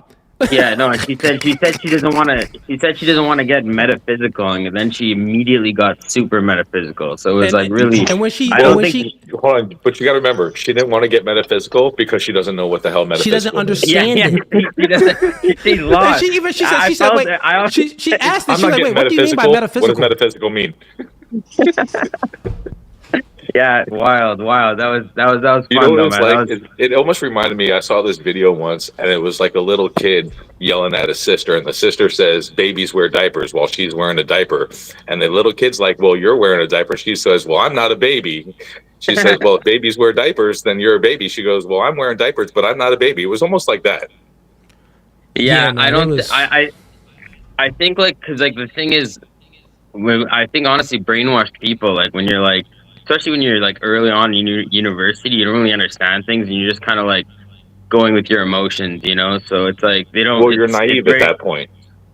Yeah, you don't know better, so you're assuming that this person who is a higher authority than you is telling you something that is correct. Yeah, and you're not going to question it. If most people like that, they don't have the self, their inside self doesn't have that want to question authority, to want to know. They just assume that you're right. Guys, let's talk about the part where she said that, Cooley, you're saying that I'm committing an appeal to authority? Let's talk about that, right? Did I ever say that she committed an appeal to authority? No. Right? Yeah. So what I did was I just explained that she was appealing to authority. Is that two different things? Yeah, well, accusing somebody of doing something and saying somebody is using. So you were saying essentially what it was is you were pretty much saying that she's using them as a backup, but not as a main source. Yeah, as a reference. And I even said, well, we can use a different word. We can say reference. I'm just repeating back what you said, but I'm doing it in a concise way so I don't got to do the entire word for word of what you said. Right? You know, I think reference. Yeah, you know what? When you say reference, I think that probably would have been a better word to use. But no, even she said, well, reference doesn't make sense either. I'm like, yo, you are dumb. But the reason why she did that, it was a tactic because she was losing that point. So she was like, well, let me stick it here because I don't want this to go any further. She doesn't really know how to debate. It was a tactic so the conversation didn't move further because I was disproving her point. So remember, this was the part about, she was just stonewalling. So this was the part about predeterminism where she couldn't disprove free will with using predeterminism because scientists can't guarantee human behavior outcomes. So that isn't to disprove it. So I made that claim, but since she knew that she lost that claim, she was just like, well, Cooley, why you keep using the word appeal? Do you even know what an authority? Do you even know what appeals to authority is? I'm not saying that you committed an appeal to authority, which actually she did, but I didn't even say that. I'm just saying that you are appealing to this authority to prove your point, to disprove my point. And another thing, by the way, another fallacy is the fallacy of infinite regress. So when she's saying that our consciousness can be mapped and like looked at, means that like if you were like, it's as if you're looking into your own eyes. You can't ever look into your own eyes. So like your consciousness can never actually see consciousness. Like if like a computer was able to like get it, you wouldn't. So that's actually the fallacy of infinite regress, I believe it's called, which is what kind of refutes the analytical idea that we're all we are is a sum of like we're automatons, basically. We're just mechanisms of neurons. Firing. Neurons firing off and stuff like that. It's just dumb. Tiger, man, what's your thoughts on this? Yeah, I'm gonna head out, guys, but thanks. It was great.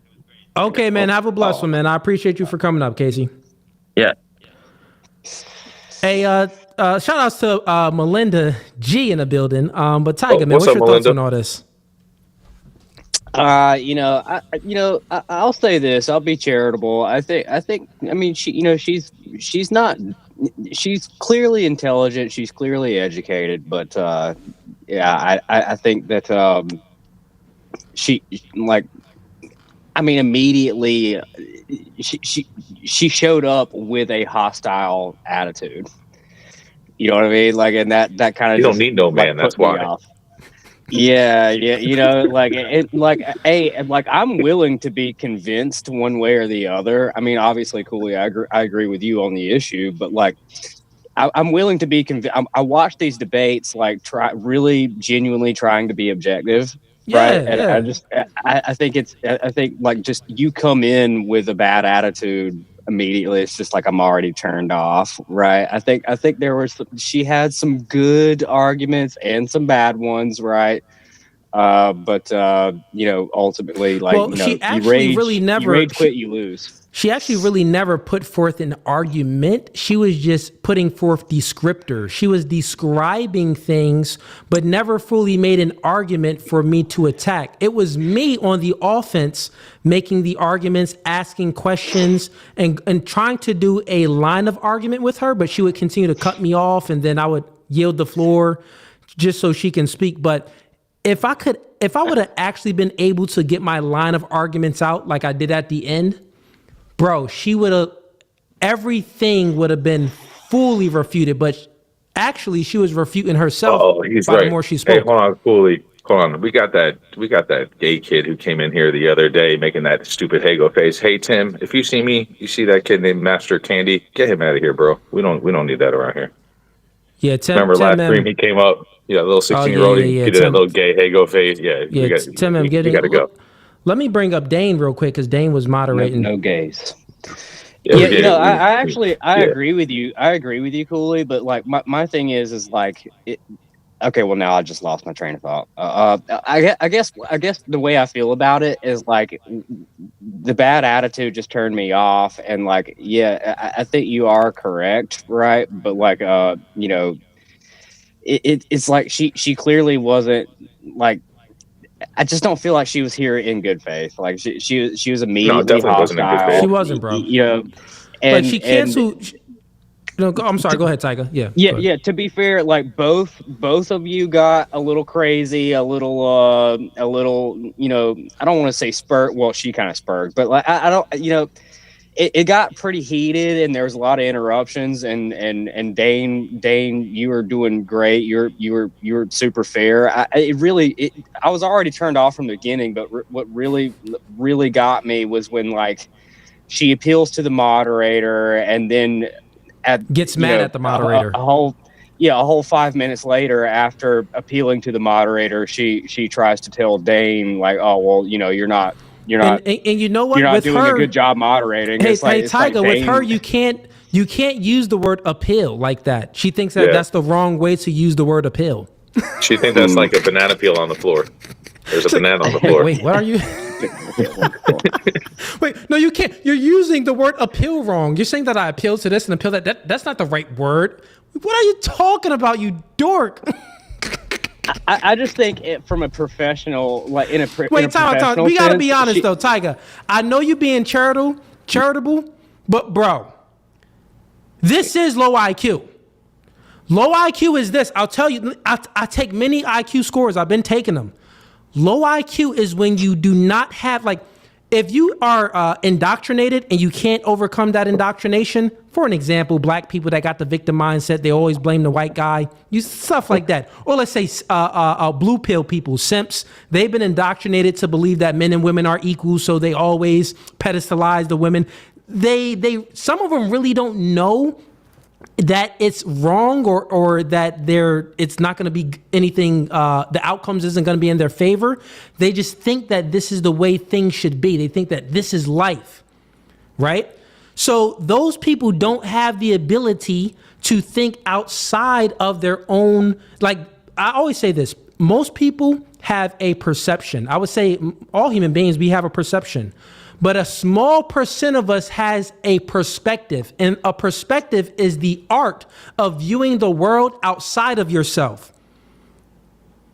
Think about that. And when you have this art of viewing the world outside of yourself, when you're doing these IQ tests, because it's all about, a lot of them is about pattern recognition and all of these things, then you have to think outside of how you normally see things and how you normally view things in order to get the proper answer. This is why I say that she has low IQ, and even if it is high IQ as far as like her education, like, oh, she has a degree, this does not mean, just because you have an education, this does not mean you have high IQ. Let's get TJ Smile up here. You can talk trash in the chat. Why don't you come on up, buddy? Oh, yeah, there's several smack talkers in the chat. TJ Smile, come on up, man. None of them want to come up. Somebody was Mighty in the chat Scarlet, calling me TJ. Uncle Simp, and I'm like, okay, It's so funny how you guys been talking all this chat, but yet you don't have the balls to even come up and say anything. Zina rage quit. Yeah, bro, she rage quit. Listen, dog, my clip guy, we gonna go ahead and clip this up, and we gonna go ahead and put it on YouTube, and we gonna run it up.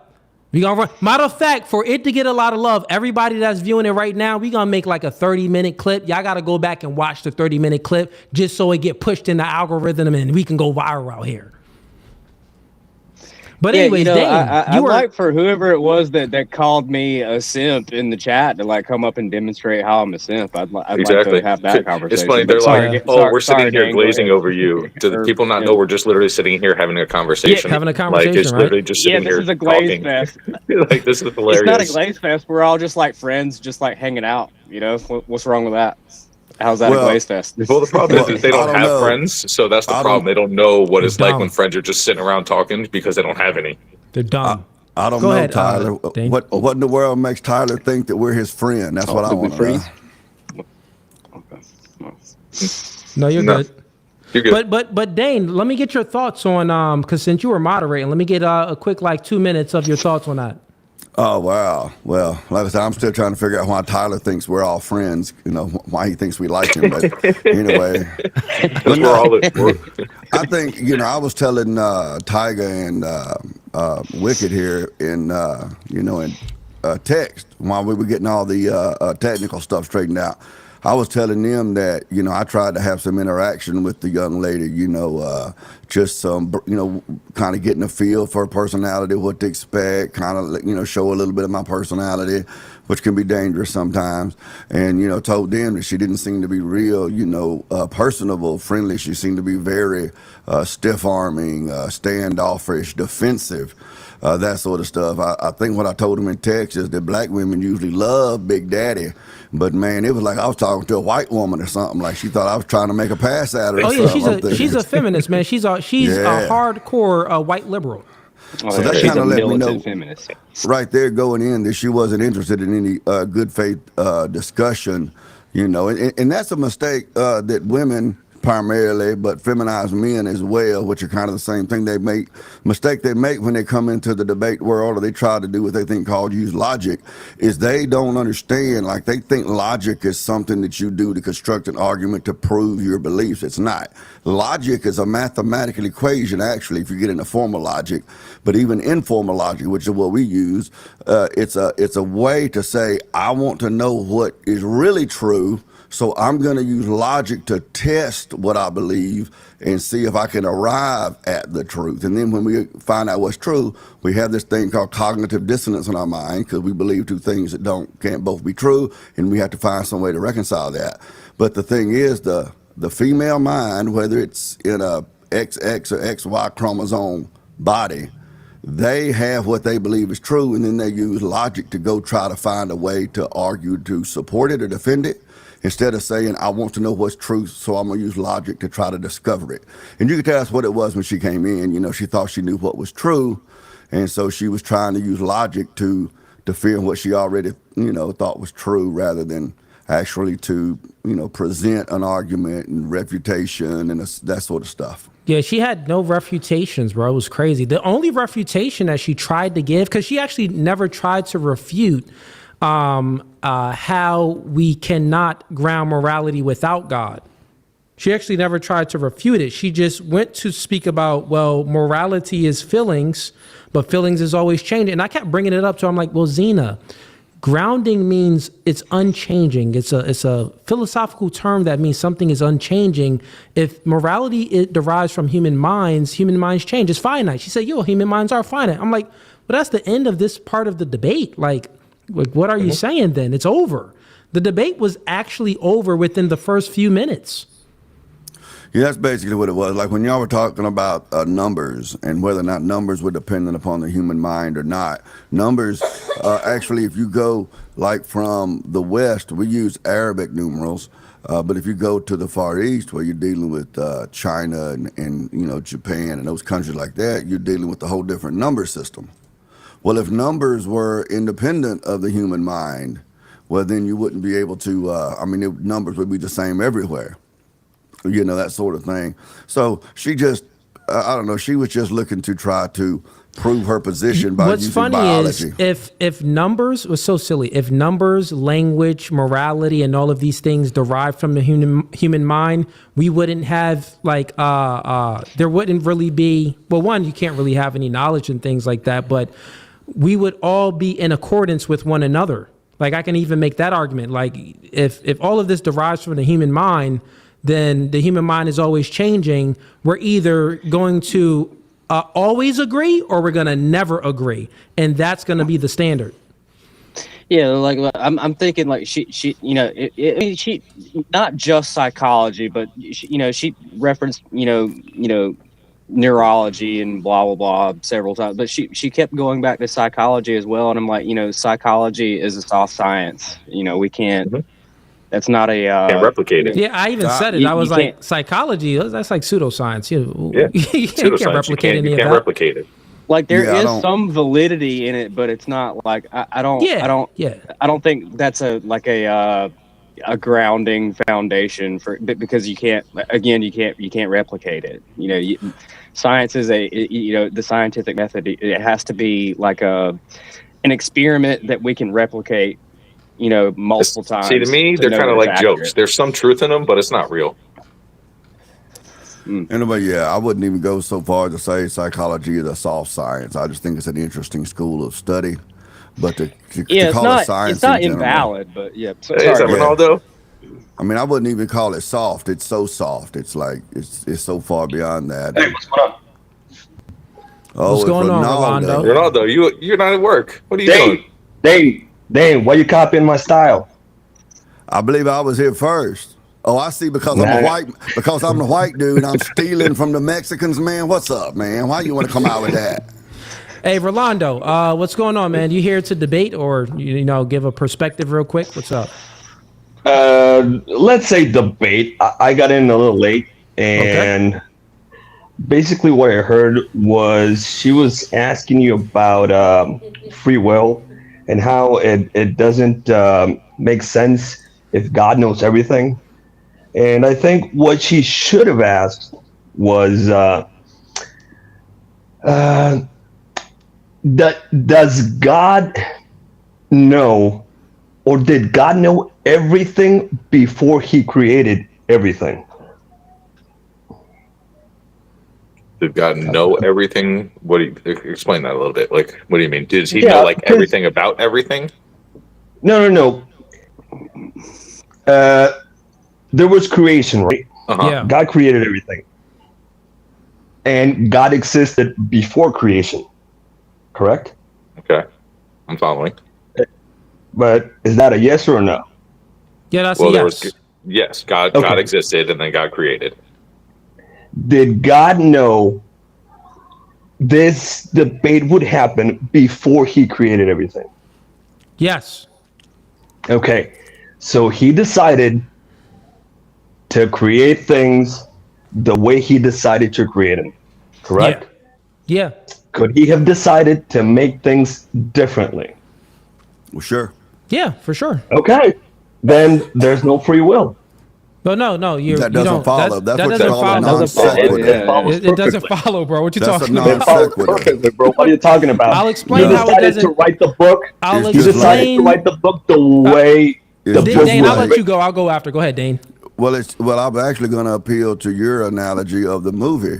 You see, the question you're asking, Rolando, and maybe we need to do some semantic cleaning up here so that we're using words and we agree on the definitions.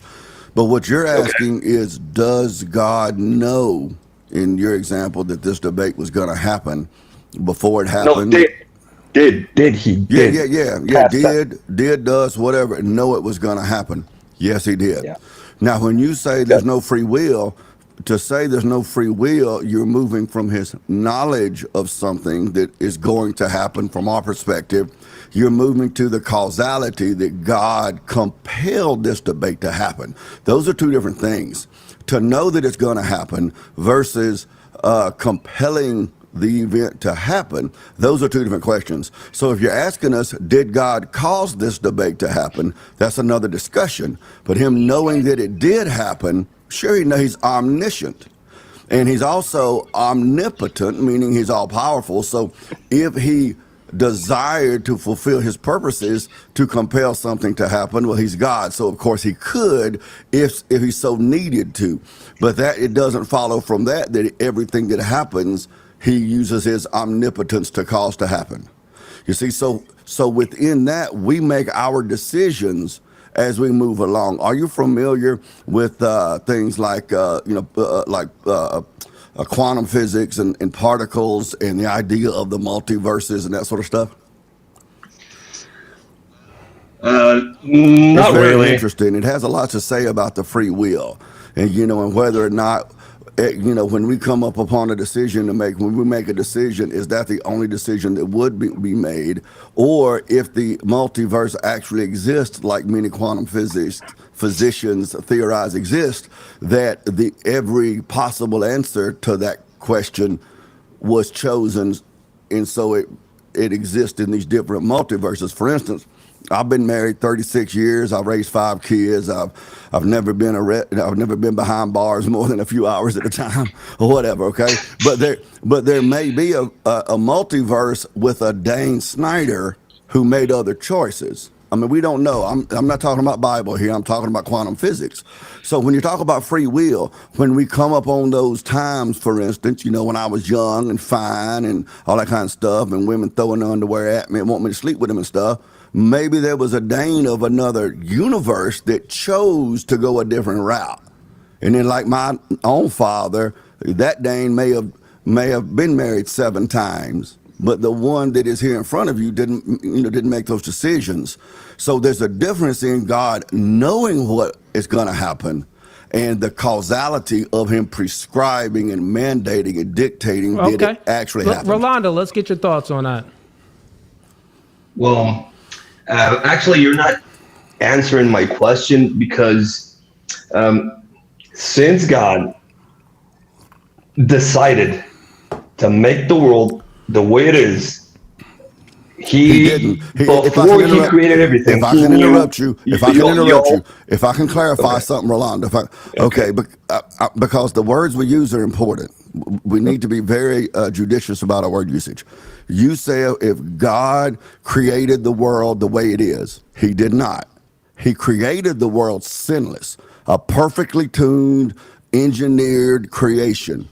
When sin entered in, because he put that tree in the middle of the garden, and he said, don't eat of this tree or you're going to die. He gave them a choice to be obedient or rebel. The woman chose to rebel. So stop it right there real quick, Dan, because here's the part that he doesn't understand, and then also maybe Zina didn't understand too. Since God created us to have the nature to be beings of causality, so therefore God doesn't control our behaviors because he created us in a way where we cause our own behavior. We cause the things that happen in the world. So since God gave us free will, secondary causes, which is why that it was a tree of good and a tree that we can eat from and then a tree that we couldn't eat from. Since we chose to eat from the tree that we couldn't eat from, then that's when the destruction, nuclear bombs and war and grape and all of these things started to take place. This wasn't God causing that. These are all things that human being caused because we turned away from God. We chose to rebel and neglect God. That's the reason why we're here. No, Cooley, we're talking about before the fall, before the rebellion, before everything. Could I have done differently and not be here today? Before God created everything, could I have taken different choices, different paths, and not be here today? Would that be possible? And God be all-knowing.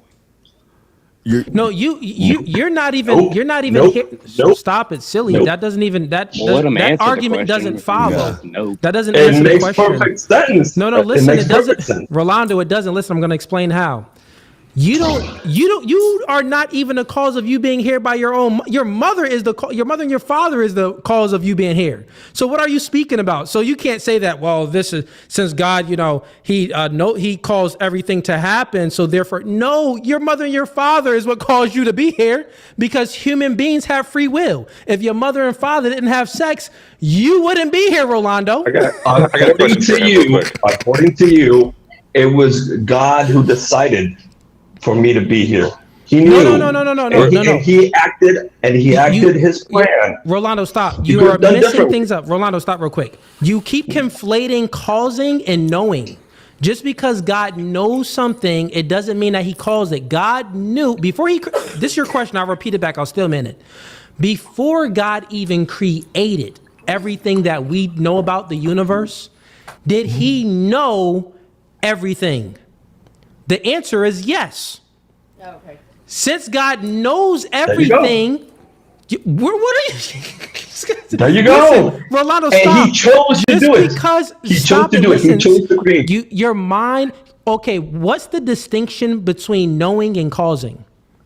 Give me the distinction.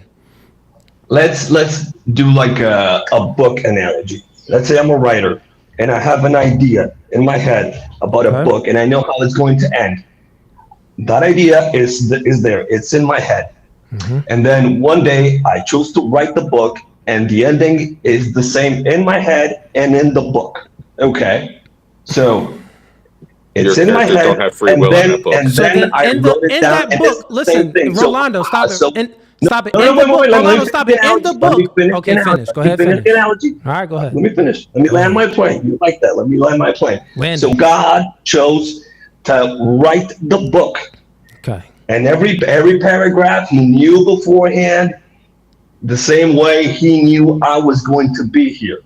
Okay. Same way. Same thing. Thank you. That's the analogy. Okay, thank you. Now, that analogy does not map onto our argument of free will.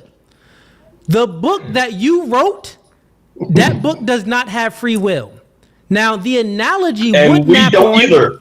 Stop it, Rolando. I'm going to give you an analogy. I'm going to tell you a better analogy what you could have did.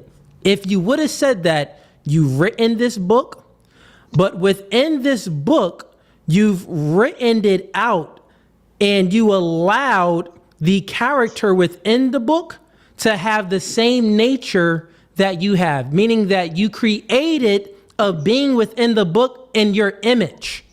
And within that image, these beings in the book, they had the ability to write their own book.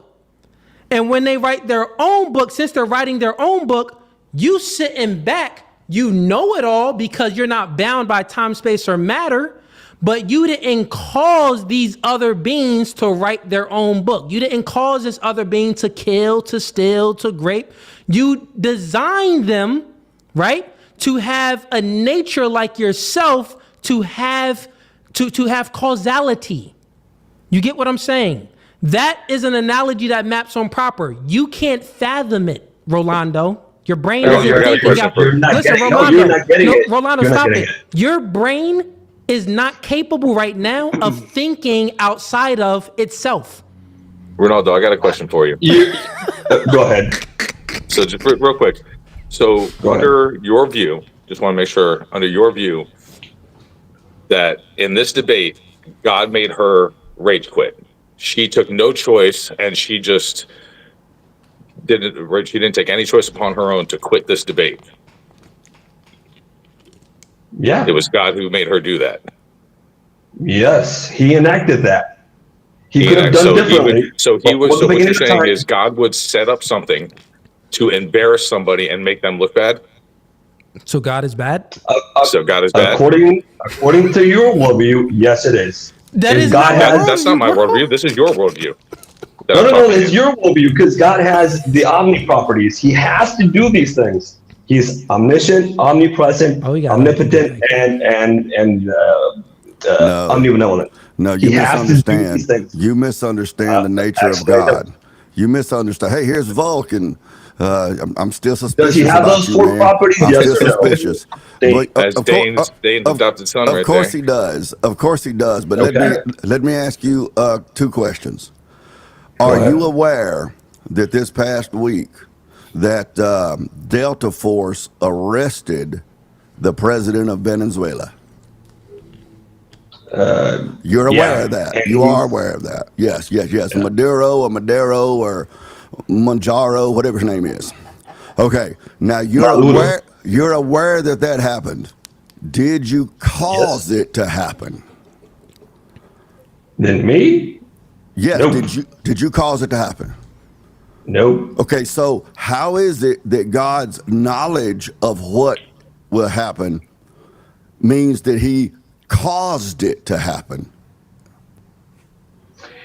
Because He's the one that created everything. He could have done things differently. What don't you understand about that? He could have decided not to make the world. You're begging a question. You're begging a question. Has your son or daughter ever gone against anything that you've told them to do?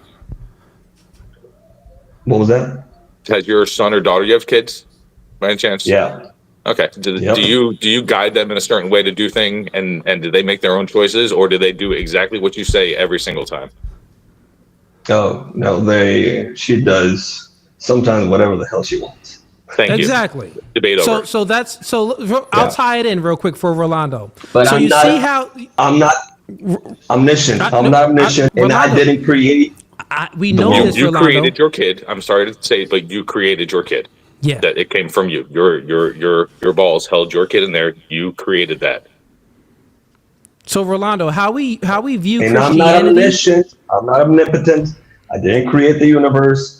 It's completely different. It's an analogy. Listen, real quick, Rolando. How we view Christianity is very simple. We are created in God's image. Since we are created in God's image, just like you created your daughter, you did create your daughter, like his example, and your daughter has the ability to rebel against you. You said that, well, I'm not God. Well, yeah, if you had the ability to create your daughter without her having the ability to rebel against you, how would you know if your daughter truly loved you? Well, answer that real quick. what does that have to do with I'm free explaining will? why. I'm going to explain why we have free will. Answer that, though. Okay, ask it again real quick. Sure. Remember, you said that, well, you're not God. And I agree, we're not God. But I'm asking you, hypothetically speaking, if you had the ability to create your daughter, but to create her in a way where she didn't have the ability to rebel against you, meaning that she would only follow everything that you said, could you know if your daughter loved you if she was created in that way? Could I know? Oh man, you know what this I reminds don't me know. of? I don't know. What kid? Just let him finish. Let's have Sorry, this yeah. conversation. Go ahead, Rolando. Um, Could you know if she loved you? Man, maybe. Well, I don't you know. say Maybe I can. Maybe I couldn't. I don't okay. know. I don't know. Okay, so you don't know. The truth No. is, well, if you created her, right, to never rebel against you and to only follow what you created her to do, then therefore she wouldn't have any free will. Everything would be determined. So a being without any free will, they don't have the ability to love you because they don't have the ability to choose, right? They don't have that ability of choice. So Your what I'm daughter's a robot explaining now. to you, your daughter is a robot. What I'm explaining to you is we already went through free will. How we have free will. Now I'm going to a step. Why we have free will. And the reason why we have free will is because God is a loving being. God is love. And actually, I would say that if you created your daughter in a way where she can't rebel and you control everything, then not only you wouldn't be able to tell if your daughter loves you, but your daughter wouldn't be able to tell if you love her, because she wouldn't have her own faculties and her own ability to make a choice to come up with that to determine if you love her. Make sense? That's why God is portrayed in the masculine. That's why he's written as the father, right? That because it's the we are his children, right? You know, that it maps on perfectly with the idea that he's portrayed in the masculine as the father, because you know he can tell us the right way to go, but still leaving us with he loves us even though we sometimes choose to disobey him, right? Y'all hide your women, powdered dusty's here. You know, Rolando. You're the only woman I need, Dane. Rolando. Yeah, go ahead. Let me ask you, Rolando. No, P. Dusty. I meant to hide your women because you'll start impersonating them if you don't. Rolando, in the garden, right, pre-fall, God put two trees in the garden: knowledge of good and evil, the tree of life. He said, you can do whatever you want to do.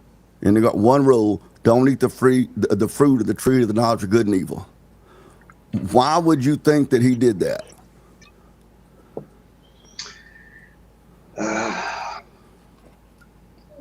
Honestly, I don't know, but that's a good question. Choice is love. Giving people choice is love. Of free will. That's the creation of free will, Rolando. Here, one thing about garden that doesn't make sense is that supposedly God created Adam and Eve, and they were perfect, right? They were perfect. And let's say when Jesus was on earth, he was perfect. And since he was perfect, he couldn't sin. Jesus didn't sin when he was on earth. Okay. That's not actually true, but I'm following you. Okay. Okay. What wasn't true? Again, language is important, and I'm not trying to just be a pain or pedantic or anything, but when you say Adam and Eve were perfect, that's not really true. Adam and Eve were sinless. Now, to say you haven't committed a crime against God is not to say there's no fault in you, which will be perfection. See, so it's just very careful when we're dealing with theological issues like this, that we're very, very judicious about our language. And it's just in the common culture, we throw around a lot of these words, and especially in church, you know, we know what you really meant. that kind of stuff. But when you're discussing it on a deeper, more theological level, it's important we choose the correct words. So Jesus was perfect, Adam and Eve were not, but Jesus's perfection and his sinless nature was not because he lacked the ability to sin or to do wrong. It's just that, it wasn't that he couldn't, it's that within his nature that he was sinless. But Adam and Eve were not perfect. If they were perfect, then they would not have chosen to rebel. Yeah. Do you have any biblical reference to back that up? Would you? Well, I don't know if Cooley wants me to pull up my Bible here, but yeah, there's plenty. There's plenty. Yeah, it's a lot of references. But if your assertion is the positive that Adam and Eve were perfect, then the onus would fall to you to show biblically or theologically how God said that they were perfect. Yeah. The onus would fall to you, because I'm making the negative that they were not perfect, and there's nowhere in Scripture that says that Adam was perfect. It was just that he was sinless because he had not reached that fork in the road to choose God or choose his own flesh. And then when Eve said, hey, she gave up to her husband, and he too did eat of it. He had the choice of saying, woman, put that apple or whatever it was down and go back home like I done told you, stop talking to these snakes. Or he could make the choice saying, well, she got the only vagina on the whole planet. I better eat it. So what's your, real quick, before we go on, Rolando, I'll let you respond, and let's have some decorum. Since we got a lot of people up here, let's do, let's state our arguments, make it concise and clean, and then move on. Vulcan, you've been up here. What side are you on with this conversation? I don't remember who you are. I got a lot of people. I'm going to take off. Nice talking to you guys. Okay, Rolando, have a blessed one, man. Appreciate you. On the free will conversation? Yeah, you believe in free will or no? No, I don't believe in free will. Okay, I thought you was a Bible man. No, he is. You ought to check out Vulcan's stream. He trolling. No. I've been following his stream since the last time he was on. Remember, this is the one that looks just like my youngest son, except he's black. So I'm still wondering about that, man. But no, they got some explaining to do. You should check out the stream. Real quick. Thanks for the support, Dave. Let's just have some decorum. Vulcan, you've been waiting here patiently and waiting backstage, and then Powder Dusty, I got you next. But what's your perspective on this conversation in regards to free will or predeterminism? So just to kind of update everybody a little bit on where I'm coming from. So this is typically in theology considered like the Calvinism versus Arminianism discussion. So I'd be considered Calvinist. So in a nutshell, the free will conversation is this. When we got to define what do we mean by... I'm just going to pause you real quick. I just want to do some housekeeping. Okay. We got people backstage, and Dane, come on, man. You eating in the microphone. We can hear you. Man, I thought I had it muted, man. I thought I had it muted. I'll mute you. Mute yourself so you can unmute you. But we got some people backstage. Manor Reports, I see you back there. Write me in a private chat and what side are you taking? I'm going to just put yo in a private chat. So let me know if you take the side that you are, that you do not believe in free will and things like that. And then I'll bring you up. Okay, he's pro God. Okay, good. So you're here on our side. All right. So go ahead, Vulcan. You can go ahead and explain what you believe in. So as I was sharing before, this is classically considered like a Calvinistic perspective. This is the reformers coming at it starting from Martin Luther. And I'll start there. Martin Luther, he wrote a book called The Bondage of the Will. He was somebody who was a Roman Catholic monk. And as he's the pioneer of the Protestant Reformation, one of the important things he wanted to make a distinction on when it comes to the will is that man's will isn't free. And I'll probably list like 2 or 3 different ways, and I'll keep it concise on which is not free. You might hear some people say things like God's the perfect gentleman. He would never affect your will. That's not true. There's many people in the Bible who had their will affected, like Lydia in the book of Acts, so that she would hear the gospel. Nebuchadnezzar's will was turned into the will of an animal. The Pharaoh, when he was when Abraham's wife was coming, he was like, God told him, I didn't allow you to touch that woman. So our will's not free in the sense that God can do what he wants with our will. The king's heart is the hands of God, and he turns it as the rivers, or however that verse mentions it. So God can touch our will anytime he feels like it. And we wouldn't know whether God was doing it or not. So it's not free in that sense, number one. Number two, it's not free in the way Martin Luther meant it, in the sense that our will is enslaved to our sinful nature. So it's important to make a distinction between having will, so you can make choices, whether that will is free or that will is in bondage. I'm saying there is will, like you gentlemen are saying. I'm just saying it's not free, it's enslaved. So I'll just leave with those 2 points right there.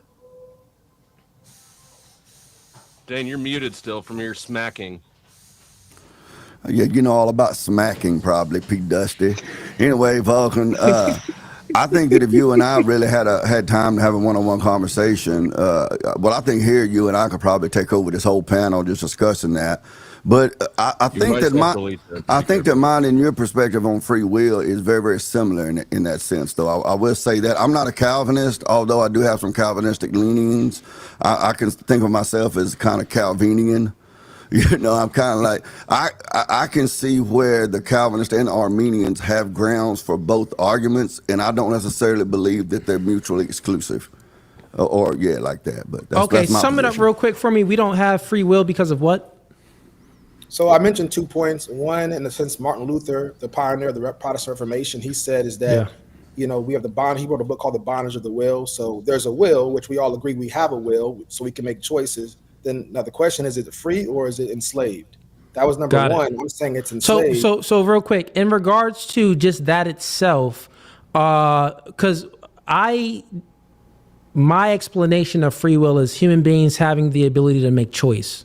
Like not if I hypothetically, right? Let's say if I have the ability, I do voodoo on you, and I have the ability to control you, like, you know, puppeteer you.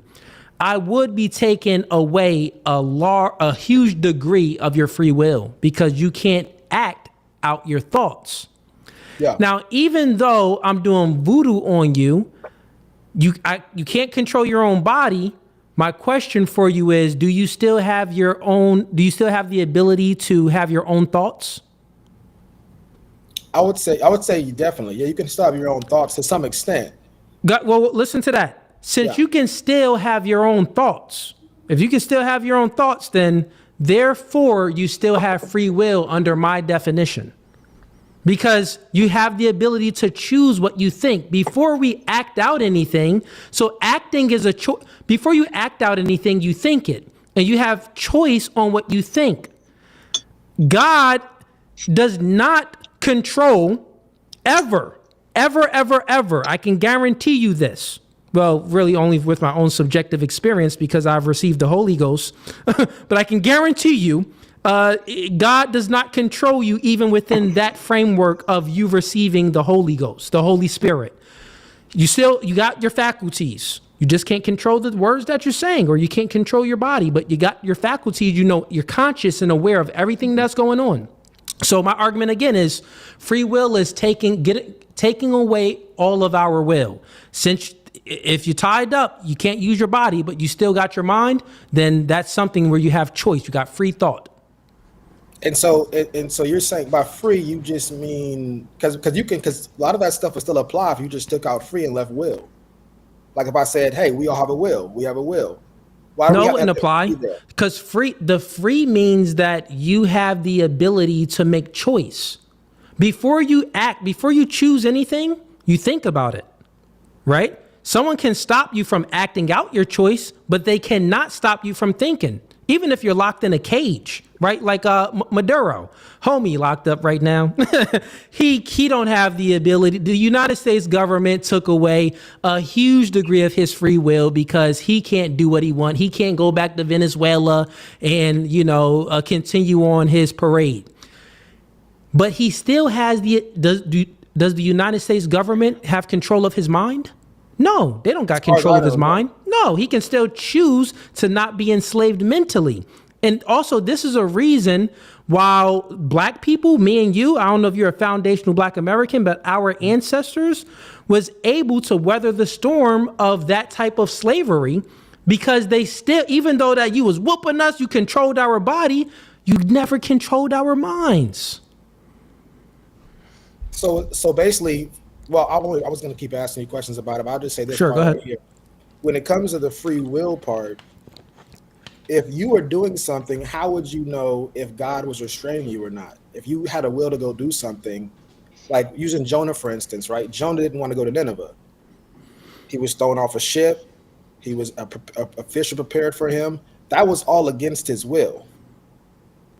Did he throw himself off the ship? I think they didn't want to throw him off at first. I can't remember exactly how it went. No. The question is, But I know did that God- Jonah throw himself off the ship? Yeah, that part I can't remember. But my Okay. point would be the storm. Jonah, before that. Jonah did not throw himself off the ship. He didn't throw himself off the ship. But my point is saying this is there was a storm that took place that was against their will, that was specifically because he wasn't in the place he was supposed to be. Is that correct? Because truthfully, if it was free, completely unencumbered It's will, totally fine. if it would be free, unencumbered will, then when Jonah didn't go to Nineveh, he just wouldn't have went to Nineveh until he decided to go. There'd have been no storm. There'd have been no fish prepared for him. None of that kind of stuff. You're missing the point. Even if it's the case, I'll go ahead and grant all of it actually, because it really doesn't matter, because it doesn't refute my point, right? Before you make any action, you have your thoughts. Yeah. Thoughts are free will. Can someone control your thoughts? No, someone can influence you, but how many times have we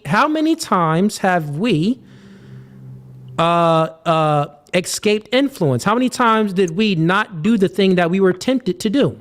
Yeah, many times. Many times, which means that we have this ability to overcome temptation. We have this ability to overcome the things that's in our mind, even depression. You may feel sad, but then you can maybe cope with some things and you can feel happy about yourself. You can do ways to control your own thoughts.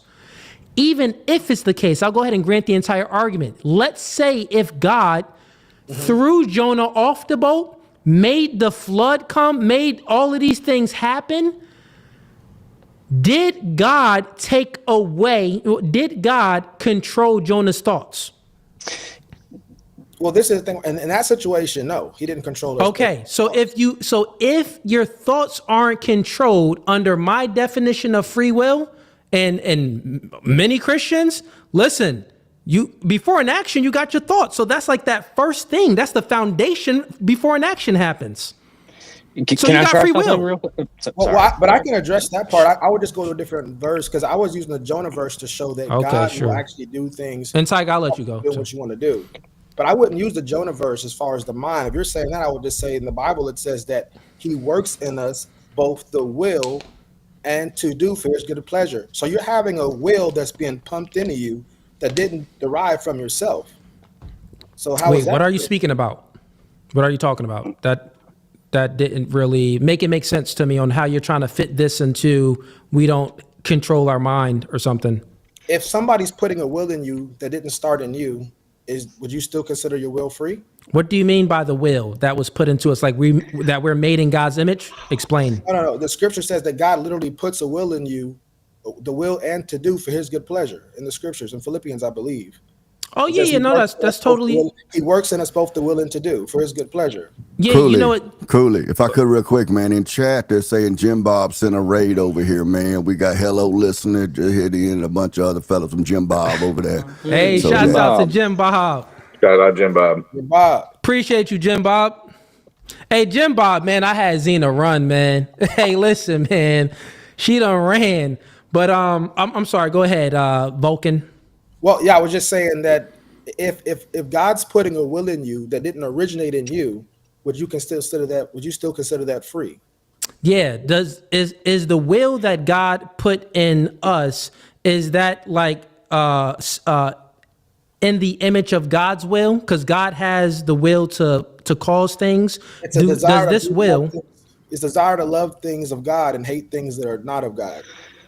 Okay. I see what you're saying now. So basically you're explaining how human beings were created in God's image. Like we all have this ability to, like even kids know from a very young age, even I have three kids, so they know right off the bat, I've witnessed it. They tend to know when they're doing something wrong, and they tend to have this within them. This is different than that. I know what you're saying. That would be considered like the works of the law written in our hearts. That'd be more addressing that part of our conscience that can bear witness against us. This scripture is saying as a believer only. This is exclusive for people who have the Holy Spirit.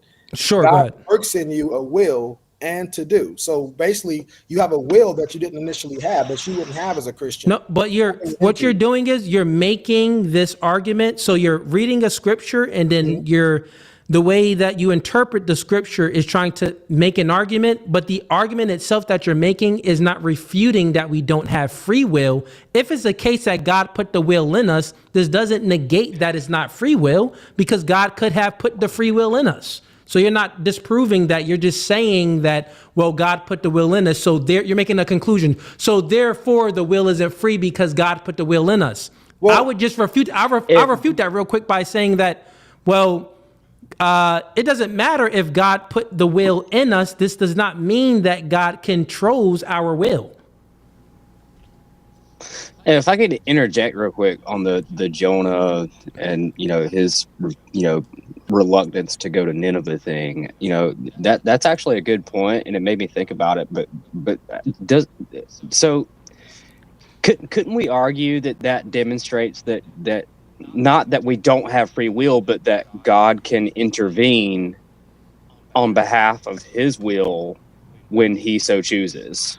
Right, that's Jonah had the free will to choose to not go to Nineveh, right? But God wanted him to, right? And He said, "Okay, well, no, I'm going to put you through these trials and tribulations and make you go there." Right? I just want to tie that into my point real quick. So I'm saying that God can do that externally, like the Jonah situation, or internally, like the willing to do for His good pleasure. Or I can go to other verses as well, but or the Nebuchadnezzar verse, being turned into an animal, we had a will of an animal for a season.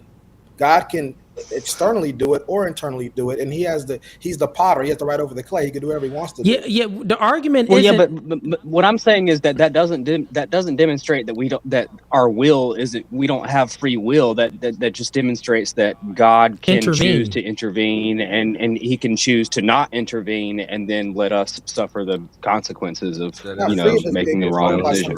By free will, somebody else. So no, the argument is very simple. The argument isn't that God can, we believe that God is all powerful. So if God wanted to control everything, God has the power to control everything.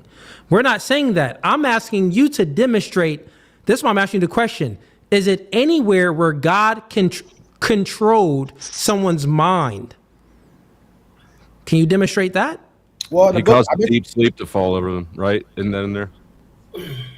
No, I'm asking you to demonstrate. Just demonstrate that. If you can give 1 point for that, okay, God has God actually. I think that He has the ability to do anything, but can you demonstrate anywhere in biblical scriptures where God actually controlled the person's the consciousness, their mind, meaning that the things that they thought and the things that they did, He controlled everything like a full robot. I mean, you have animals talking. That's the control of the mind. You have humans being turned into animals. Human beings are different than animals, bro.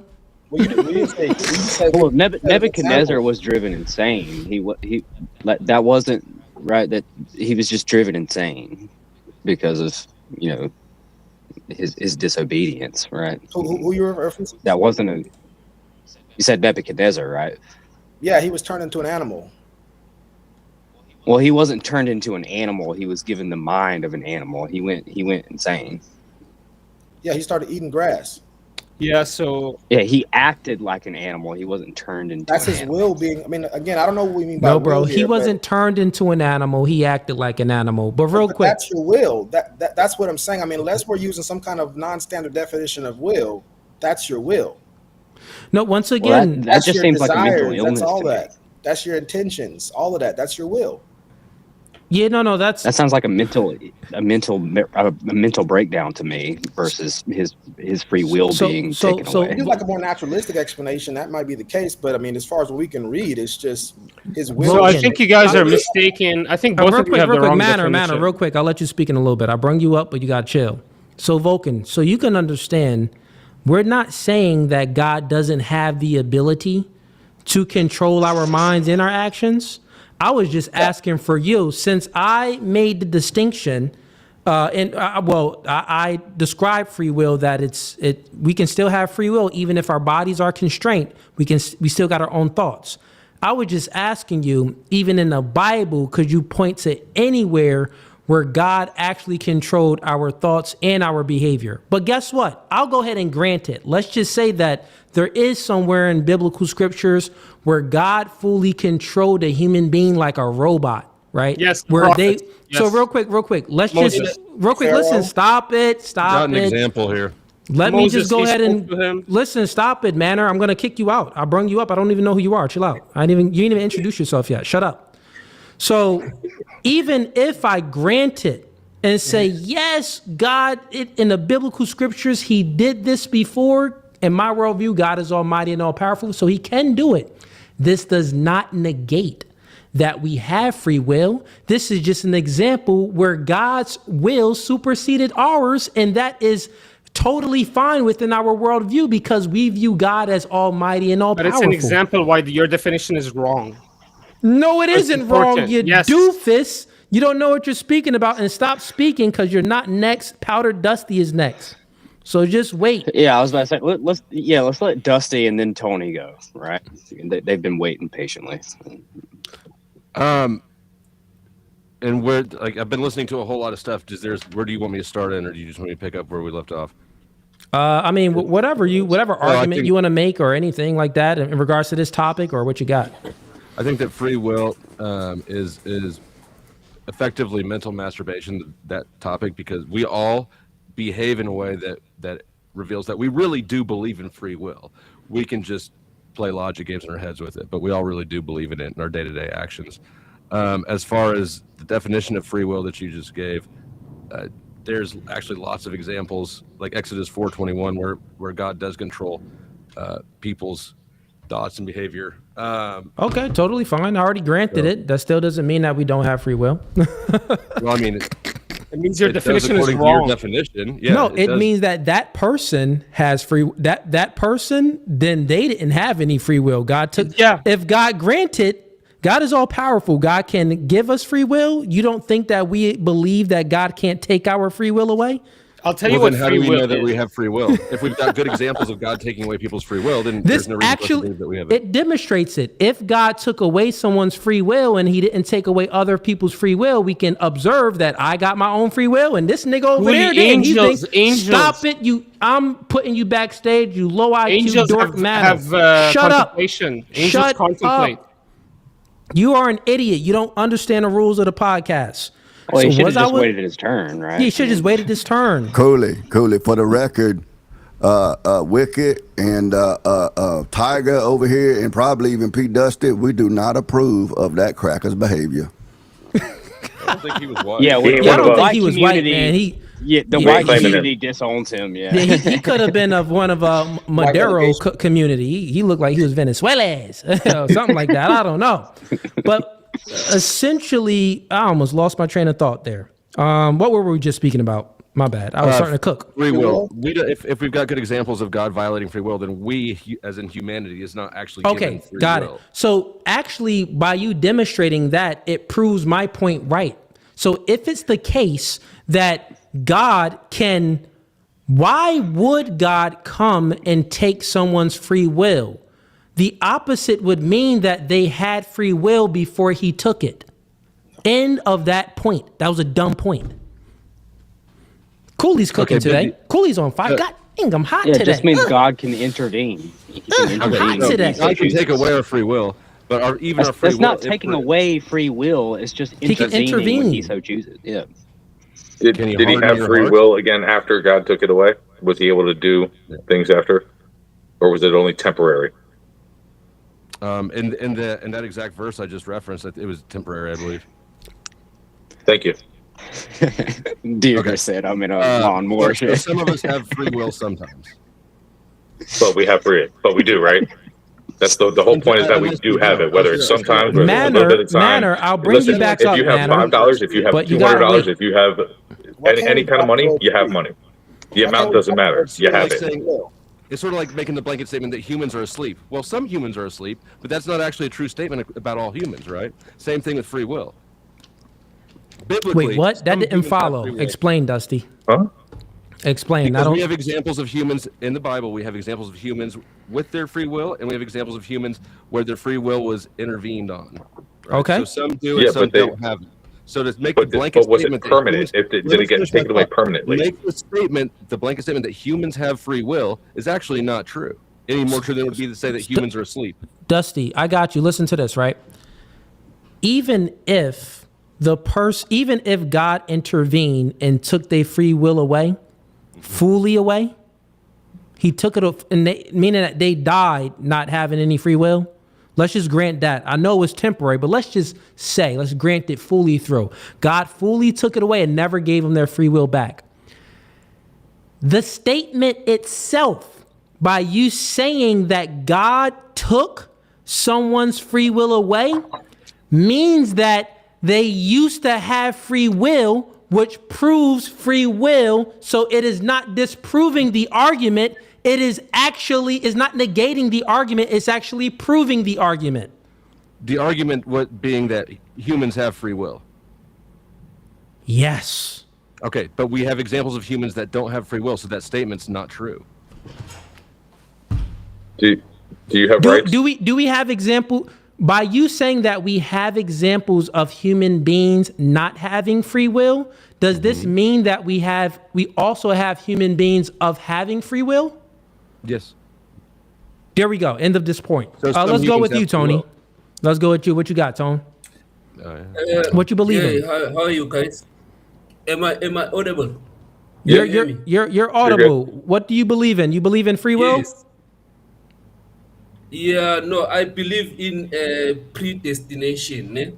Predestination, but to okay. answer the current question, yes, but to answer the current question is that God, actually we do have free will, but God makes you willing to do his will. No, he doesn't. If he example, made us willing to do his for an will, this example- means that we would always do I his just got will. to do one thing real quick.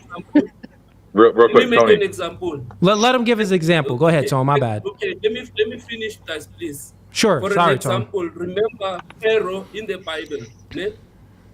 God said to Pharaoh, "Let my people go," and Pharaoh was not willing to let his people go, but God made Pharaoh willing to let the people go.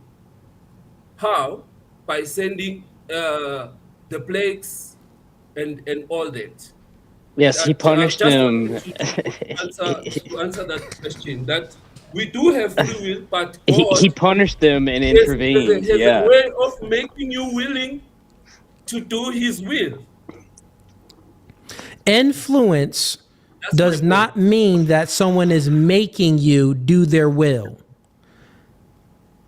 Have you ever been tempted before by something, but your thoughts and your will superseded the temptation? Okay, wait. You married? Are you married? Real quick, are you married? Or you got a woman? Yes. Okay. Yes, okay. It's so you got a woman. Listen, you got a woman, right? Listen, man. We can be 90 years old. We still gonna find other women attractive, right? Be honest, Tone. Like you're gonna find other women attractive, and sometimes these other women, it may actually be a little tempting. You know what I mean? For you to see what's up with this, with Kim or or in your country, I don't know. But anyways, I'm trying to think of a name. But you've been tempted before and your will superseded the temptation. I'm describing and explaining how even though God, put the plague on Pharaoh and killed his firstborn son, this was God influencing, we can say that this was influencing Pharaoh to change his behavior. But this did not make Pharaoh change his behavior because Pharaoh still could have chosen not to let Moses' people go. That's exactly my point. But at the end, whose will, proceeded? God's will. At the end of the day. So, but let me please give Well, me. bro, that happens. That happens with the girl. Listen, if you ever listen, man. Who will precede it with anyone that influenced you? I'm sure. Have you ever smoked before? You smoke? Yeah. I could tell you get high, right? Yeah, you get high, right? And you were like, listen. Stop it real quick, Tony. Where I'm from. Okay, Tony. Listen. All I'm saying is you weren't born to have the proclivity, the tendency to smoke. You wasn't born to have that proclivity. You were influenced, right, by your experiences and other people around you, and you succumbed to that influence. You are susceptible to that influence. That's true. This doesn't mean that you don't have choice. Everything that you're saying is not an argument to negate free will. You're actually proving free will because just because influences are around, we have the ability to not be influenced by it. You know what I mean? So yes, that's true. You see, I just wanted to explain let's bring up this guy again. Tony. Tony, I got a question for you, Tony. Tony, can you just do me one favor? Totally off topic, but can you just do this for me? Can you go, why are you gay? Man, you stole it from me, man. Can you just do that for me, please? Hey, man, y'all racist. Tone, don't do it. Tone, don't do it, Tone. Come on, say. Why Tone, are you Tony. gay? It's not Tone, racist. listen, Tone, don't let these don't let them do that to you, Tone. That's racist, Cooley. That's racist. That was Crackers racist, now? Cooley. Okay. This is now the second time We're all I've been being racist against racist you. today. We're all being racist. Tone, I'm not going to Second lie. time I've been racist against Tone, on I'm this not going to lie. podcast. I kind of want to hear it too. Go ahead, Tone. Yeah. Why are you gay? Come on, man. Just say it. Why are you gay? That was actually pretty guys, you see, we are speaking about God, but you're making jokes and stuff. I'm just being funny, Tone. I'm making fun of them. Listen, Tone, you can call them crackers. Since they making joke, call them crackers. I might be call me cracker. We go back and I forth. might be a cracker, but I'm a Ritz. If I'm a cracker, I'm a Ritz, okay? I ain't one of them saltines. I'm a Ritz. Oh, you're the biggest cracker on earth. Look at how wide you are. Shut up, man. No reports. Before we put you back, you barely here, man. We barely here, man. You still shitting yellow trying to get diaper trained, man. When's the last time you took a bath, fool? You look like a STD, man. Shut up, fool. Man, you know all about STDs. You look like, I'm looking at one now, man. Hey, Cooley, you let me like talk to you for a second, Cooley. You look like gonorrhea. I'm sorry. I like you, Here Cooley, but you're going to get I embarrassed. was just sitting here thinking Tony was one of the good ones. Apparently not. Hey, keep smoking your cigarette, man. Don't talk too much. I will keep smoking a cigarette. Yeah, smoking. I don't get that, guys. Real quick. Let Tone. Sorry, Tony. Go ahead, bro. Yeah. Real quick, Manor. Let Tone finish land his plane, and then you after. Yes, please. Let me share my I mean where I'm coming from with this whole, because I've been so far listening to Kule's debates and stuff. So here's a point that I think is or the information that in fact I wanted to share, so that he gets the whole thing about God. Ne? You see, in the beginning, God was alone, ne? And God has attributes in himself. Ne? God is the Father, he's the Savior, he's the healer and everything. Ne? Now, for God to express all these things, and God it can also kill. Ne? That's maybe the part. Yeah, God kills and God has hate. You know, God is discriminating. And he goes to the bathroom. But all those things were inside him. Now he created people. All right. He created. He said in Isaiah. Hey, Tone, listen, man. Land your plane. What you trying to say? Yes, my point is that we are God. The evil. God created evil and good. So in that wait, sense, what? No, Tone, you're making that assertion. Where did God create evil? No, I created the light in the dark. In Isaiah, in Isaiah 43. Dark does not mean God separated light from the dark. This does not mean that dark does not mean evil. You dimwad. Go ahead, Tone. It doesn't say it separated. It said got your Bible verse right here. says he created. That dark does not mean evil. Where did God create evil? Okay, can we read that scripture maybe? If you want, bring it up. Why are you asking me to make your argument for you? I'm not bringing up a scripture. You can bring up any scripture you want. Okay, Isaiah 45 verse 7. Can I read it to you? Yeah, real quick. Before you read it, though, let's do some housekeeping. We got a lot of super chats in here. We're going to get to those super chats in a second, but we're going to get Manor to speak. But first, a lot of y'all, man, just been watching the podcast, but I need y'all to do this.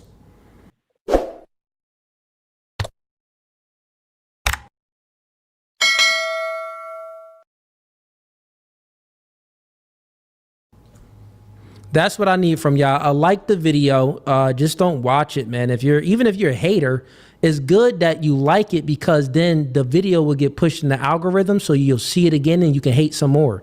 We support haters over here and we support y'all and the way, because we want y'all to keep hating, but the only way that y'all can keep hating is if you like the video so you can continue to have content to hate on. But go ahead, Tone, finish your point. Okay. Can Isaiah 45 verse 7, it says, I form the light and create darkness. I make peace and create evil. I, the Lord, do all these things. Okay. So God, my point is, God created evil people, because even He created Jesus evil said, people? Yes. He created the devil. Yes, he created the devil. Yeah. So even Jesus said to the Pharisees, he said, why do you want to kill me? You are of your father, the devil. That's what Jesus said. I can quote the scripture again. So now. Okay, real quick. Tony, we get you, Tone. We get you. Got to land it real quick. If it's the case that God created the good and he created the bad, he created the evil, I'm letting you know how you're interpreting that scripture. You have it all wrong, and I'll prove it to you with this one question right here. If God created us to do good and us to do bad, he created it all. Why does then God judge us on us doing the bad? Because in him, he's the judge. Now, stop it, Tone. That isn't an answer, Tone. Tone. That isn't an answer, Tone. Okay, wait. No. Okay, Tony, that isn't an answer. I'll repeat it again real quick. Tone, listen. Listen real quick. If hypothetically, if you could control you got kids? You got kids? Yes or no? You got kids. Hypothetically, if you can, so if I did this analogy before with someone, your kids go to school, right? Yeah. Okay. So let's say if your kid came home with some homework and then you was like, you know what? I got this. Let me go ahead and help you out with your homework. So you took the homework paper from your kid and you answered all the questions, right? For the homework paper. Your kid then goes to school and the teacher grades it with an F. So your kid failed that homework assignment. And you are the cause of him failing that homework assignment. Are you going to discipline your kid for failing that homework assignment? Are you going to say, well, hey, you should have did better? Hey, are you going to judge your kid on failing that test? Yes or no? Okay. No, but stop it there, Tone. Listen, stop. Tone, let me finish my point. Let me do my line of argument. I'll let you speak for a while. It would be nonsensical for you if you are the cause of your child getting the F. You can't even fathom. You can't even conceive of you judging your own. Stop it, Tone. You can't conceive of you judging your child for getting that F because you are the cause of it. Same thing with God. God created us as human beings to have a nature to be a secondary cause. So therefore, we cause the bad because we cause the bad. and God judges us off of that bad. But guess what? No. God Okay, let me created. finish. Listen, this is Okay, what it let me interprets. finish. Stop it, Tone. This is the interpretation of the scripture. That there's no judgment there. Listen, no, listen, Bible stop says it. the opposite. Everybody speaking, just shut up. I'm gonna refute his whole point.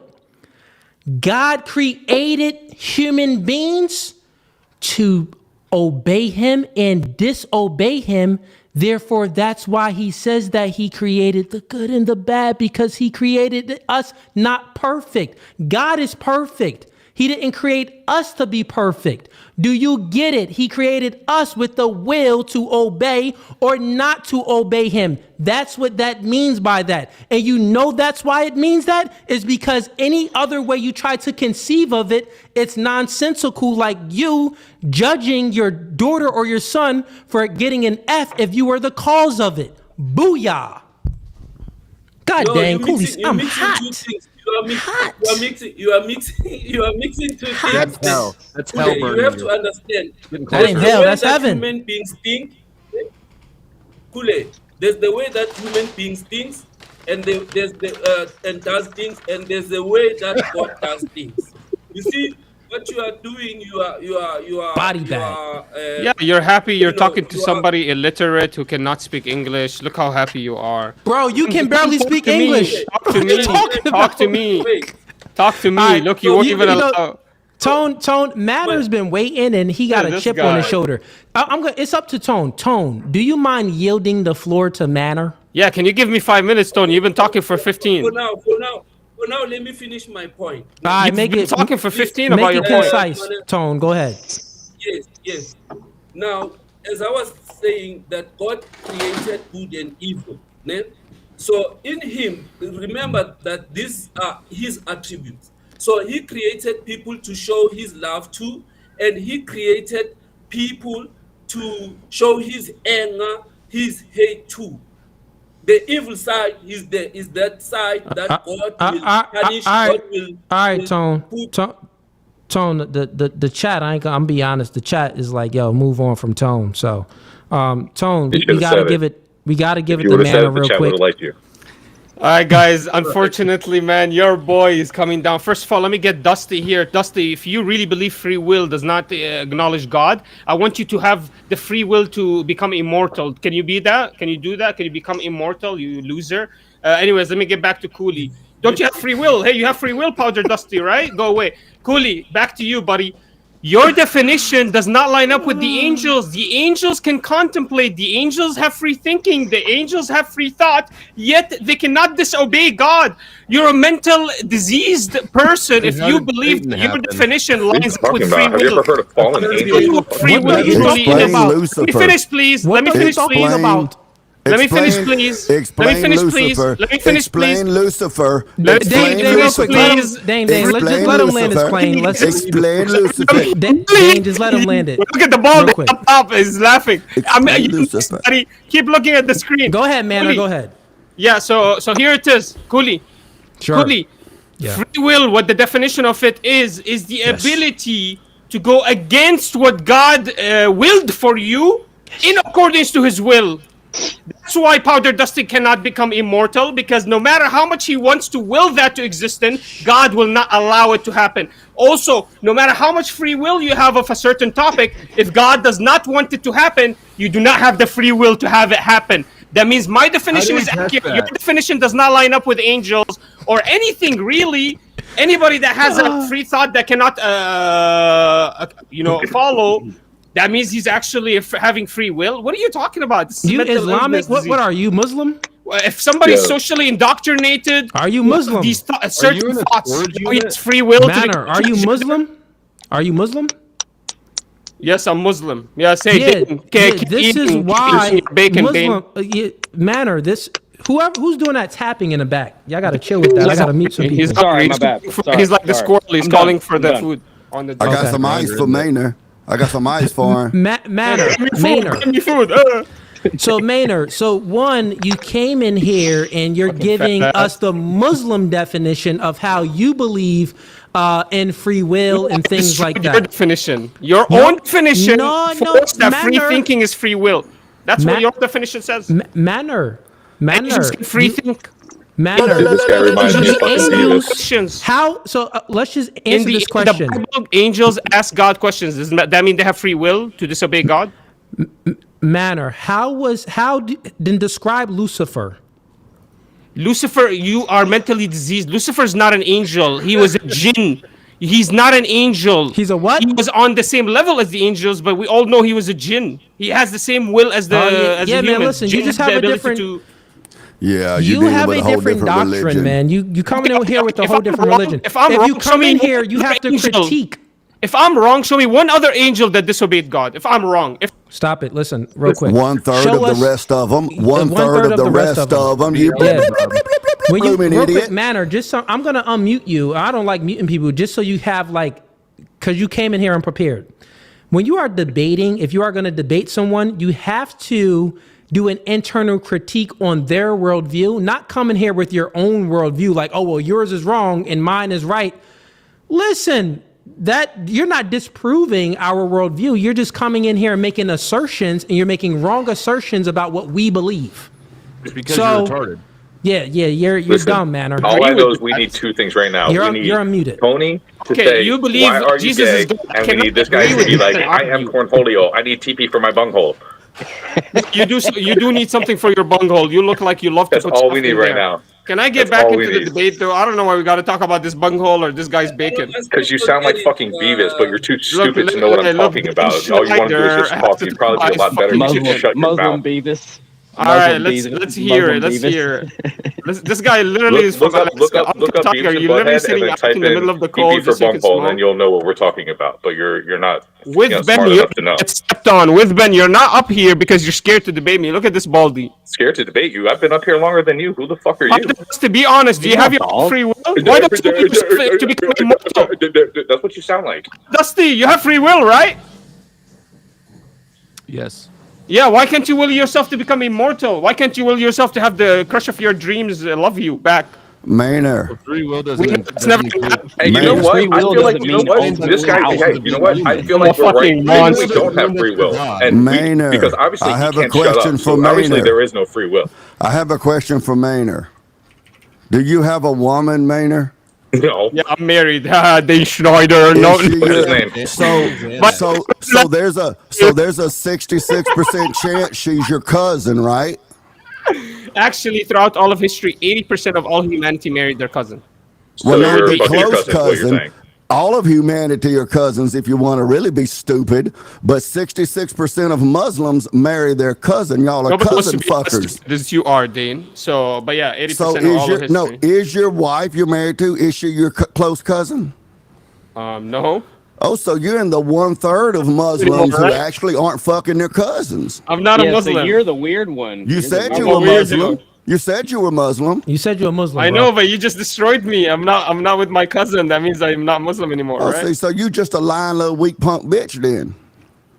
Hey, I'm not you, Schneider. You fucking fat fuck. When is the last time you got an erection? Fucking. When's the loser. last? Actually, this morning, but that's my business. and real quick, fellas, You can even see When's it. the last time you had a shower? fellas, the real fuck up, quick, real quick, Grandpa. real quick. Let me go Hey, ahead and just Grandpa. let me mute everybody real quick. Everybody's muted. No cussing. Do the TOS. You know what I mean? Let's not get this stream taken down and demonetized.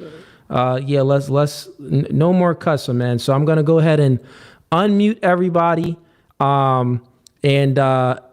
Hello, listener. He came up. I want to see what he wants to debate about or his take on this conversation. So let me unmute him first. What's up, man? What's your take on this conversation? Do you believe in free will or not? Yeah, it's not even a debate. But I'm Orthodox. That's just God does not violate man's free will. In my opinion, Pharaoh, his judgment was already determined. But I'm just here to make faces. Okay, fair enough. And you know what I mean? Thank you for that. Cooley. Yeah, Go ahead. If Cooley, that's what you need, you can don't leave. let Hello Listener fool you. That dude knows some stuff. He got that real close up to his phone and making faces because he's incognito.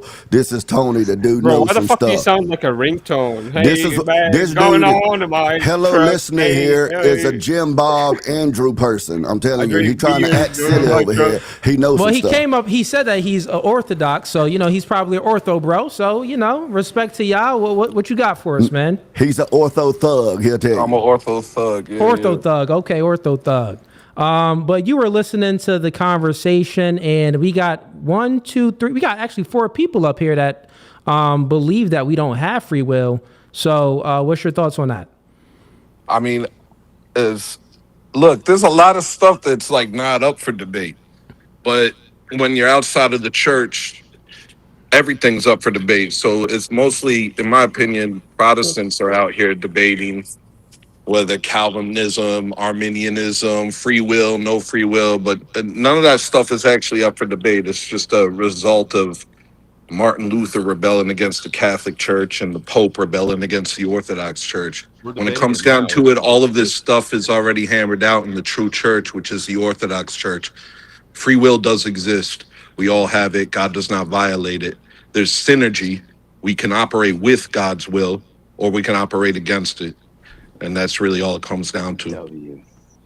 So it definitely is When up we for look debate. at We're Proverbs debating it right now. 21:1. Demonstrably false, what you said. But no, we have to finish. No, you can debate it, but it's not a debate. We have You're to finish. debating it outside of the church. You have the free will to go against This God's debate has will, happened.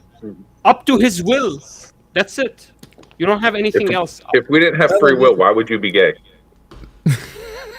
Bro, you're the one that's putting. I don't know why you're being so mean to me. For real, I don't know why you're being though, so Dusty. mean. No. Hey, that was for respect you. That was everybody. the manner. No, that was for you. Unmannerable. If we didn't have free will, why would you Respect to the gays, man. I'm not gonna get canceled on. Why am I gonna Coolio's respect you? channel. No. If you give me a reason don't to, I get will. canceled. Like be? How are we you getting can say canceled? that. Because we're not going to get canceled because you're gay. It's okay. Yeah, Respect to the you're not gays gay. as long as you're not performing sodomy. I love you all. Just do not perform in sodomy. I like everybody. Powder Dusty, So that was you're my not gonna- opinion. My opponent, he pulled So you out the can't answer sword. my I'm question? right with him. You think my sword is? It's just on here. It's unsheathed yet. So I know you're not scaring me with that katana, by the way, Powder Dusty. But serious, I'm serious. think I can One of throw my it through friends this wants to computer know screen? this. If you have the free will And to right do into that storage anything unit? you want, and you don't believe in a god, why can you not will yourself into existence forever? What is stopping you if you have the free will? I think you're Because we are mistaking finite. free will with like So ultimate what is your power definition of to free make will then? themselves Your immortal. manner. You're mistaking mistaking free will to being exactly like God. That's what you're. Oh well, since we can't be, Yeah, you have the spirit. Listen, you got the spirit of Eve in you. Eve wanted to be just like God. This is why she rebelled against God to try to get more knowledge to be like God. the feminist. No, listen. This is why you're saying You well, don't have if you the don't free have will the to make ability. yourself immortal. Yeah, you don't have. You're not God. We can't So do it. how can you say you have free will then? Free will is the ability to choose. To make choice. You know how like To you're choosing not to choose. shut up and But listen? he can't That's choose called himself free will. into immortality. You What's have the use free of free will? will. How can you say he has free will with the absence of That's God's the will? silliest shit I've ever heard. Okay, You say answer it. Answer we don't it. have free will because we can't will ourselves to be immortal. That is Okay, the why can stupidest you shit not I've then? ever Like, heard in if my there's life. no God and you can do anything against God's will, why can you not will yourself to be immortal? Why can't you will your crush to actually fall in love with you? I know, Padre Dusty, that never happened for you. What are you talking about? Your wife Yeah, doesn't why even can't love we me. just wave a You know what's magic wand and Nice. get everything Is Can that you we take off want? obsessed he is with that Powder hat? We Dusty, want to and see Powder your Dusty bald hasn't head. even said a Profound word to this guy. argument, This bro. is hilarious to Padre me. Dusty, I think it's time for the yearly cleaning for that hat. Can you give it a break? Is that? Absolutely Do you have like a crush on Powder? Is that why you Shut keep the trying to fuck up. talk to him? I'm just kind of curious. No, he's mad because Grace does. His debate partner would prefer me to him. Hey, yo, listen, let me do a quick, I got to get through some of these super chats real quick. So if you fellas don't mind just being quiet while I read some of these real quick. Shouts out to Juan Martinez. He joined the membership for 11 months, the Hitman tier. He said, Zina cooked herself on her way out. Yeah, she cooked herself. Also, shout out to Juan Martinez. He gifted 10 No Fugazi memberships. Why does Wicked Dream look like Zina's boyfriend? 10. And Manor, you got to shut up or I'm just going to mute you. So just chill for a little bit. Just give me about 2 minutes to get through this. We got... someone's on. Okay, that echo went away. We got Yo Boy Lame sends in $5. I don't understand why these soy simp haters are here watching. Okay, I read that earlier. We got Uncle Tyga sends in $10. He's up here right now. He says, I gotta say, okay, I read that before too. Yeah, I read that. Read that. Okay, we got Geoverse TV says in $10. He says, truth hurts. ... The fact hurts a lot of people. Okay, I guess that was towards Zina or something. We got Yo Boy Lame sends in $5. He says, I might do a reaction to your video, Cooley. I want to get my YouTube channel up and running again. Just that 30-minute clip where she was getting cooked. Yeah, man, she was getting cooked. Go ahead and do a reaction to it, man. We got Yo Boy Lame again. He says, Cooley, you should debate Gary the numbers guy next. We got Miss Pooh sends in $20. Appreciate you. I'm not sure who this is, but no Fugazee. This is a new name. It is a woman. It's a picture of a woman. So if this is a woman, thanks. We don't get a lot of women up here that support. But she says, Christianity, 2,000 years old. Judaism, 4,000 years old. African spiritual systems older than both combined. We didn't have a concept of God before the Abrahamic faith. We lived just fine, actually. Less killings, stealing, etc. No, you're wrong. It was less killings, and do you even know about history in Africa? What? What are you speaking about? It doesn't even make any sense. There is no history in Africa. They didn't have history. I mean, it's definitely history, Tyga, but history is written by those who win. But no, there's definitely history. But if you look into the history, man, there was always wars in Africa. There was tribes battling against other tribes. It was theft. The nature of man was not dispelled with spirituality. No, it's still the nature of man. We're still going to have this solipsistic view of thinking the world revolves around us. So we're going to steal and kill and take things, right? That's just what's going to happen. So you're just wrong on that. But I do invite you, Miss Pooh, if you want to come up here and argue that position, we can get a little bit more into it. I'm down to have that debate. We got Mr. Northumberland sends in $10. An architect creates, I'm wilding right now, I can't even read. An architect creates the blueprint for a building and knows what parts should be used for it. It's the construction workers who actually build the building. Okay. I guess that was for some analogy for maybe some parts of the debate that we were having. We got Mr. Northumberland again sends in $10. He says, whether or not to follow the architect, or whether or not you follow the architect's blueprint as written, is up to the construction workers. Oh, okay. So he's making an analogy to show that we do have free will, that even though God knows everything, he doesn't control everything. So God is the architect and human beings are the workers. That's a pretty good analogy. Okay. We got XX, the common code, sends him $5. Cooley, explain how you reconcile Ephesians 1 verses 4 through 6 and Adam's fall. Do you think man can resist God's plan? Judah going against the prophecy about him. I gotta pull that up, but we may have some scholars in here. We got an ortho thug in here. You know anything about that? Wait, what was the question? Sorry, he basically just said explain. I can pull it up and explain it, but you may know it off the top of your head. Explain Ephesians 1 verses 4 through 6. He's basically saying since Adam fell, he's basically saying God controlled everything, that we don't have any free will. He says that's a verse to debunk free will. Oh, well, because Adam fell, because Adam chose to eat the apple, that means he didn't have free will? He said, do you think that man can resist God's plan?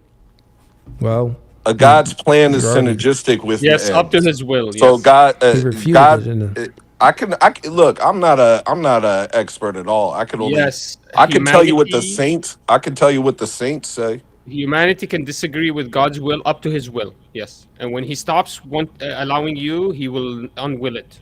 Whatever you will does not happen. The St. John Chrysostom says God never draws anyone to himself by force or violence, but by persuasion and invitation, and all depends on ourselves, whether we are willing or unwilling. No. Saint Maximus the Confessor said, "God who created us without our cooperation will not save us without our cooperation. He foreknows, but he does not predetermine," says Saint John of Damascus. Virtue is a voluntary thing; it's not forced. And if it is forced, it ain't virtue, because you can't mandate love, and virtue is the way we show our love for God. So if we mandate love, that is not love. See, that becomes enslavement, and you can't mandate love. And I ain't even Catholic, Roman, or Orthodox, but it's black letters on white paper. All you got to do is study it. See God, He'll reveal Himself. Yeah, we can tell. When you're did liberal people from stop your believing shirt. in free will? What is this? Like, when is it because of Calvin? People want to just rebel. We got. Let me just finish up these last few super chats. We got Yo Boy Lame says, "Hey Tony, say why are you running? Why are you running?" He wants you to say this right here. Look. Why are you running? Why are you running? That's what he wants you to say. Come on, Tony. They make fun of my country accent, man. So when they make fun of your accent, they just showing love, brother. Yeah, Tone, really, it's love, Tone. It's love. Listener, why are you rebelling from the shaving machine? Why are you rebelling from the shower? Who said that? Who said that? Sorry. Who got me? It was that Maynard guy. It was Listen, Maynard, I can smell the spices from here. I can smell Why is the Manor spice dissing on me, you, bro. Yeah. The spice is coming Maynard, through the live stream. You look like my fucking grill top when I'm done at the end of the night of cooking. Yeah, okay, Baldy. Hey, Manor, As it if you looked know how to like cook. Manor. It looked like you say. Manor, you look like a used Brillo pad. Tyner, time out, Manor. It looked like you say, "Okay, pull up." That's you work funny. at, That's funny. you work at Dunkin' Donuts. Okay, pull up. That's funny, coolly. When somebody roasts you and destroys you, you start doing that. Manda looks like Manda looks like a Nutra rat with a heroin addiction. It's coolly. A Nutra heroin addict. Bro, nobody's listening to you. Look at your shirt, bro. What are you talking about? You're wearing what is this? A Hawaiian shirt? I don't know how I'm gonna sleep. I don't know how I'm gonna sleep at night. I don't know how I'm gonna sleep at night, knowing that your gay ass don't approve of me. Hey, Manor. It's funny, like, Manor, you're not even good at insulting people. Like, your insults are not even funny. It'd be one thing if they were funny, you're just mad that I literally just it's ignored the you this whole accent. debate. That's like a Brit. That's like when a No, Brit we're mad tries 'cause you to don't use insult deodorant. you. Don't go with Dane. Bro, why are you sniffing my armpits? Why do you keep talking about my deodorant?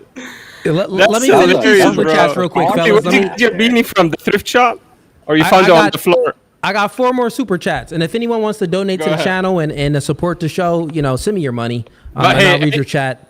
Can I just ask, can we send some donation for Powder Dusty's laundry list, because he needs to do Can you just like shut up and let You're just Cooley a go through rude. the You super just chat? rude, Bro, man. yo, It's like Manor, having you're a streaming from a parked truck, bro. Yeah. Shut up. Hey, Yeah.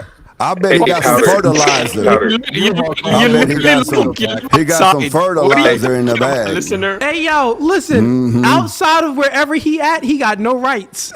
That's right. You look like you Hey, Powdered, all I want to know is how have you not, Hey, yo, if you leave that room, listen, hey, Manor, if you leave that room, you got no rights. They're going to come and thrash you, bro. We need Manor to stand up to make sure he don't have no fertilizer in barrels behind him. I need Manor to go, Mom, where's the meatloaf? I never know what she's doing up there. Hey, Manor, does the Taliban have your family in captivity? Hey, this is the funny thing. He doesn't understand that my family is the Taliban. That's what you don't get. Oh, that's not even the Taliban. So when our U.S. soldiers was over there, we had Ya in captivity. I'm gonna knock on your door tomorrow. He's FaceTiming me when he was taking over microbuses in Syria. I mean, you don't know who I am. All right, I got 4 I'm super pretty chats sure real Manor quick. is just faking. He's like a normal white guy who lives in his like parents' basement. Nah, he not white, now. bro. That's what's Yeah, I'm happening. No, he's No, not don't white. do He's that to faking. us. He's faking. No, it's He's not, white brother. as No. fuck. He's just Hey, No, you Don't guys do just that to know that us. I'm actually the only logical and consistent person in this room. It's okay though. Powder All right, Dusty. all right, Logically cool, not cool, taking cool. showers, Fellas, Oh, consistently yeah, not you're using so deodorant. Let me logical. finish Yeah, these yeah. super Oh chats, my fellas. God, All right, Manor is everybody shut up so before I mute logical. everybody. Sorry, Everybody shut up before I mute everybody. We got Trippy Cast, Bum Loser. He must be one of Manor fans because he sent me $2. He says, Manor reports W. Yeah, I could, through that super chat, I smelt the spices. We got Shane. That's racist. I mean, I'm racist towards black, whites, Hispanics, Indians. It's okay, right? Okay. We got Shane 05, and really, I have no racist spirit in me at all. I'm the furthest thing from racist, but jokes is jokes. You know what I'm saying? We got Shane. He sends in $5. He says, "Stay tuned for Manor Report's big debates on January 13th to the end of March." Debate career on Speakeasy and January 15th. Okay, you be on Speakeasy debating and stuff like that. All right, so you got I'm debating on the 13th, Marte, the IFBB Pro on cousin marriage should be legal and socially accepted. And I'm also going to debate on the 15th, David Wood. I know Wicked Dreams, one of his boys. They love each other, and he's going to get stepped on. Wait, did you just on say On the that? 20th, Listen, I have bro. another Just debate. because you look like a shit bucket, don't you got to get mad at me, bro. Tiger, why are you laughing, bro? Let me finish with these. Let me finish with these, fellas. Let me finish. We got I need to hear what Vulcan got to say. Okay, that was earlier. We got Dane Snyderson and $5. I'm not ortho, but I come down pretty much where Hello Listener does. It's not really debatable. It's a settled issue outside of Protestantism. We got Miss Pooh. She's back in here. She says Glasses Malone needs to see this channel. Who's Glasses Malone? I'm not sure who. Okay, fair enough. Yeah. Well, anyone can, come on up. We got Yo Boy Williamson's in $2. In Manor's dreams, everybody is holding their nose. That was type funny. Okay, fellas. Let's refresh the panel, I guess, man. We still got some people in here that does not believe in does not believe in free will. They believe that everything is predetermined. I'm willing to hear other arguments if you guys want to make them. Hey, Cooley, before you refresh the panel, can you put some Febreze in the bottom middle for me, please? Oh yeah, I got you, dog. It's stinking up in here with Manor, man. Manor, can you pan down just so I can make sure you're not cooking anything with your feet? I'm scared. Wicked Dream looks like he's in one of those M13 gangs, MS16 gangs. Oh, because I got tattoos that you're being tattoo man bad. Oh no, tattoo man bad. Like this. This Manor be like, I'll blow you. Tattoo man bad. I'll blow you. Hey, I'll blow you. Hey, Manor, do you know where terrorists go when they die? Everywhere. Keep holding that toy gun. All the Hey, while, hey, Dave Schneider, don't even Manor's open your mouth. waiting Everyone for knows his you're the debate bro. on Speakeasy on cousin marriage. Yeah. Hey, Wait, listen, he's an you're expert, pro bro. What are you cousin talking marriage, about? Manor? Listen, when he debates cousin marriage, I'm rooting for that kid. Hey, Muslim, Tiger, of course. is your nickname Captain Obvious? You just keep repeating this, like, you just repeat sentences. Manor, can you make a complete Manor, you're pro. How about you make a complete You're one? pro. No You're pro cousin marriage. I didn't hear you. You're pro cousin marriage. I didn't hear you. What did you say? Yeah. I say you sound like Mr. Obvious. You just repeat sentences. Go ahead. Go What ahead, was that? homeless guy. I mean, hello, listener. Sorry. Yo, what Manor, sentences did I Manor, repeat? can What you do, sentences Why did I does repeat? Dave Schneider look like hello, listener's dad? All right, Manor, let me go ahead. Dane is my dad. Manor, can you pan down just so I can make sure you're not cooking anything with your feet? And Wicked Dreams look like their son-in-law. Hey, what do you want? Did you look like Son-in-law. You pan down what? so we can see where your cousin's at down You there. can't even understand I what he's said- saying. I Dude, said, Yeah, what it's you so gotta funny. do, right? Pan You down. Manor is take the clearly thing out of your mouth before you retarded speak. because Fellas, he's one mic at a outside time. The of audience. inbreeding. Let me mute all of y'all, man. What's going on, man? What's going on? Everybody getting muted right now. We got to create some decorum up in here, man. We got to create some decorum. Let's go ahead and mute everybody. Okay, everybody is mute. My bad, chat. I like it. I like the jokes back and forth. It seems that no one is sensitive in here, so I appreciate that. Shouts out to Minor because he's definitely not sensitive, and shouts out to why are you running? Are you gay? You know, he not sensitive at all either. Over here at No Fugazi Podcast, we can appreciate that, right? Only women and children are sensitive, right? Men, real men, we not sensitive. You make some jokes, we dish it right back. So even though I can appreciate the jokes, we have to move the conversation forward. So either someone is going to give an argument or state a different position. We can keep it on, free will and, determinism and stuff. Or we got some people that have different worldviews. We can bring up another topic. If we can't get to something soon, I got to go ahead and end stream because my old lady done cooked some food and I need to eat. I gotta stay nourished. So let me go ahead and unmute everybody and let's see what's going on. All right. Can we talk about the amount of times you should shower? This guy came back with the jokes. Yeah, Can I get into his big brain? Can we talk about morality and how it's actually subjective and how that's a contradiction of logic? Okay, yeah, sure. That's a good conversation. All right, so how is morality subjective? Yeah, my brother Powder Dusty. When Powder Dusty says, I think it's morally moral for me to eat pork, right? It's a moral thing for me to eat pork. It's subjectively moral for me to eat pork. He's also implying that it's also subjectively immoral to eat pork, and that he giggles. He giggles like a girl. He's also implying that it's subjectively immoral to eat pork, and that's also accurate when he says it's subjectively moral for me to eat pork, because he's saying it's only subjectively moral. That means.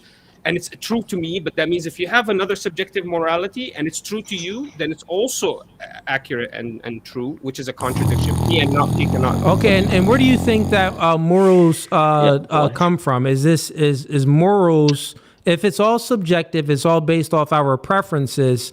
So then God wouldn't set a moral standard. Does God set a moral standard? No, I'm saying subjective morality is a logical contradiction. Therefore, I know that. We know that. Yeah, you believe in objective value judgment. Yeah, there has to be a true value judgment to morality that is true to itself and not contradictory. That means for that situation, there's a value, and it's only true to that situation forever.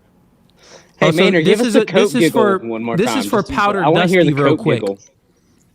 Powder Dusty, you want to respond? Because you do believe in subjective morality, right? Just because somebody has a little bit of flavor in him doesn't mean... Hey, fellas, let's have the conversation for the audience. Listen, if not... I laugh in an interesting way. All right, cool. Let's do this real quick. Ass way. Let's do this real quick, fellas. Gonna go ahead and mute everybody, right? So we could do this one way. It's one way or the highway, right? I like the jokes. I told you I do like the jokes, but I've been streaming for 4 hours. I don't want to keep joking, right? So, and we got over 300 people in here watching. We can go ahead and have the debate, but Minor, he did push forth an argument for Powder Dusty. Powder Dusty, I do believe that he believes that morality is subjective. So if he pushed the argument forth, let's yield the floor to Powder Dusty so Powder Dusty can give his refutation, right? Now I'm going to go ahead and unmute everybody. We still need to create content, fellas. We still need to make things good for the audience, right? All right. Go ahead, Powder Dusty. Yep. You said it yourself there. You said in context or in that situation, that is the subjective. The subjectivity is baked into the fact that some things are right in one situation and wrong in another. Like killing. Sometimes is it okay to kill people, Manmar? Or Manar? Yes, sometimes you can justify it. It's always immoral. It's always immoral, but there could be a justification. For example, homicide is always bad. It's always a crime, but you could argue legally for self-defense, which would lower the threshold of the crime that you're put. It becomes a manslaughter or becomes accidental. We agree. Or becomes self-defense. And that's a different thing. So that showcases that every situation is different, that regularly murder is immoral. But when you have these situations that are unique, outliers, then you have to give different value judgments to them. and that doesn't also change all of morality of the removed That is of the the subjective killing. part. That is subjectivity. No, that's just a different situation. That's not subjectivity. You guys are talking about two different things. One of you talking Yeah, about it's a- killing, you one of you are. talking about murdering. Exactly. One is talking about Both of them- self-defense there's a situation, difference and one is between talking justified about killing and killing murder. out of spite. Yeah. Talking about two different things right now, fellas. I tried to let it go, but I was like speaking past one another. So one is speaking about a justified murder, the other one is speaking about an unjustified murder. So therefore, is an unjustified murder always wrong? If it's That's unjustified, the- then that means it's wrong, right? That's what. So Powder Murder Dusty, is the term for unjustified killing. Murder is that term, Killing yeah. is not wrong. Yeah, murder Talking about is the wrong. same action. Killing is not We're talking about wrong. the same action, just with different subjective. No, you're not. You changed the whole scenario. You first it was No, murder. you just Is don't it know what you're wrong? talking Then you about made it because you're self-defense. You changed the whole situation. For example, let me give you the example. Let me give you the example. action Can you in both cases. okay? Let me give you an example. Calm down. Calm down. I'm calm. Is self-defense immoral? No. Is any time self-defense immoral? No. Anytime. No. That's it. That's objective. That's not subjective. In every situation Yeah, where but that's you're not self-defending, murder. it's moral what Dummy. you're doing. You just proved that it's It's not objective. you murder. dumb fuck. yeah. Manure, you're making the mistake by saying murder. There's a distinction between murder and Homicide, killing. homicide. Self-defense is still homicide. It's still a removal of life, but he's saying it's usually homicide is immoral, and you could say it's murder, you could say it's abortion, you could say whatever it is. Homicide and murder is synonymous. You But don't when even know you what you're argue talking about. self-defense, There's clearly you a give language situation. barrier here. You're just retarded. You No, don't even what it speak is, what it English. is Powder Dusty's trying to run away from the actual argument. He changed he changed the topic twice. I didn't change the How argument. He said the murder is How? equal to Listen, self-defense. Manure, we are actually against Powder Dusty's view. You're just not arguing it in a proper way. Correct. God damn.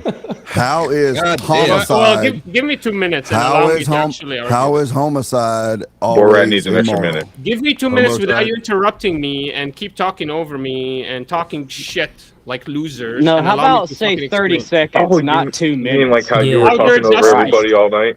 Kind of like It that? would be Powder Dusty. easier. It would be easier to let you talk if your voice wasn't so damn irritating to listen to. You're like Yeah. Kamala like I Harris. would love to hear yourself talking. Powder Dusty, listen to me. If you say that anybody coming into my house and I remove their life, that's justified, right? You say that's No, justified. not anybody That's coming moral into your for me to house. do. No, if you invite somebody over, then they're not. No, you're not- unwilling. You didn't invite them. You unwillingly, they came into your house. You had no control over their. I would say no, not every time, but Okay. sometimes. Why? It's subjective. It depends on the details, doesn't it? If No, a little kid comes wandering into your house, no, you're not justified in killing that kid, even if it's not. You're not supposed to. mentioning. No, you're using subjectivity as different situations as subjectivity. That's not the You definition need of subjectivity. If Maynard, Subjectivity is different perspectives, not different situations. Manure. If I could help a little bit, you need to work more on your word No, usage. you can have the He's same answering your- objective morality. he's If you just shut the answering- hell up for a second, he's answering- you can have an he objective is morality for answering- these you're subjective using- situations. You're using a Hush, second just listen. language. Yeah. I'm trying to help you, brother. You're using. I'm not a understanding. When you is don't it understand justified 'cause to you won't steal from shut the the hell orphan? up. You Like won't he's shut acting up like and listen. no. It's like talking Man, to a I muted spurting them real quick. woman. Yeah, man, real quick. We are against Powder Dusty's view. I don't think you understand. We're not doesn't. saying that we disagree on how you're trying to argue it. That's what we disagree on, right? That's the only thing we disagree on. We believe that morality is objective, so we agree on that at least. But the way you're arguing it is wrong because it's a language barrier. But I'm going to take you off of mute right now. So go ahead. Wrong. How am I wrong? You just said Because it. I'm wrong. you're using not the saying how wrong I'm wrong. words. You're using the wrong words. Okay, what words? If you shut up a Don't damn understand minute and the let English somebody language. teach you something, you You're won't begging seem so the- stupid. you're begging the question. You won't No, sound so you stupid if you shut the hell up, you stupid asshole. What words did I use that were wrong? You stupid ass monkey. You See how you guys are liars? You got me trying to be on P. Dusty's side because you're so damn stupid. Cooley hates me because I roasted him in the earlier debate. Now he's got a vendetta. What do we have to do with this? Tell me what am I wrong in?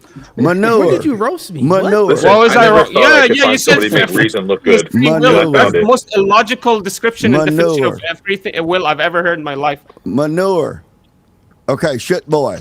You're asking P. Dusty questions. He's answering your questions as you ask them. Your language mastery of English is so bad, you don't know the questions that you're asking. You don't even know what I'm wrong in. You have no idea. You guys been saying I'm wrong for the past 10 minutes. Bro, and you have no idea. Not one of you gave a single example when I was wrong. We did. You was misusing This guy's tone policing me like a bitch. You were no. Girls are talking like you. Girls talk like you. I'm trying to help. I don't want your help. I don't want your help. I don't need your help. I'm not a fat old fuck like you. Why would I listen to you? You're 100 points over me. Why would I listen to you? You need to go find you one of those tunnel washers for cars. What did I do that was wrong? That's what you need to do. Look dumb. Nobody can answer your You and your people look dumb. You won't shut your dick sucker long enough for somebody to answer you. Go ahead, Dane. He's muted. Go ahead. Yeah. He's still not listening, but I'm going to say it again. I'm trying to help you with your language because it's obviously a second language. I'm actually showing you kindness even though your drowned in neutral rat ass don't deserve it. You asked P. Dusty here if it was okay to kill someone that came in your house. He answered your question as asked. It's not his dumb ass's duty to figure out what you really mean.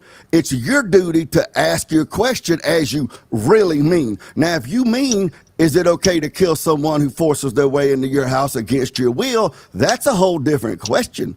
But when he said, if a kid wanders into your house and you kill him, then, that's not moral. He is correctly answering your stupid ass question because you lack the English vocabulary to joust with somebody as dumb, ugly, and stanky as P. Dusty. And that's sad.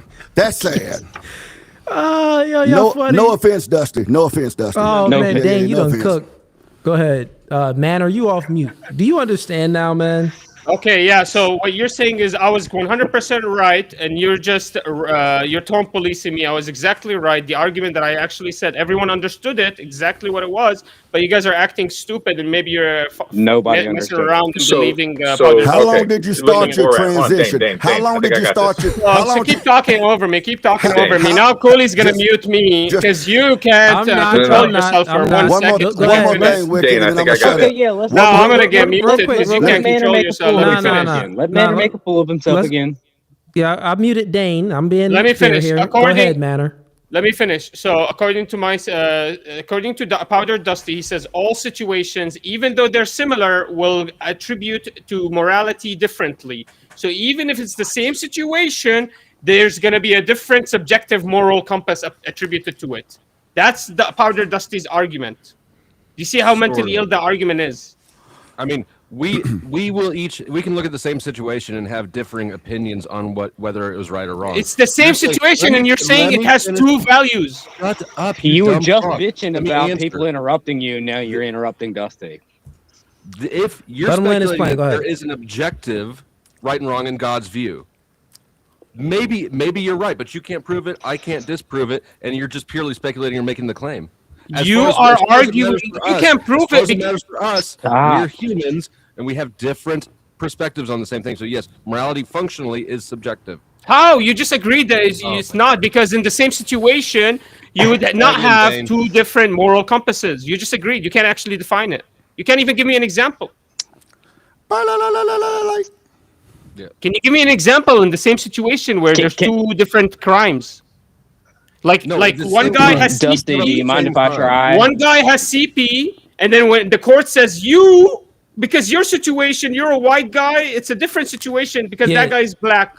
Can you prove that that's actually the argument you're making? What does skin color have to do with argument. anything, dude? His whole argument is morality subjective. Even if it's the same exact crime, every situation is different. So if sometimes CP is good, sometimes CP is bad. That's his argument. Because if it's true that CP is always objectively wrong and immoral, then he fails. His No, whole Borat, argument stop failed. talking. Calm down, Borat. You're still talking. Calm Stop. down. Please Hey, stop. hey, did you finish Please stop smoking? Or you spurting, need dude. another cigarette, man? Listen, Borat. You have any Borat, more left No, in the pack? I'm Hey. continuously smoking cigarettes Nasty because you fuck. like Are you make talking me about my Tiger, smell? This Wicked, guy is Tiger, smoking Tiger. 100 So- cigarettes so- since I've been here. Wicked. Talking about my Borat. smell. He has to be Wicked. outside of the house because he Manure, stinks you so let bad. us know when you're done Wicked. spurting. Wicked. Uh-huh. That is the love child of Borat and Destiny. That's who that is. Oh yeah. Look, I see. Here's the problem: is if you would Accurate. actually shut your mouth and open your ears, we're literally agreeing with what you're saying. We're just trying to word it differently so Dusty can understand what you're saying. But you're too stupid that you can't even shut your mouth for a second and listen like a man does. You want to act like a woman and just keep opening your mouth to talk and to respond instead of trying to understand. No, you're what talking about your three mother. different You're people not are trying talking to about say to me. you. You're Like, talking dude, about your shut your mother. fucking mouth. You're What part talking of that about your don't you mother. Your understand? mother How does can you that shit. listen I if don't you do don't that. shut your Your mouth? mother does This that. is he don't why get you it. look like the back of a garbage can, because you don't know how to shut your mouth. Yeah, He man. keeps- I he stepped keeps on his all mouth of your open. heads. I Can I came, try I challenged here? all I of would you. really Cooley love got to stepped try. on. You are a bald fuck. Nobody's even looking at you. You keep smoking your fucking He's cigarette. not even bald, dude. I'm You, not even like, you bald. don't I even have fucking have good short hair. You insults. All right, fellas. All right, I had enough of that. It was good. What Manor didn't understand, we tried to explain it to him. Dane explained it to him. He still didn't understand. Wit Kid explained it to him. Tyga was about to argue against him and prove how dumb his argument was, but he just don't get it. So that's the thing. Open panel debate night. Manor, shouts out for you for coming up and at least having the courage to debate. But when you're debating these things, you have to speak it like Powder Dusty was answering your questions in a way where you couldn't refute it because you were making your arguments wrong. There's a clear distinction between killing and murder. One is justified, one is unjustified, right? But you kept entangling the two, so therefore Powder Dusty was able to wiggle out of your arguments, right? And not only that, that argument itself is not a good argument, right? I wouldn't use the argument that you use. I would never use that on someone at all. The argument that you want to use is something like, well, if it's the case that everything is subjective, then, well, as far as murder, killing, rape, and all of these things, how do we justify who's more valid? Who has a more valid claim? Is it by consensus? Is it by harm principle? Is it by, X, Y, Z? So you have to ask certain questions to see what the worldview is and then dismantle it that way. You get what I'm saying? So, or you can do a tag argument, right? Well, what are you speaking about? Morals. Like you believe everything is subjective? Well, you get what I'm saying? So there's many different ways to refute the argument. You just did it wrong. But anyways, good podcast. I appreciate everyone that came up. I've been streaming for four and a half hours, so I got to go ahead and get up out of here. But in regards to everything today, I think it went as God planned. We had some technical difficulties in the beginning of my debate with Zina, but it seems that those technical difficulties went away and she fully got obliterated and she ran. So this was a W stream, W debate. Shout outs to Jim Bob for sending that raid over. Appreciate you, man. Shouts out to Dane, Wit Kid, Tyga, and even all of the other debaters too for coming up as well. Shouts out to Juan Martinez for gifting those 10 No Fugazee memberships. And shouts out to all of you guys that's been watching, definitely in the East Coast, because it's midnight right now. It's midnight and we still streaming right now. So shouts out to everyone in the East Coast. In the West Coast, man, y'all 3 hours behind anyway. But everyone in the East Coast, at least, shouts out to y'all because y'all rocking with me on a late night. And it's a work day. It's a Wednesday. So appreciate all of y'all. So quick thing, I got tomorrow is Thursday.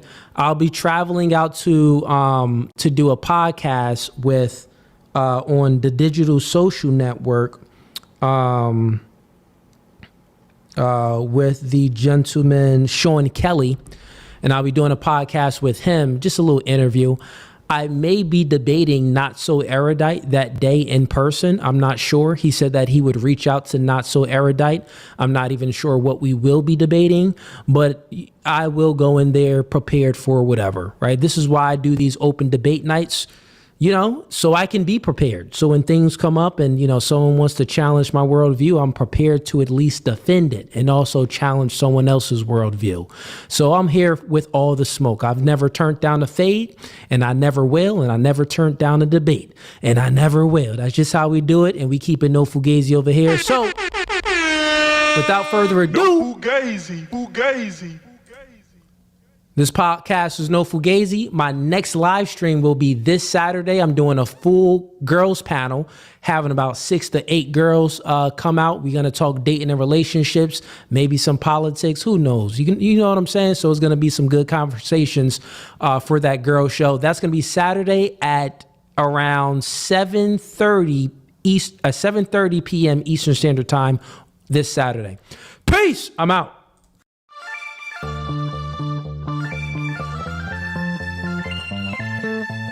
And y'all see the suit too, man. Listen, new studio, new podcast by the spirit, not by the letter. Bro, we can go verse for verse all day long. Made over. Doing new things. Men are okay with understanding the reality that we are in competition with one another. But you ladies think that you're special. You are in comfort. Men are men of their word. So here's my word. I'll fly you out here. We can do it in person. And after that, we could box. I'm about my business. So remember, I said, when I ask you these questions, I will dismantle your entire argument. That's the end of the debate, my dog.